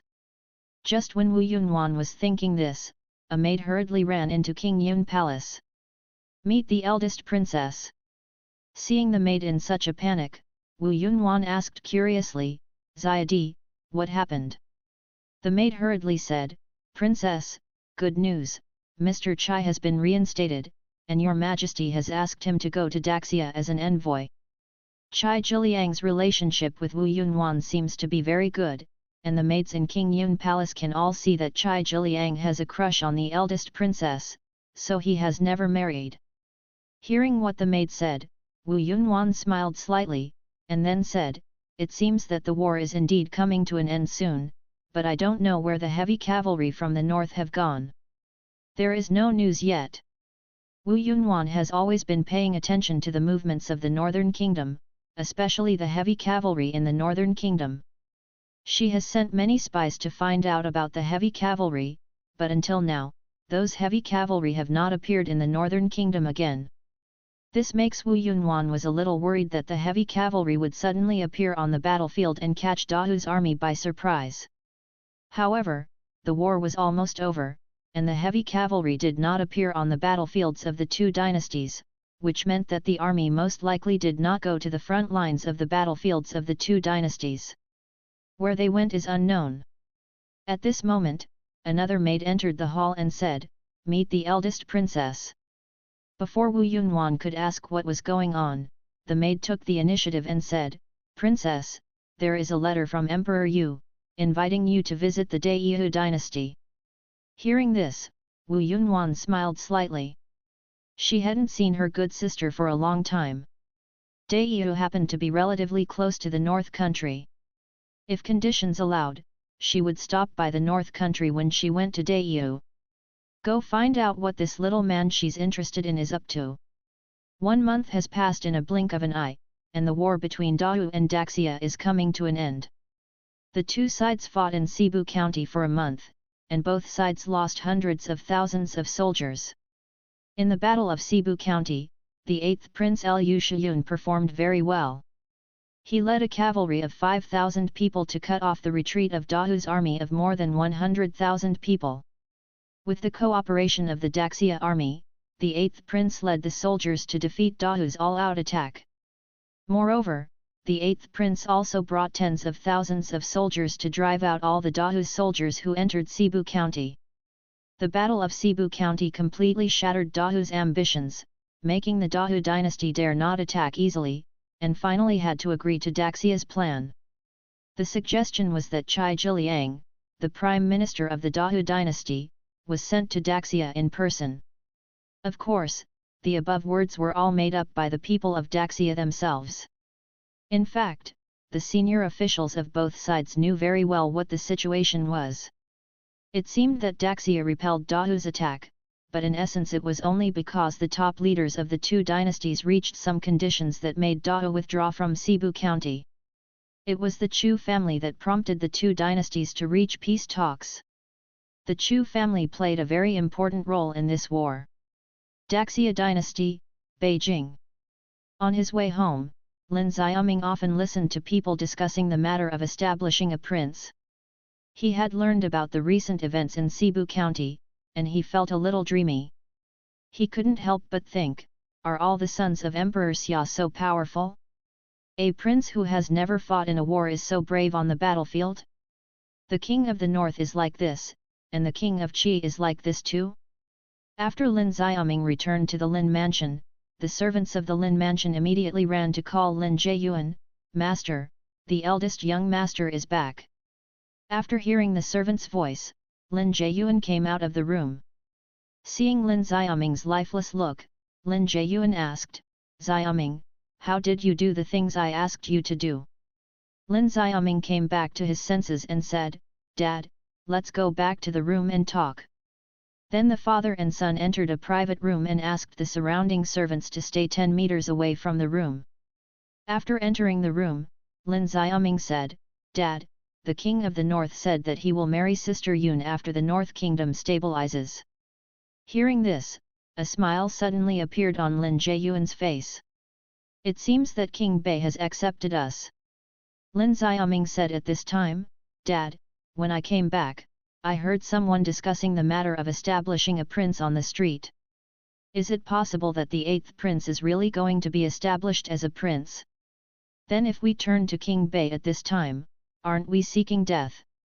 Lin Jieyuan snorted coldly and said, "The officials of the imperial court all know where his military exploits came from. They just fooled the common people at the bottom. Even if His Majesty appoints the 8th prince as the prince, his position as prince will not be the same. I can't sit still either." Lin Xiaoming said, "By the way, Dad, I heard what Bei Wang meant. It seems that Bei Wang has no intention to participate in the fight for the legitimate son.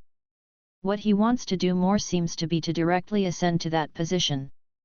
This is not a big deal for our Lin family." "Good thing." Hearing Lin Xiaoming's words, Lin Jieyuan said calmly, "Your Majesty doesn't like King Bei to begin with. In addition, King Bei has no power in the court. It is impossible for him to become the prince. So for King Bei, the only way left is to raise troops." Hearing his father's words, Lin Xiaoming was startled. After a long time, his father actually knew that King Bei wanted to rebel. Lin Xiaoming said quickly, "Dad, is the risk of us taking refuge in King Bei too great?" Lin Jieyuan stroked his beard and said, "Is it big? I don't think so. No matter whether Bei Wang succeeds or not, there are only benefits and no harm to us. If King Bei succeeds, I will still be an important minister beside the emperor.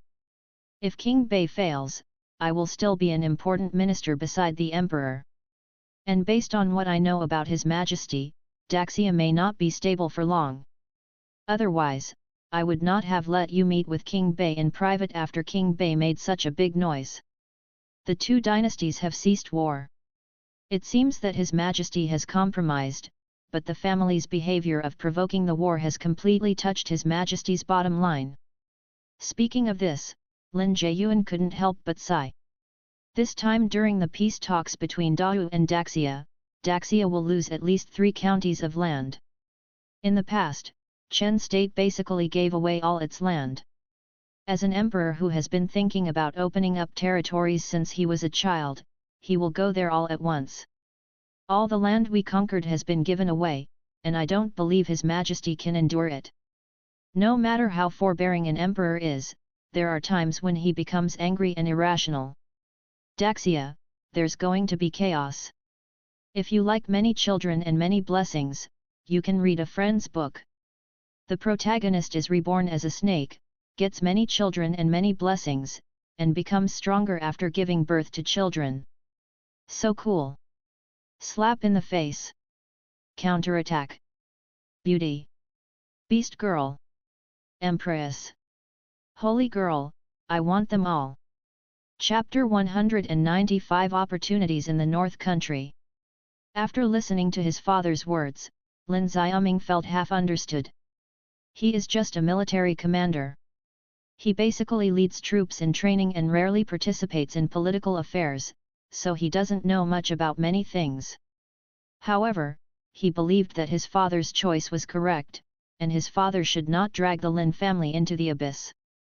Lin Xiaoming continued, "Dad, there is one more thing. I suspect that the heavy cavalry in the north has not been destroyed. On the contrary, it is possible that the North Xian King was destroyed by the North King." Hearing this, Lin Jiayuan said with a smile, "I didn't think that the heavy cavalry of the Northern Kingdom was destroyed from the beginning. If the heavy cavalry of the Northern Kingdom was really destroyed, the King of the North would not be able to reform the Northern Kingdom."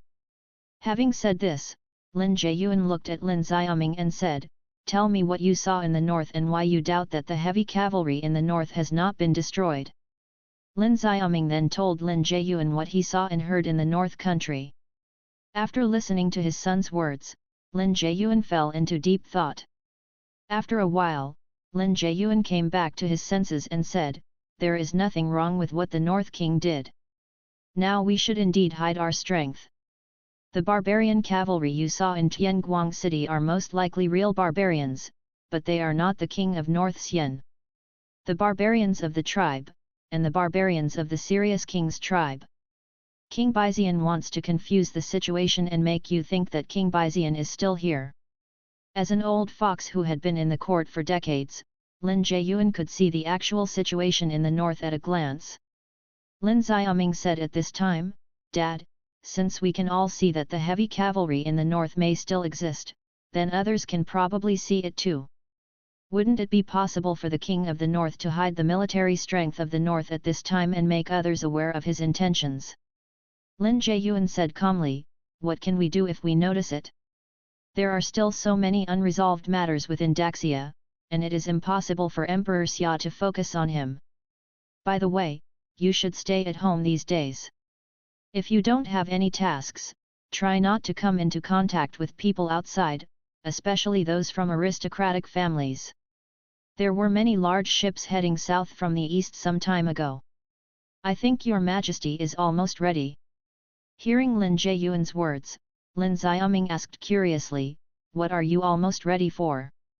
Lin Jiayuan glanced at Lin Xiaoming, and then said, "The Jiangnan family provoked this war and caused His Majesty to lose so much land. Do you think His Majesty will just endure it and do nothing?" Lin Xiaoming understood instantly, and then he said, "If His Majesty sends troops south, then the Jiangnan family should have noticed it, right?" Lin Jiayuan snorted and said, "Now the officials of the Jiangnan faction are immersed in the joy of victory. They thought that His Majesty had compromised. How could they have time to pay attention to the merchant ships at sea? If I wasn't responsible for adjusting food prices, I probably wouldn't have noticed. There are so many merchant ships on the sea. Of course, to hide these merchant ships, we will definitely need the cooperation of a certain family in the south of the Yangtze River. Otherwise, if there are so many merchant ships on the sea suddenly, other families will most likely be aware of it. As for who is helping your Majesty, we can only wait until everything is over. We will know. Okay, let's not talk about this anymore. You have worked hard on your journey. Just have a good rest today." Having said this, Lin Jiayuan said nothing more to Lin Xiaoming. At the same time, north. Winter is over, spring is here, the ice and snow are beginning to melt, and the weather is getting better and better. Today is another sunny day. Lu Chen stood in the yard, basking in the sun while looking at the account book in his hand. At this time, Mu Zixuan, wearing a purple cotton coat, came to Lu Chen's side. Lu Chen smiled and said to Mu Zixuan, "My dear concubine, I never expected that in just one winter, you helped me earn tens of millions of taels of silver. Things like perfume and soap are no longer very profitable compared to a few months ago. What really makes money is coal and stoves. This winter, the carbon balls produced by Buwangfu are basically sold as much as they are made. Mu Zixuan also established a chamber of commerce in the winter. As long as the caravans joined the chamber of commerce, they could buy goods from Buwang Mansion at low prices and then resell them to other countries or fiefdoms. It is precisely because of the establishment of the Chamber of Commerce that Buwangfu's money-making speed has become faster. Caravans from Yancheng are also coming in an endless stream. Now the roads leading to Beijing are packed with carriages. Mu Zixuan said, "This is all thanks to the prince's method of making money and has nothing to do with me." Lu Chen put his arms around Mu Zixuan's delicate body, caressed her slightly swollen belly and said, "How can this have nothing to do with you? If there is a way to make money, someone must know how to use it. With so much money, the Northern Kingdom can finally carry out large-scale construction projects." Seeing Lu Chen so happy, Mu Zixuan also felt very happy. She was very satisfied to be needed by King Bei. At this moment, a maid entered the main courtyard and said, "Your Majesty, Wu Qianhu is looking for you." Upon hearing this, Lu Chen immediately let go of Mu Zixuan and said, "My dear concubine, you have a good rest, I'll go work first." Mu Zixuan said softly, "Well, Your Majesty, please go slowly." Lu Chen immediately came to the study. Wu Yuan was already waiting at the door of the study. After seeing Lu Chen, he first saluted and then handed the information in his hand to Lu Chen. Lu Chen took a look at the information and couldn't help but smile. "I really guessed it right. The war is indeed over. My father is really willing to give up the land in 3 counties." Speaking of this, Lu Chen said to Wu Yuan, "Summon Li Rui and the officials from Yancheng immediately. Since the political affairs hall has been built, it should be put to use." Wu Yuan immediately said, "Yes, Your Majesty." About an hour and a half later, all Yancheng officials appeared in the newly built Political Affairs Hall. The area of the government hall is very large, covering hundreds of square meters. Nowadays, there are very few officials in the North Kingdom. Basically, one person has several positions. At this time, the government hall appears to be very spacious. After Lu Chen came to the royal chair directly above and sat down, the officials immediately saluted and said, "Greetings to the prince is 1,000 years old." Lu Chen said and then said, "Everyone, please take a seat." Lu Chen did not follow the rules of the Daxia court. Officials in the imperial court were required to stand, but they could sit down when discussing political affairs. Of course, they had to kneel down. After the officials knelt down, Lu Chen said directly, "The imperial court has negotiated peace with Dahou. As far as I know, the conditions for the peace talks are the 2 counties currently occupied by Dahou plus Zaiwu County." Upon hearing this, the officials in the hall immediately started talking. Many of them thought that the war between the 2 dynasties would continue, but they did not expect that it would end so soon. At this time, Li Rui said, "Your Majesty, this is good news for us in the north." Hearing this, Lu Chen asked, "Why did Mr. Li say that?" Li Rui said, "Cebu County has been the land of Daxia since the founding of Daxia. The population of Cebu County is basically the common people of Daxia, and they have very deep feelings for Daxia. In addition, Dahou launches wars every year.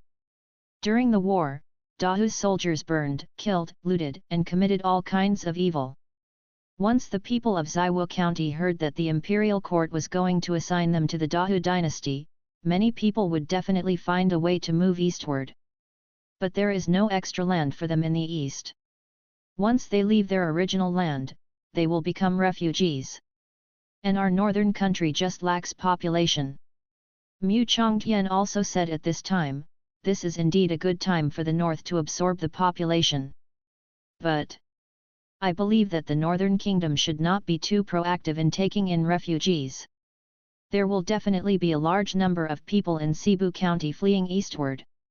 The refugees will soon put huge pressure on the fiefdoms of other feudal lords. When that time comes, there will naturally be lords begging the Northern Kingdom to take in the refugees." At this time, Lu Chen looked at Qin Yushan and asked, "Commander Qin, what do you think of this matter? There were too few civil servants now, and only a few people spoke. Lu Chen had no choice but to bring Qin Yushan with him. Qin Yushan thought for a while and then said, Your Majesty, I think what General Mo said makes sense. We don't need to be too eager to absorb the refugees, but we can first send people to spread some information in the 3 counties that will be assigned to the Dahu dynasty. The benefits of joining Northland. For example, if you join the Northern Kingdom, you can get land and grain.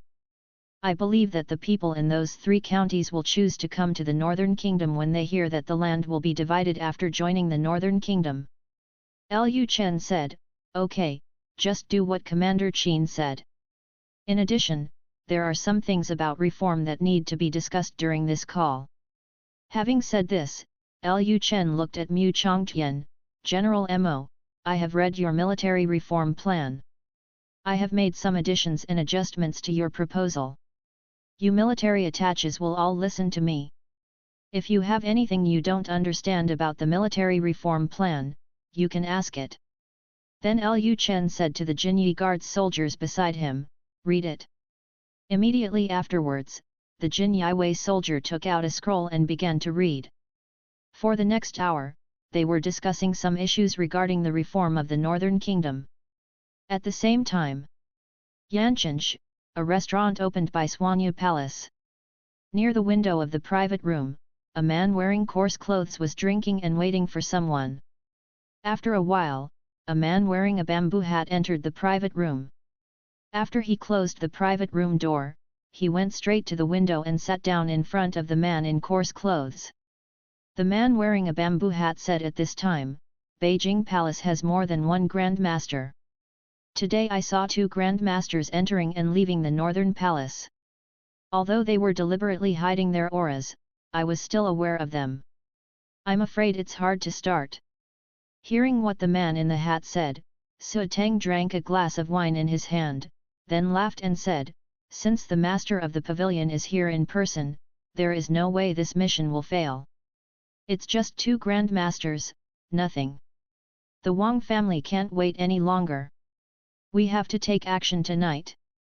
Chapter 196 After tonight, there will be no more Buwang Mansion. After the small court meeting, before Lu Chen left the political hall, a Jinyi soldier hurriedly came to Lu Chen and handed a piece of information to Lu Chen. Lu Chen took the information from the Jinyi soldiers, glanced at it, and frowned slightly. A master-level expert like Su Teng was discovered by the Jinyi when he entered Yancheng. Therefore, no matter where Su Teng and the others went, they would be stared at by the Jinyi scattered around Yancheng. Their every move was closely watched. Under the surveillance of Jinyi, Su Teng's information had been placed in Lu Chen's study half a month ago. Jinyi had penetrated into all walks of life, and it was not difficult to find out what tasks Lingwu Pavilion had taken recently. At this time, Lu Chen glanced at the information in his hand again, and then said to himself, It seems that those guys can't wait any longer. In that case, let's deal with them first.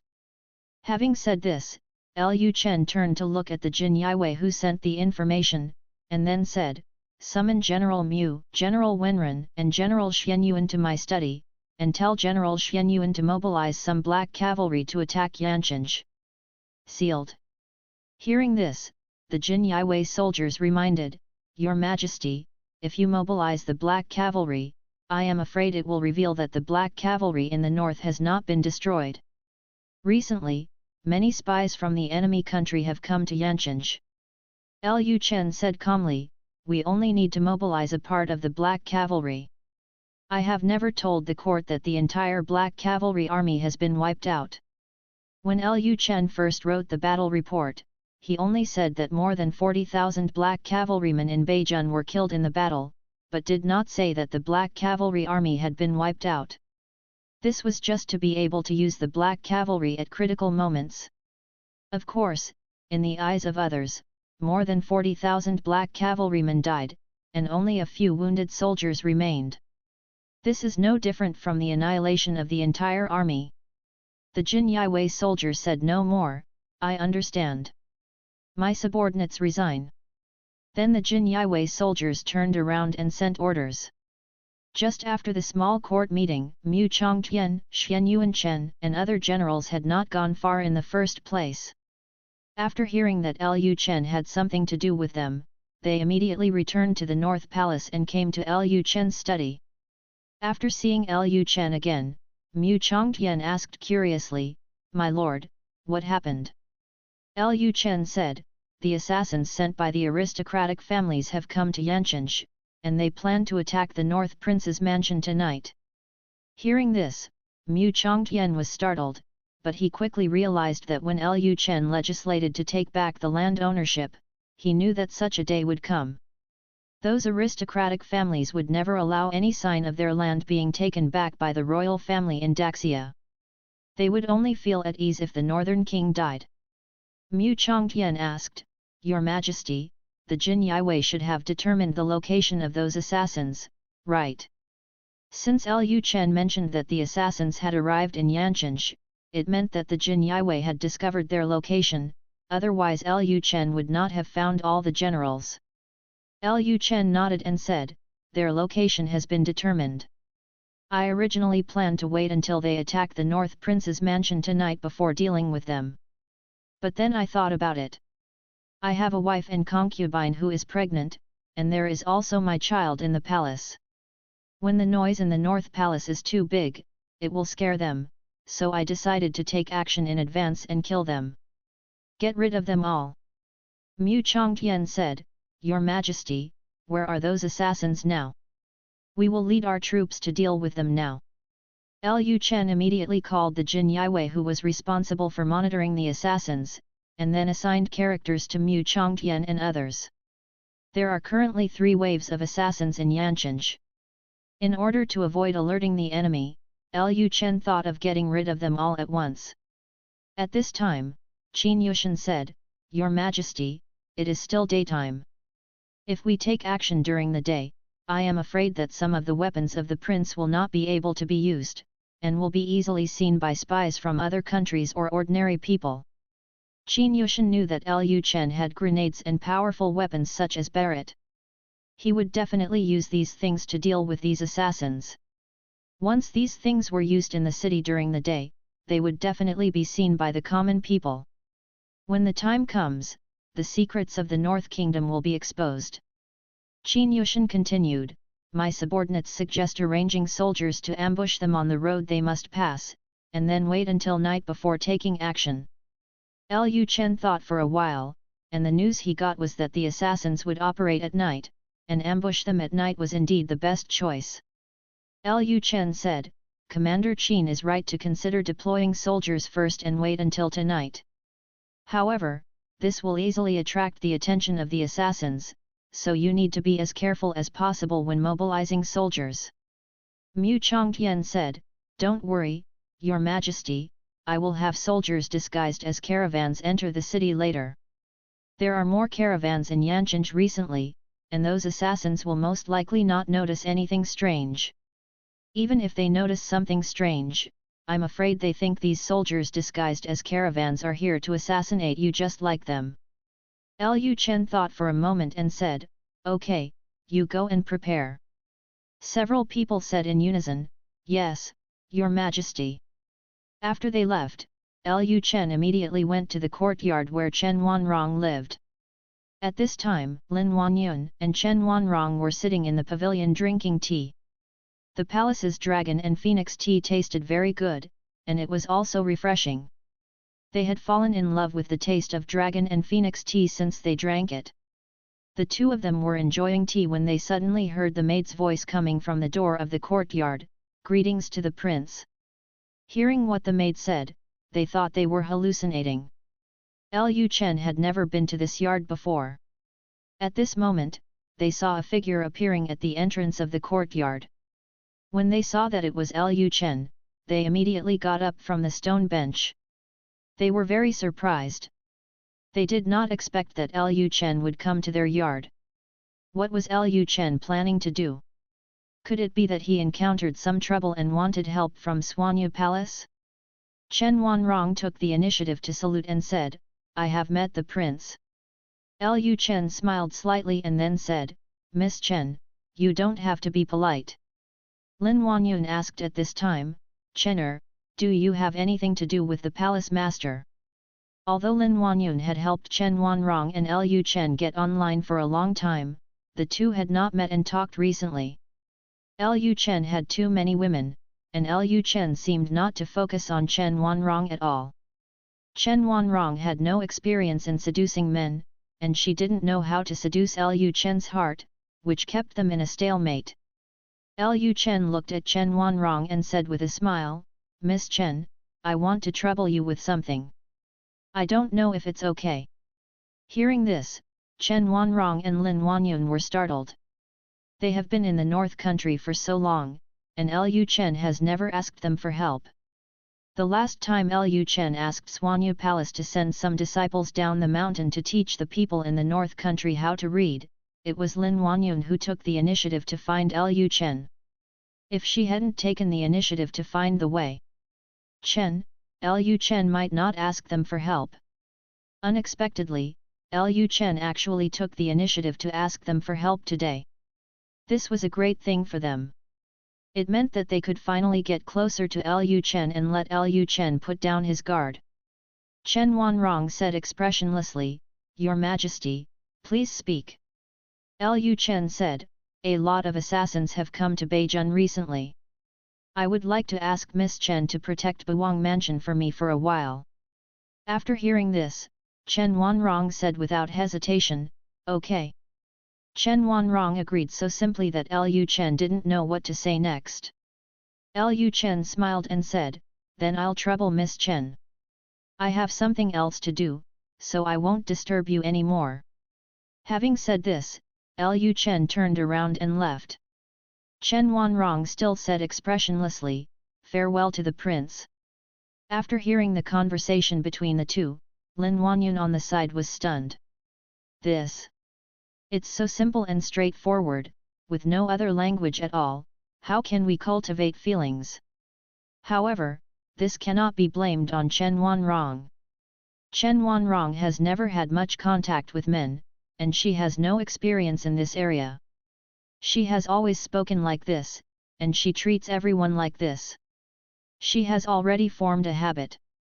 After Lu Chen left the yard, Lin Wanyun quickly followed. Lu Chen was just about to go to Bai Qingqing to arrange the guard work tonight, when Lin Wanyun's voice came from behind. Chener, wait a moment.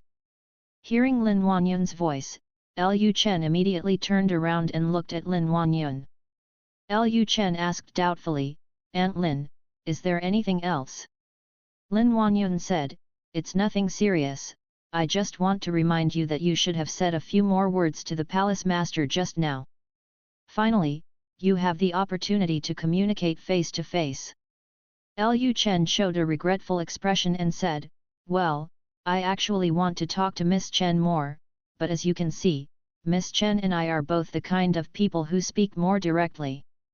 And as soon as I get in front of her, I will be very nervous and don't know what to say. After hearing Lu Chen's answer, Lin Wanyun thought for a while.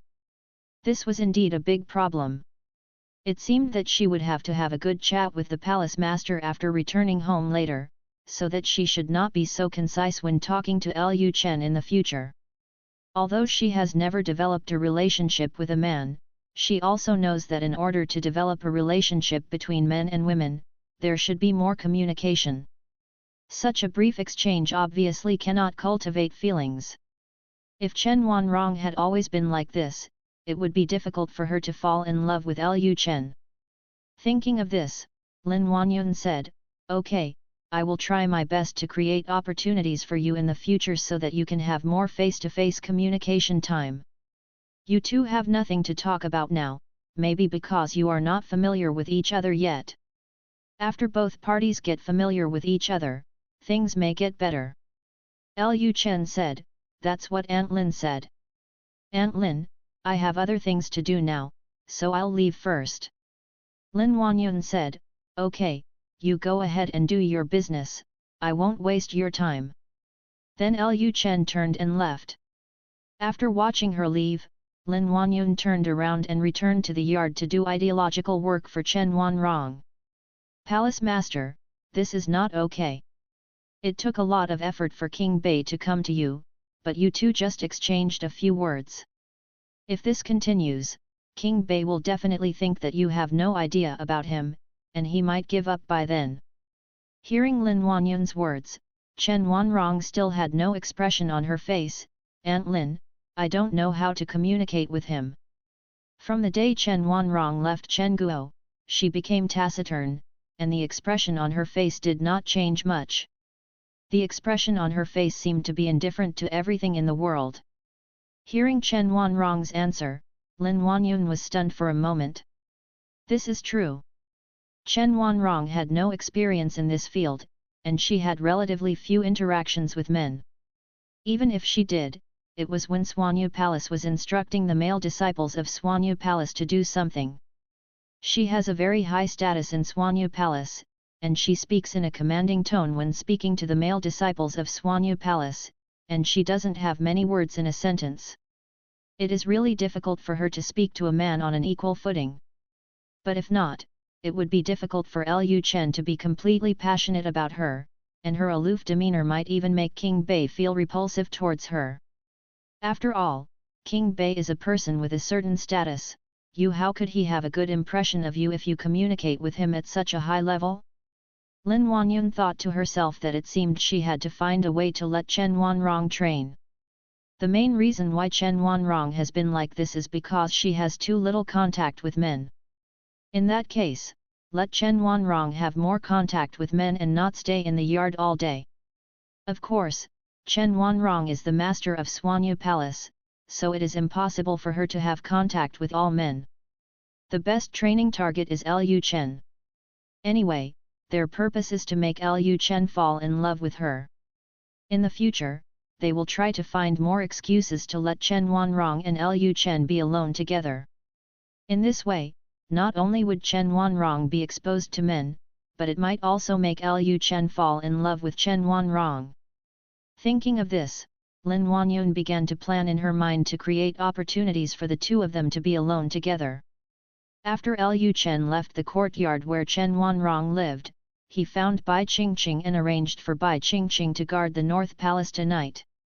Although they plan to take the initiative, it is inevitable that some fish will slip through the net.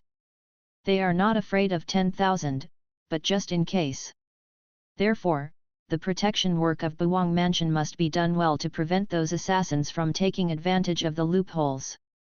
At dusk, the sun sets in the west.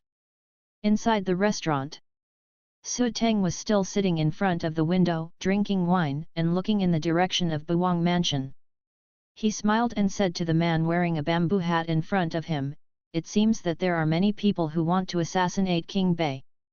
After all, Su Teng was also an extreme master. He could tell at a glance that the ordinary people disguised as caravans on the street were warriors. He did not think that those people came for them. In his opinion, these people were most likely colleagues and people who wanted to assassinate King Bei. The northern king offended the entire Daxia family and scholar bureaucrat class this time. Naturally, there were many people who wanted to kill him. Su Teng alone knew of 3 forces that had the same purpose as them. The man in the hat said calmly, "This is natural. Why don't we take action tonight and let those people explore the bottom? The Blood Moon Tower will fall into the hands of Bei Wangfu many times, proving that Bawang Palace still has some strength." Su Teng picked up the wine glass in front of him, drank the wine in one gulp, and then said, "No need to go to such trouble. Since everyone has the same purpose, let's just drink together." Looking at the hurried appearance of those people, there is a high probability that they will take action tonight. If several forces act together, the North Palace will not be able to resist it. By the time the troops from outside Yanqing come in, everything will be over. The man in the hat said at this time, "That's what the pavilion master said." After finishing his words, the man in the hat looked up at the setting sun outside the window and continued, "After tonight, there will be no more Bawang Mansion." Su Teng smiled, picked up the knife on the table, and stood up directly. "The sun has gone down, so we should get ready. Chapter 197. Something is wrong. Something is very wrong. After nightfall, some people wearing black clothes kept running on the street. Their speed was very fast, and almost everyone had a strength above the 5th level. Lu Chen stood in the room, lowered his head and looked at the black clothes he was wearing, and then said with a smile, "I didn't expect that a noble prince like me would be reduced to wearing such clothes as a thief." Hearing this, Chu Yukin on the side asked, "Chener, do you really want to go out?" Chu Yukin also knew about tonight's action, and she was a little worried because she heard that there might be an extreme master among the people who came to assassinate Lu Chen. The ultimate master is the existence closest to the great master. Once he takes action, even the great master will sometimes suffer at the hands of the ultimate master. Lu Chen turned to look at Chu Yukin and said, "Don't worry, Aunt Chu, I won't take action right away. The ones who take action will be Xian Yuanchen and Wen Renli. And the other party is just an extreme master, so it's not a big problem." Chu Yukin sighed slightly, not knowing what to say.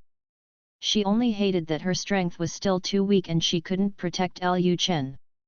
At this time, Chu Yukin thought of Bai Qingqing, so she said, "Chener, let Xiao Bai go with you. If you encounter any danger, Xiao Bai can help you block it." Lu Chen said while adjusting his cuffs, "No, it's better for Xiao Bai to stay in the palace to protect Zixuan and the others. What I'm most afraid of is that assassins will sneak in by then." At this point, Lu Chen looked into Chu Yukin's eyes and said, "Aunt Chu, I'll leave everything in the palace to you." "I'll leave first." Chu Yukin said, "Well, don't worry, I will protect Zixuan and the others." Lu Chen said nothing more and directly covered his mouth with a black cloth, instantly transforming into an assassin in black. Tonight we were intercepting assassins on the street, not in the palace, so Lu Chen was worried about being seen by others, so they all dressed in the same uniform, wearing black night clothes. However, they all have white strips of cloth on their wrists, so you can tell at a glance that they are one of our own. The moonlight is very bright tonight, and people can see the road clearly even without the light of a lantern. At this time, some black shadows were walking quickly on the roofs of the common people. Just when these black shadows were about to reach the North Prince's mansion, suddenly some other men in black blocked the way of those men in black. The two sides came down from the roof and stood facing each other on the street. Seeing the men in black not far away, Su Teng said directly, "Everyone, our purpose is most likely the same. How about we act together? We only want King Bei to die. As for King Bei's body, you can do whatever you want with him. Most killers need to bring the head of the person they killed in order to hand in the task, but Lingwu Pavilion does not need the head of the North King, it only needs the North King to be dead, so Su Teng gave up the body to avoid having to fight with these people." Conflict arises. However, these men in black remained unmoved after listening to Su Teng's words. Su Teng suddenly felt that something was wrong. Even if these people disagreed with his proposal, they would not say a word. They had a problem. There's a big problem. At this moment, some men in black holding bows and arrows suddenly appeared on the distant roof. Before Su Teng could say anything, the men in black fired arrows.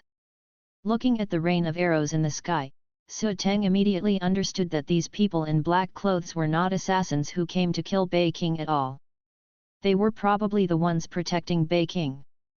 Su Teng immediately said, "We have been discovered, let's attack directly." After hearing Su Teng's words, the killers from Lingwu Pavilion immediately rushed towards the men in black not far away, but those men in black did not come forward immediately. They only saw them taking out some round iron balls, and then those iron balls were thrown at the killer of Lingwu Pavilion. The killers of Lingwu Pavilion thought it was some kind of hidden weapon. Just when they were about to split the iron balls in half with their knives or kick them back, the iron balls exploded. In an instant, the killers of Lingwu Pavilion fell. A large area was blown up, and even the 9th grade warrior was killed on the spot. Seeing this scene, Su Teng frowned. He didn't expect the power of this iron ball to be so terrifying. Something's wrong. Something is very wrong. After all, Suoteng is the master of Lingwu Pavilion. He can reach this position not only by virtue of his strength. Suoteng immediately said, "Withdraw." Hearing Suoteng's words, the killers of Lingwu Pavilion immediately retreated, not planning to move forward. Suoteng now basically guessed why Beijun was able to defeat 300,000 barbarian soldiers, and was able to defeat Sui Yulu in Buwang Mansion. Beijun already possesses a terrifying weapon, and it is still a weapon that can easily kill a 9th grade warrior. If it is manpower, a Grand Master may not be able to easily kill a 9th grade warrior. Judging from the other party's appearance, it seems that ordinary people can also use this weapon. The lethality and killing effect of this weapon are far superior to that of a Grand Master warrior. Suoteng wanted to curse in his heart. He originally thought this was a very simple task, but he didn't expect that he would stumble into Bei County's big secret. This is troublesome. They have seen Beijun's mysterious weapon, and the other party will definitely not let them leave so easily. Although he felt a little troubled, Suoteng didn't have much worry in his heart. After all, he was also a warrior at the extreme master level. Even if he couldn't assassinate the North King, he could still escape easily in this situation. Seeing that Suoteng and the killers from Lingwu Pavilion were trying to escape, the soldiers from the Northern Kingdom immediately followed them and kept throwing grenades at them. Suoteng felt that if he continued like this, all the killers he brought would be killed by that mysterious weapon before they even reached the city gate. Then he said to the killer beside him, "Give me all the silver you have." Upon hearing this, the killers beside him immediately took out the pieces of silver and handed them to Suoteng. Suoteng took the broken silver from them, then turned around, holding the broken silver between his fingers, and threw it away seemingly casually. The next moment, all the grenades flying towards them exploded in the air. Seeing this scene, Lu Chen, who was watching the battle not far away, was stunned. Is this the strength of the ultimate master? So scary. He himself has reached the master realm, why doesn't he have such strength? In fact, if it were Lu Chen, he could also easily knock down all the flying grenades with stones. However, Lu Chen's physical strength was all consumed by his wives and concubines, so he basically had no actual combat past, so he didn't know his own strength at all. Seeing those people running further and further away, Lu Chen frowned slightly. This was not going to work. That guy could shoot down all those grenades with silver. Can the opponent also dodge his Barrett bullets? Thinking of this, Lu Chen glanced at the killers in Lingwu Pavilion. Including Suoteng, there were 3 Grand Masters in total. It seemed that those aristocratic families had spent a lot of money this time. Lu Chen then took out Barrett. Suoteng, the ultimate master, would definitely be able to dodge bullets, but the other 2 ordinary masters might not. Lu Chen planned to deal with the other 2 Grand Masters first, and then Suoteng. After Lu Chen took out Barrett, he quickly aimed at a Grand Master next to Suoteng, and then directly pulled the trigger. The master's perception was still very strong. After seeing the power of grenades, he immediately avoided the danger when he sensed it, and did not mention using his hands or a knife to catch the bullets. The next moment, Barrett's bullet hit the ground, making a huge hole. Seeing the hole in the ground, Suoteng said coldly, "I didn't expect there were people using hidden weapons in the distance. It seems that they had guessed that we would come, so they laid an ambush here." Seeing that the first Grand Master dodged, Lu Chen was not in a hurry and continued to aim at that Grand Master. The Grand Master's perception is relatively strong, so it's not surprising that he can dodge bullets. If you want to hit a Grand Master, either that Grand Master underestimates the enemy, or that Grand Master is restrained and unable to devote all his energy to sensing the dangers around him. These killers of Lingwu Pavilion obviously will not underestimate the enemy. If they underestimate the enemy, they will not retreat immediately after seeing the grenade. Since grenades and Barrett can't hurt them, it's time for Qin Yushan and the others to appear.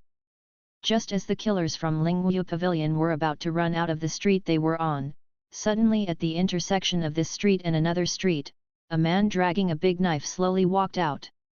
The man was not wearing black night clothes like Lu Chen and others, and his appearance could be clearly seen under the moonlight. Seeing the man not far away, Su Teng was startled, and he immediately asked everyone to stop. At this time, Qin Yushan said, "Pavilion Master Su, when did you like to hide your head and show your tail? Is it because the scar on your face is too obvious and you are afraid of being seen by others?" Hearing this familiar voice, Su Teng pulled off the cloth on his face, looked at Qin Yushan and said with a sneer, "Blood Demon Crazy Sword, it's interesting. Your life is really long enough, even if you fall off the cliff. Knock you to death." The two had a fight, and the scar on Su Teng's face was caused by Qin Yushan. After that fight, Qin Yushan fell off the cliff, and from then on, there was no more Blood Demon Mad Sword in the world. Everyone thought Qin Yushan was dead, and Su Teng thought so too.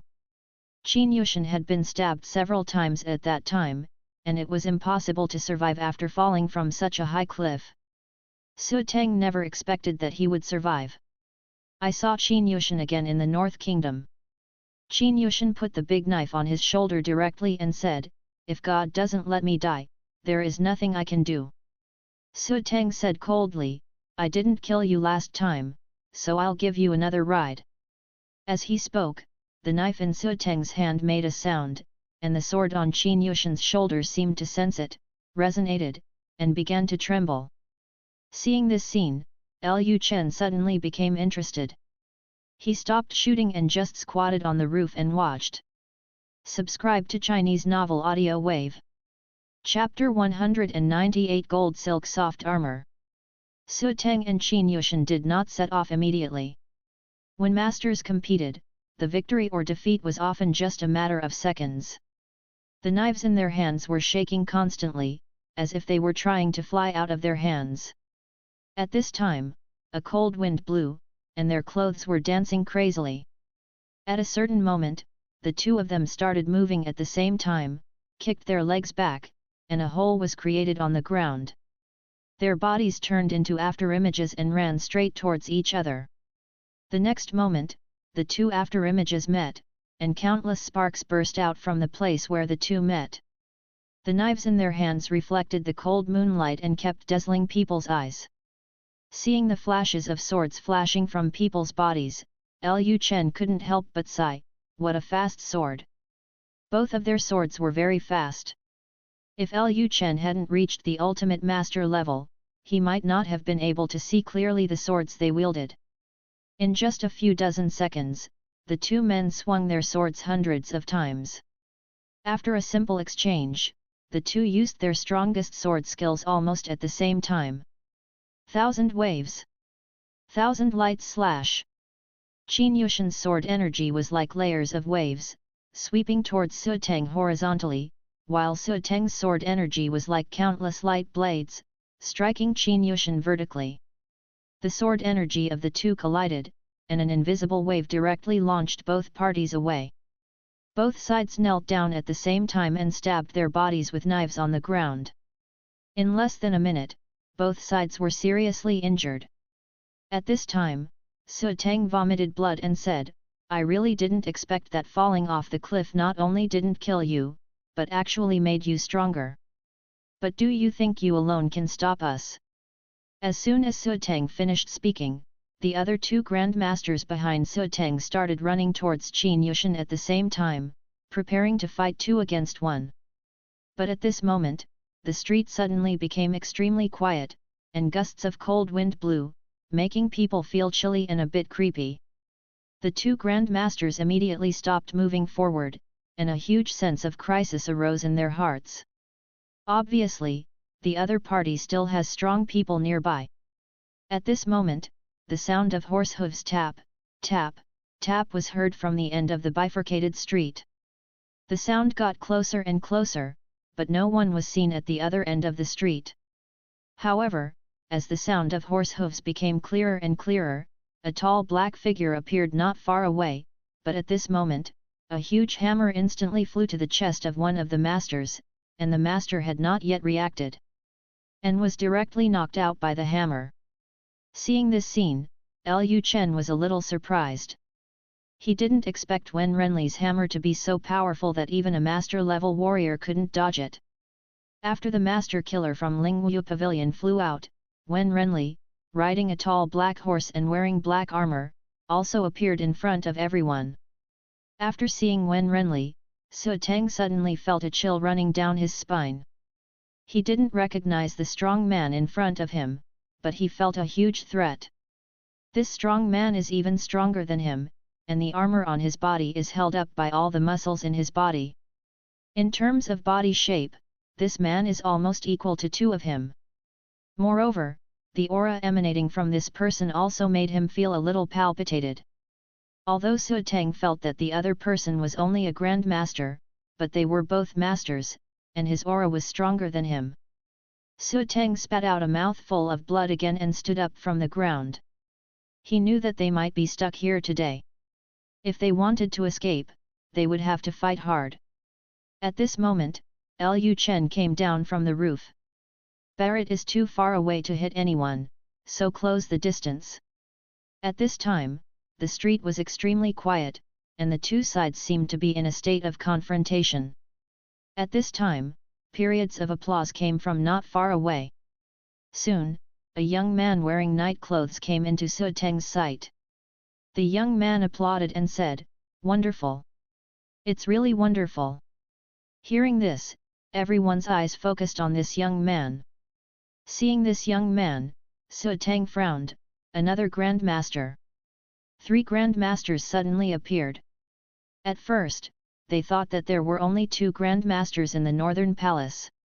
Su Teng thought that with his strength as an extreme master, he could easily hold off those 2 Grand Masters, but they did not expect that Qin Yushan alone could fight him. It's a tie. This is trouble. The North Palace is too hidden. Wait, are these people really from Buwang Mansion? Thinking of this, Su Teng immediately said, "Blood Demon Crazy Sword, I am very curious, how could a person as arrogant as you become a dog of the Northern Palace and follow a useless prince? You should know very well that King Bei has offended all the aristocratic families and scholar bureaucrats in Daxia, and he will not live much longer." Hearing Su Teng's words, Qin Yushan said coldly, "The King of the North is my master, how can you and other thieves insult him at will?" Having said this, Qin Yushan clenched the knife in his hand, as if he was going to fight Su Teng to the death. Hearing Qin Yushan's words, Su Teng was startled. Are they really from the Northern Palace? Just now, he was wondering if Qin Yushan was seeking revenge on him. These people had nothing to do with the Northern Palace. But after hearing what Qin Yushan said, it was basically confirmed that they were all from the Northern Palace. At this time, Lu Chen said calmly, "Commander Qin, it's time to end this." Lu Chen never liked to mess around. No one knew whether assassins would come to the North Palace later. Lu Chen planned to go back immediately after dealing with these people. Qin Yushan immediately said, "Yes, Your Majesty." Su Teng was stunned for a moment when he heard Qin Yushan calling the young man Prince. Prince? So that young man is King Bei? How can this be? King Bei is only 17 years old this year. How could he become a Grand Master at such a young age? The martial arts geniuses he knew were only at the 8th level at the age of 17. Impossible, this young man is definitely not the Northern King. It must be Qin Yushan who is playing tricks, pretending that this young man is the Northern King, and then trying to induce them to take action against this young man. But no matter what, if they want to leave from here, they have to take action against this young man. At this time, more men in black with white cloths tied on their wrists appeared behind Lu Chen, and their strength was above the 5th level, and there were also many 9th level warriors. Lu Chen said calmly, "Do it." As they spoke, Lu Chen and his men immediately took out grenades and threw them at Su Teng and the others. Su Teng once again used the broken silver on his body to easily blow up the grenades in the air like before. After the grenade exploded, the killer of Lingwu Pavilion was still fine. Su Teng snorted coldly and said, "You don't think that with this kind of weapon, you can defeat us? No matter how powerful a weapon is, it must be able to hurt people. A weapon that cannot hurt people is just broken iron." Seeing that Su Teng blew up all the grenades easily, Lu Chen had no choice but to say to Wen Renli, "General Wen Ren, it's up to you. Since the opponent can easily block the grenade, they can only engage in close combat." As soon as Lu Chen finished speaking, Wen Renli rode a horse and rushed directly towards Su Teng and the others. Seeing Wen Renli charging towards him one by one, Su Teng and the others did not underestimate the enemy. Even though they had never fought against Wen Renli before, they could roughly guess Wen Renli from the warrior aura that Wen Renli exuded. "How strong is it?" Su Teng immediately clenched the knife in his hand and faced Wen Renli directly.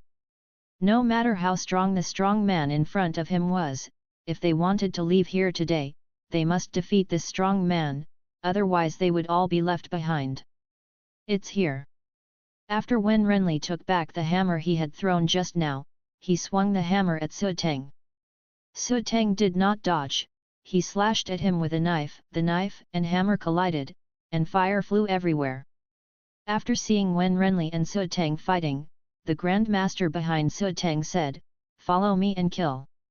After the Grand Master finished speaking, the killers from Lingwu Pavilion followed the Grand Master, bypassing Su Teng and Wen Renli, and rushed towards Lu Chen and the others.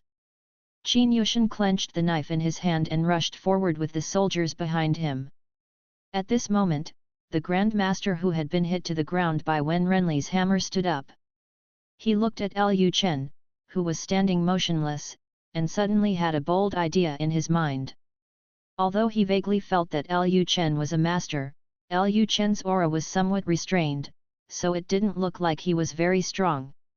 Although the 17-year-old Grand Master sounds a bit unbelievable, the fact that Buwang has grown to this point in Beijun proves that Buwang still has some strength.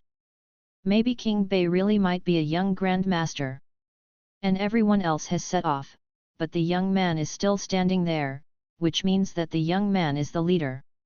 Regardless of whether the young man is the king of the north or not, as long as they defeat the leader, they will have the opportunity to use that young man to escape from this place. Thinking of this, Tianyan kicked his legs and his body was instantly ejected, running straight towards Lu Chen like a shell. The soldiers from the North Palace had already fought against the killers from the Lingwu Pavilion, but Tianyan ignored the soldiers from the North Palace. His target was only the young man in the distance. In just a blink of an eye, Tianyan appeared in front of Lu Chen and stabbed Lu Chen with his sword. Lu Chen was wearing a black scarf at this time, so Tianyan couldn't see Lu Chen's expression. At this time, the corners of Lu Chen's mouth raised, revealing a bright smile. The distance just now was too far and he couldn't hit anyone. Now he was only a few steps away. He didn't believe that the other party could still avoid it. Seeing the young man standing motionless, Tianyan felt something was wrong. The young man had no weapons in his hands, and he had no intention of hiding at all, as if he didn't think he existed at all. Is it possible? Are there any strong people around here? Just when Tianyan was thinking this, he saw a black stick-like thing appear out of thin air in the hand of the young man opposite. Just when he was still thinking about what kind of weapon it was, a gang sound came. The next moment, Tianyan's body protecting energy was instantly broken, and his body flew backwards. However, what Lu Chen didn't expect was that the situation he expected did not occur, and there was no bloody hole in Tianyan's chest. If it were an ordinary Grand Master, after being hit by Barrett, his body would definitely leave a huge blood hole, and he might even be beaten to pieces, but this person is actually okay? Isn't the opponent a master?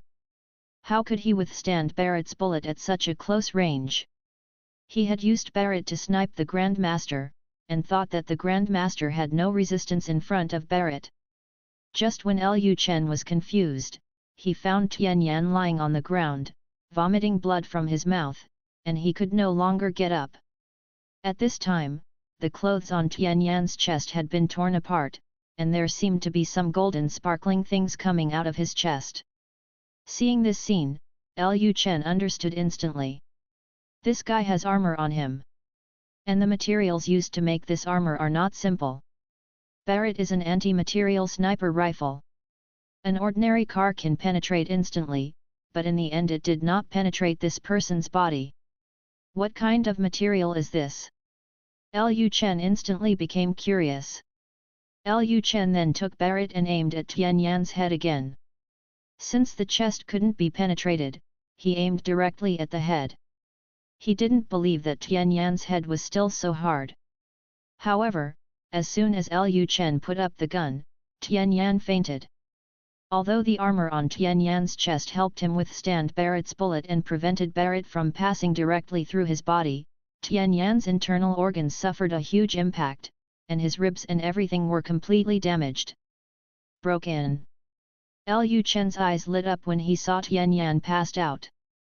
This was a good opportunity. It was time to test the power-absorbing technique.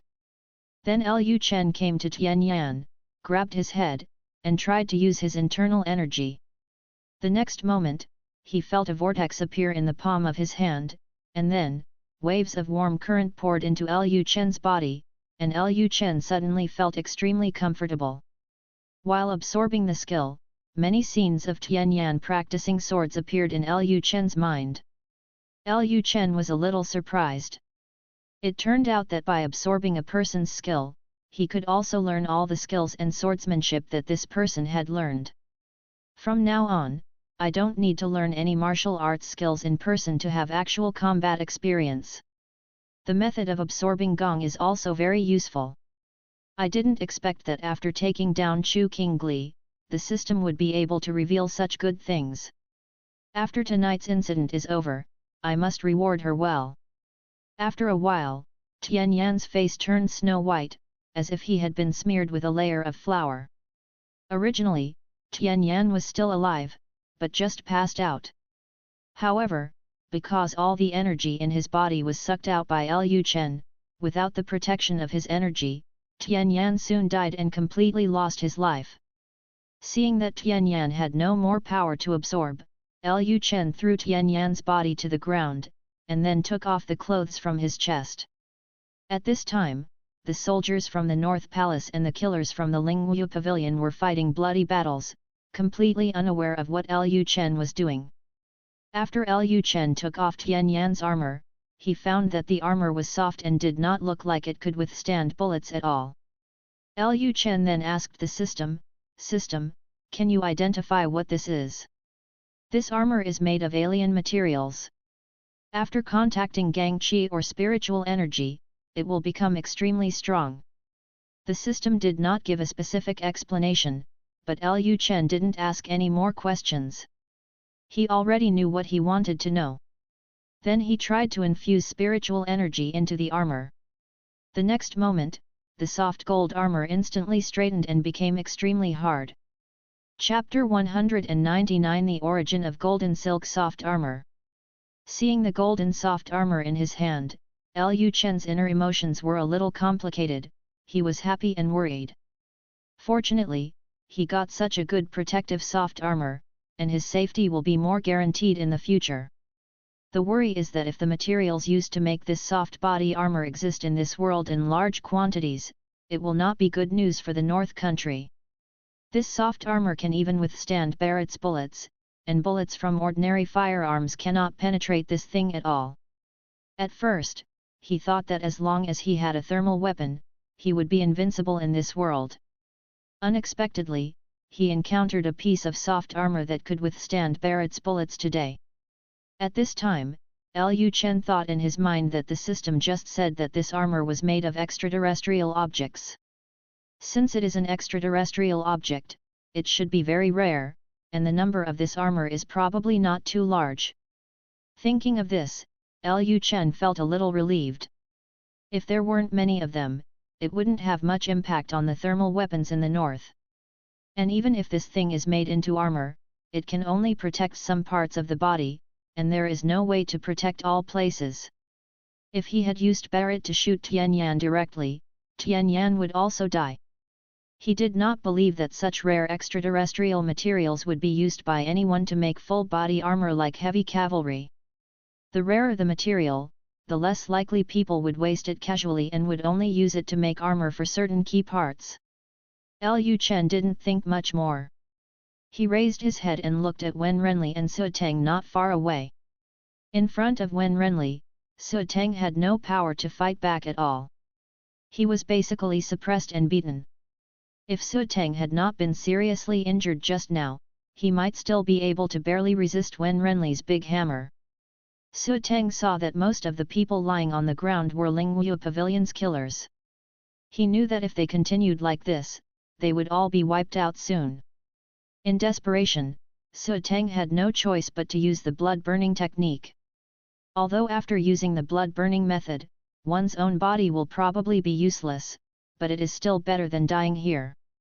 The next moment, Su Teng seemed to be emitting a strong smell of blood, his eyes turned blood red, the clothes on his upper body were directly torn by his body, and a breath of air rushed out of his body. Immediately afterwards, Su Teng swung his knife at Wen Renli. 10,000 lights slash. Facing countless sword lights, Wen Renli did not dodge. He hit it with a big hammer with his backhand. The hammer seemed to compress the air, and a sonic boom was directly produced in the air. Then all the sword lights in the air dissipated, and Su Teng also Wen Renli was sent flying with a hammer. Su Teng flew out and directly smashed through other people's yards and houses. When the people hiding in the house saw this, they squatted in the corner and shivered. Wen Renli didn't give Su Teng a chance to escape. He jumped up from the ground and jumped more than 10 meters high in one step. He was in front of Su Teng in an instant. Then he hit Su Teng again. Su Teng lay on the ground and clenched his hands. He held the knife in front of him, trying to resist Wen Renli's attack. 69 SHUXCOM. However, Wen Renli was very strong. Even if Su Teng entered the burning blood state, he was no match for Wen Renli. Wen Renli struck down with the hammer, causing another booming sonic boom, instantly knocking Su Teng unconscious. Lu Chen, who jumped on the roof at this time, couldn't help but sigh when he saw this scene. How could Wen Renli be a master? He already had the strength of a great master. If it weren't for the fact that he could see Wen Renli's personal information, he might have really thought that Wen Renli was the Grand Master. The generals given to him by the system are really more powerful than the last. After Wen Renli knocked Su Teng unconscious, he grabbed his head with his big hands and lifted his body up like an eagle catching a chicken. Then he jumped up on his feet and jumped directly onto the street. After seeing Su Teng in Wen Renli's hand, the killers of Lingwu Pavilion immediately panicked. Their pavilion master was a master of the extreme realm, and he had just used the blood-burning technique, and they were defeated in such a short time. Got it. How could there be such a terrifying warrior in the North Palace? At this time, the Grand Master who was fighting with Qin Yushan saw that even Su Teng was defeated, and knew that they could no longer escape, so he immediately stopped and said, "Don't kill me, I surrender."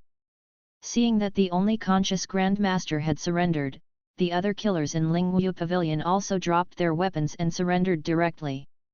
Lu Chen jumped down from the roof and came directly in front of Wen Renli and Su Teng. He glanced at Su Teng who had passed out, then glanced at his chest and found that he indeed had a piece of golden soft armor on his chest. Lu Chen was thinking just now that since Tianyan had gold-threaded soft armor, it was impossible for Su Teng, the master of Lingwu Pavilion, to not have it, and it turned out that he did. At this time, Lu Chen turned to look at the Grand Master not far away and asked directly, "Where did you get the soft gold armor on your body?" Hearing this question, the Grand Master knelt down and quickly replied, "Back to your lord, the soft gold armor we wear is all made by Lingwu Pavilion ourselves." "Made it yourself?" Lu Chen frowned again, and then continued to ask, "Where does the material for Lingwu Pavilion to create this kind of golden soft armor come from?" The Grand Master replied tremblingly, back to your lord, the material used to make the soft gold armor comes from meteorite falling from the sky. Lu Chen asked again, does your Lingwu pavilion still have such meteorite iron? No, we have created a total of 3 pieces of gold silk armor, all on the bodies of our 3 masters. After hearing what the Grand Master said, Lu Chen finally felt relieved and his brows gradually relaxed.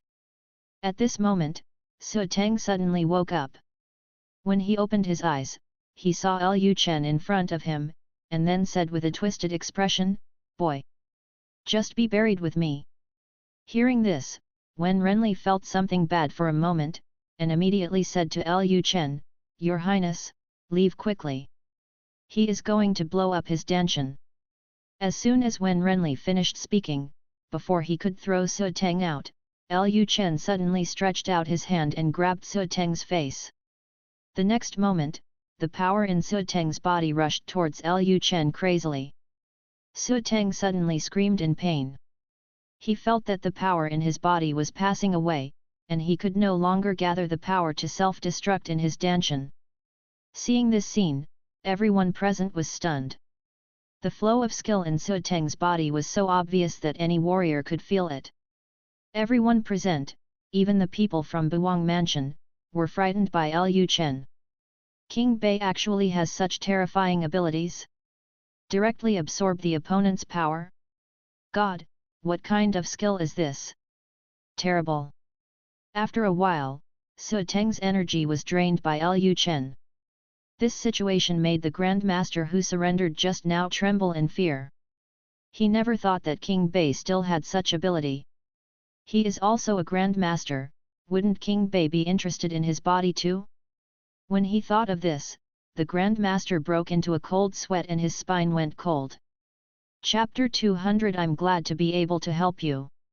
After Lu Chen sucked all the power from Su Teng couldn't bear the pain anymore because he lost his power, and he passed out again from the pain. At this time, Lu Chen's eyes fell on the Grand Master who had surrendered just now. When he saw Lu Chen looking at him, the Grand Master quickly kowtowed and begged for mercy and said, "Your Majesty, please forgive me. I will tell you everything. This was all ordered by the Wang family. I was just brought to the north by Su Teng, and I didn't want to assassinate you." The scene just now was really scary. Su Teng, an extreme master, had all his energy drained by Lu Chen. The master who was kneeling on the ground was very afraid that he would be next. If he loses his skills, then he is completely an ordinary person. An ordinary person who surrenders is even more useless to King Bei. This means that he will definitely die later, so the first thing he has to do is to ensure that the skill is not sucked away by Bei Wang. Seeing the Grand Master kowtowing crazily, Qin Yushan came to Lu Chen and whispered, "Your Majesty, this person's status in Lingwu Pavilion is not low. If we can control him, we may be able to control the entire Lingwu Pavilion in the future. There are many craftsmen in Lingwu Pavilion, and those craftsmen are of great use to us in the north. Everyone in the North Kingdom can now see that Lu Chen attaches great importance to craftsmen, and Lingwu Pavilion is a force that specializes in manufacturing weapons and equipment. They started their business by selling weapons and equipment. They have trained many craftsmen, especially blacksmiths. Although Buwang Mansion currently has more than 2,000 craftsmen, these craftsmen are far from enough for Buwang Mansion. There will be a lot of construction work in the North Kingdom soon, so naturally the more craftsmen the better." After listening to Qin Yushan's words, Lu Chen thought for a moment, and then said to Qin Yushan, "Then I'll leave this person to you, don't let him run away." Qin Yushan immediately said, "Don't worry, Your Majesty, I will give him medicine to seal his power later." At this time, Lu Chen said to the master, "Tear off the soft gold armor from your body." Upon hearing this, the Grand Master took off his clothes without hesitation, then took off his soft gold armor and placed it on the ground. Lu Chen then had Su Teng's gold soft armor peeled off. He picked up the 2 pieces of gold soft armor and looked at them. He found that they were indeed made of the same material and had the same effect. As long as it is when you come into contact with spiritual energy that you become indestructible. This material is really interesting. At this moment, two groups of people came out from both sides of the intersection. One group was led by Mu Chongtian, and the other group was soldiers led by Lu Chen. Soon they met together, and Mu Chongtian came to Lu Chen's side and said, "Your Majesty, I accidentally killed the leading Grand Master by mistake." Their operations tonight were separate. Mu Chongtian and Lu Chen each led people to deal with the other two killer organizations. Lu Chen initially wanted them to capture the leading master and not beat him to death. However, when a master-level warrior strikes, it is sometimes difficult to pay attention to the severity of the attack. It is normal for him to miss and kill him. Lu Chen said, "If you die, just die." At this time, Lu Chen turned to look at Lu Chen, and saw that Lu Chen was holding a man covered in blood in his hand. This man was also a Grand Master. At this time, he was already dying and looked like he was about to die. Lu Chen immediately threw the man to the ground, and Bing said to Lu Chen, "Your Majesty, I just interrogated him for a few words and found out that he is an assassin sent by the Chu family." Hearing this, Lu Chen was stunned for a moment. Chu family? Although he knew that this was the killer of that force, Jin Yiwei did not find out who sent them.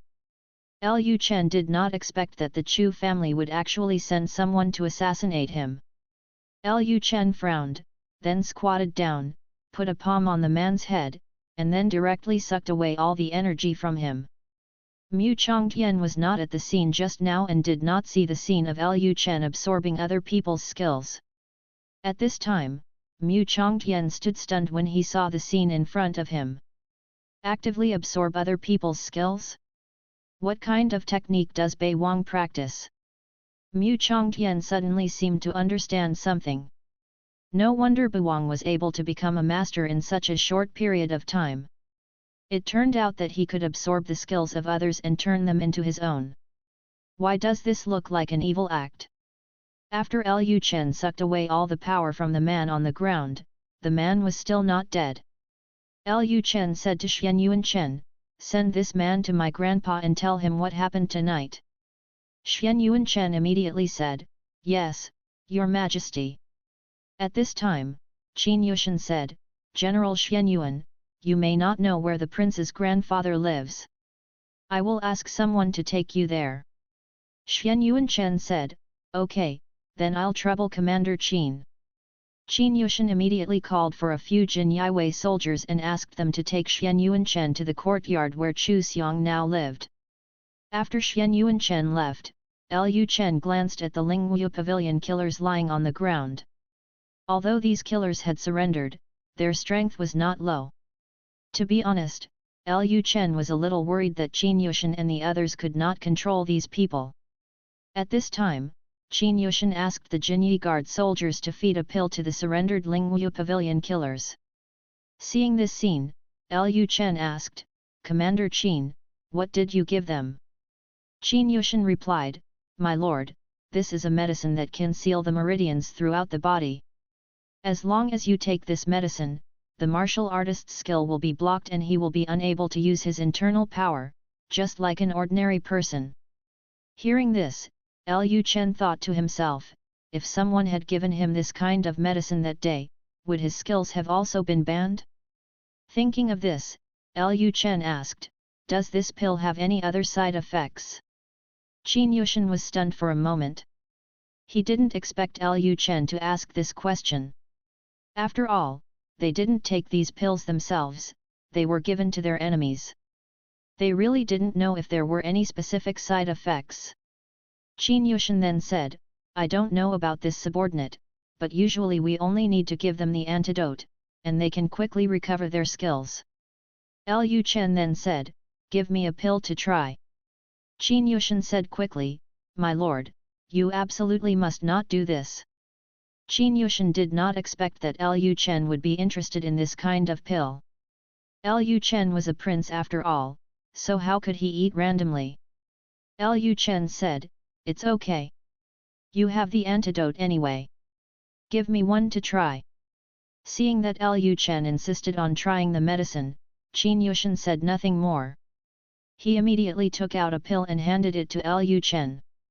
Lu Chen swallowed it in one gulp, but as soon as he swallowed it, he felt as if the pill was disintegrating in his body. Qin Yushan looked at Lu Chen nervously, fearing that something had happened to Lu Chen. When Lu Chen saw that the pills had expired in his body, he reacted instantly. Oh, it turns out that he is immune to all poisons. All poisons in the world have no effect on him. This pill can be regarded as a kind of poison. His invulnerable body has not been used for too long, and he has almost forgotten that he still has the ability to be invulnerable to all poisons. Seeing that Lu Chen seemed to be fine, Qin Yushan was stunned. Is everything okay?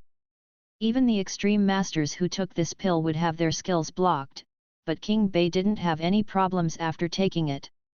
Qin Yushan asked carefully at this time, "My lord, do you need an antidote?"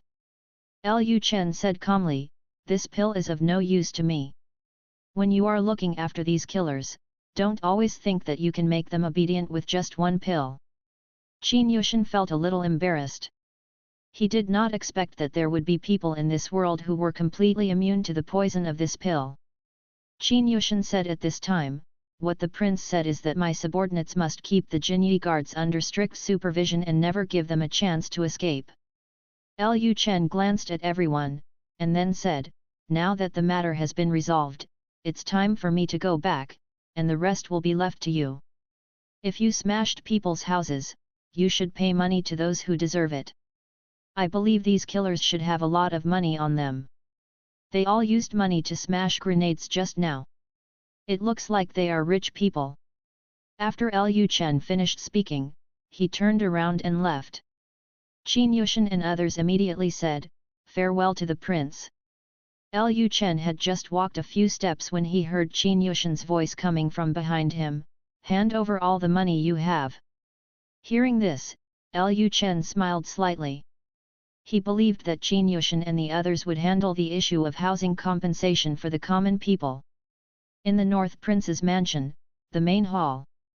Lu Chen's wives and concubines were all sitting in the main hall at this time, waiting for Lu Chen to return. Unlike last time, when the North Palace encountered assassins, they all hid in the underground passages. This time, they were protected by two masters, Bai Qingqing and Chen Wanrong, and they finally no longer had to hide underground. Although they knew that Lu Chen was no longer what he used to be and had very strong strength, Mu Zixuan and Dezhou Xiaozhou still looked worried. Seeing their worried looks, Chu Yuqin comforted her and said, "Zixuan, don't worry, Chener will be fine." Hearing this, Mu Zixuan smiled slightly, and then said, "Aunt Chu, I believe the prince will be fine." At this time, Chen Wanrong glanced at the women in the hall with an expressionless face. Seeing these women, Chen Wanrong couldn't help but think in her heart, no wonder Lu Chen never came to see her. There were so many beautiful wives and concubines who played and sang every night. Change one every day, no matter how lustful a man is, he can't handle it. Lu Chen still has the desire to come to him. It seems that she still needs to take the initiative. Her love gu has been prepared for a long time, but she has never had a chance. If she continues, her gu will probably starve to death. Just when Chen Wanrong was thinking about asking Lin Wanyun to create a chance for her to be alone with Lu Chen, Chu Yuqin said to her, "Miss Chen, I'm going to trouble you this time." Chen Wanrong said calmly, "It should be." Lin Wanyun added, "Yuqin, we live in Buwang Mansion, and Chener has given us such good treatment. If something happens in Buwang Mansion, we should naturally step forward to help." Lin Wanyun and Chen Wanrong's idea was to send disciples from Swanyu Palace to help Lu Chen, but Lu Chen only asked them to help watch the Buwang Mansion, and did not ask Swanyu Palace to send anyone to follow him. Of course, even this made the two of them feel very happy, because Lu Chen had accepted Swanyu Palace and them to a certain extent. Then they only needed to take one step further and they could start to implement their plan. As soon as Lin Wanyun finished speaking, a maid hurriedly ran in and said, "Princess, the prince is back." Upon hearing this, Mu Zixuan immediately stood up and handed the baby in her arms to the wet nurse. After a while, a tall and burly young man appeared at the door. When they saw Lu Chen coming back, Lu Chen's wives and concubines all rushed up. Mu Zixuan asked with concern, "My lord, are you not injured?" Lu Chen took Mu Zixuan's jade hand and said with a smile, "I'm fine. The more powerful assassins have basically been dealt with. There should be some assassins we haven't discovered hiding in the dark, but those assassins have no influence on the North Palace. If there is too much of a threat, the Buwang Mansion can just strengthen patrols." Having said this, Lu Chen turned to look at Chen Wanrong. "Miss Chen, thank you so much this time." Chen Wanrong still said expressionlessly, "You're welcome." Lin Wanyun quickly pulled Chen Wanrong's dress, signaling her not to speak so simply. Chen Wanrong was worried for a moment, and then added expressionlessly, "I'm very happy to be able to help you." Lin Wanyun sighed inwardly, this sentence is okay. After all, Chen Wanrong rarely talks to men, so it is good to be able to say such words. Lin Wanyun glanced at Mu Zixuan and the others, and then said, "Chener, since most of the assassins have been dealt with, if nothing happens, the palace master and I will go back first." Lu Chen said, "Yeah, okay." Next was the time for Lu Chen and his wives and concubines. They were outsiders in Swanyu Palace and it was inappropriate to stay here. Then Lin Wanyun and Chen Wanrong left the hall together. After Chen Wanrong and Lin Wanyun left, Lu Chen comforted his wives and concubines, and then asked them to go back to their respective rooms. After they all returned, Lu Chen did not spend the night in Mu Zixuan's room. After absorbing the skills of the three masters, he felt that his body was extremely restless, he did not feel sleepy at all, and his energy suddenly became very strong. Mu Zixuan is pregnant. He definitely cannot stay with Mu Zixuan in this situation. He must either go to Chunsheng courtyard or go to Chu Qinggli's room tonight. Lu Chen decisively chose Chu Qinggli's room. After making a deal with Chu Qingli last time, he only did that kind of thing with her once. He never found a chance in the following period. The main reason is that Chu Yukan and Chu Qingli live in the same courtyard, and the rooms are next to each other. Every time he wants to go to Chu Qingli to cultivate a relationship, he will see Chu Yukan, which makes Lu Chen a little uncomfortable. Good to start with. But tonight Chu Yukan was on duty in the inner courtyard, which created an opportunity for him. Chu Qingli was originally in the main hall at first, but after Lu Chen told them to go back, she went directly back to her room. Her sister is on duty in the inner courtyard tonight, she doesn't need to watch from the outside. When Chu Qingli returned to the room, she slowly took off her coat, revealing her smooth skin. She was going to take a shower and then go to sleep. But at this moment, she suddenly heard the sound of pushing the door outside, and Chu Qingli suddenly became alert. Subscribe to Chinese Novel Audio Wave. Thank you.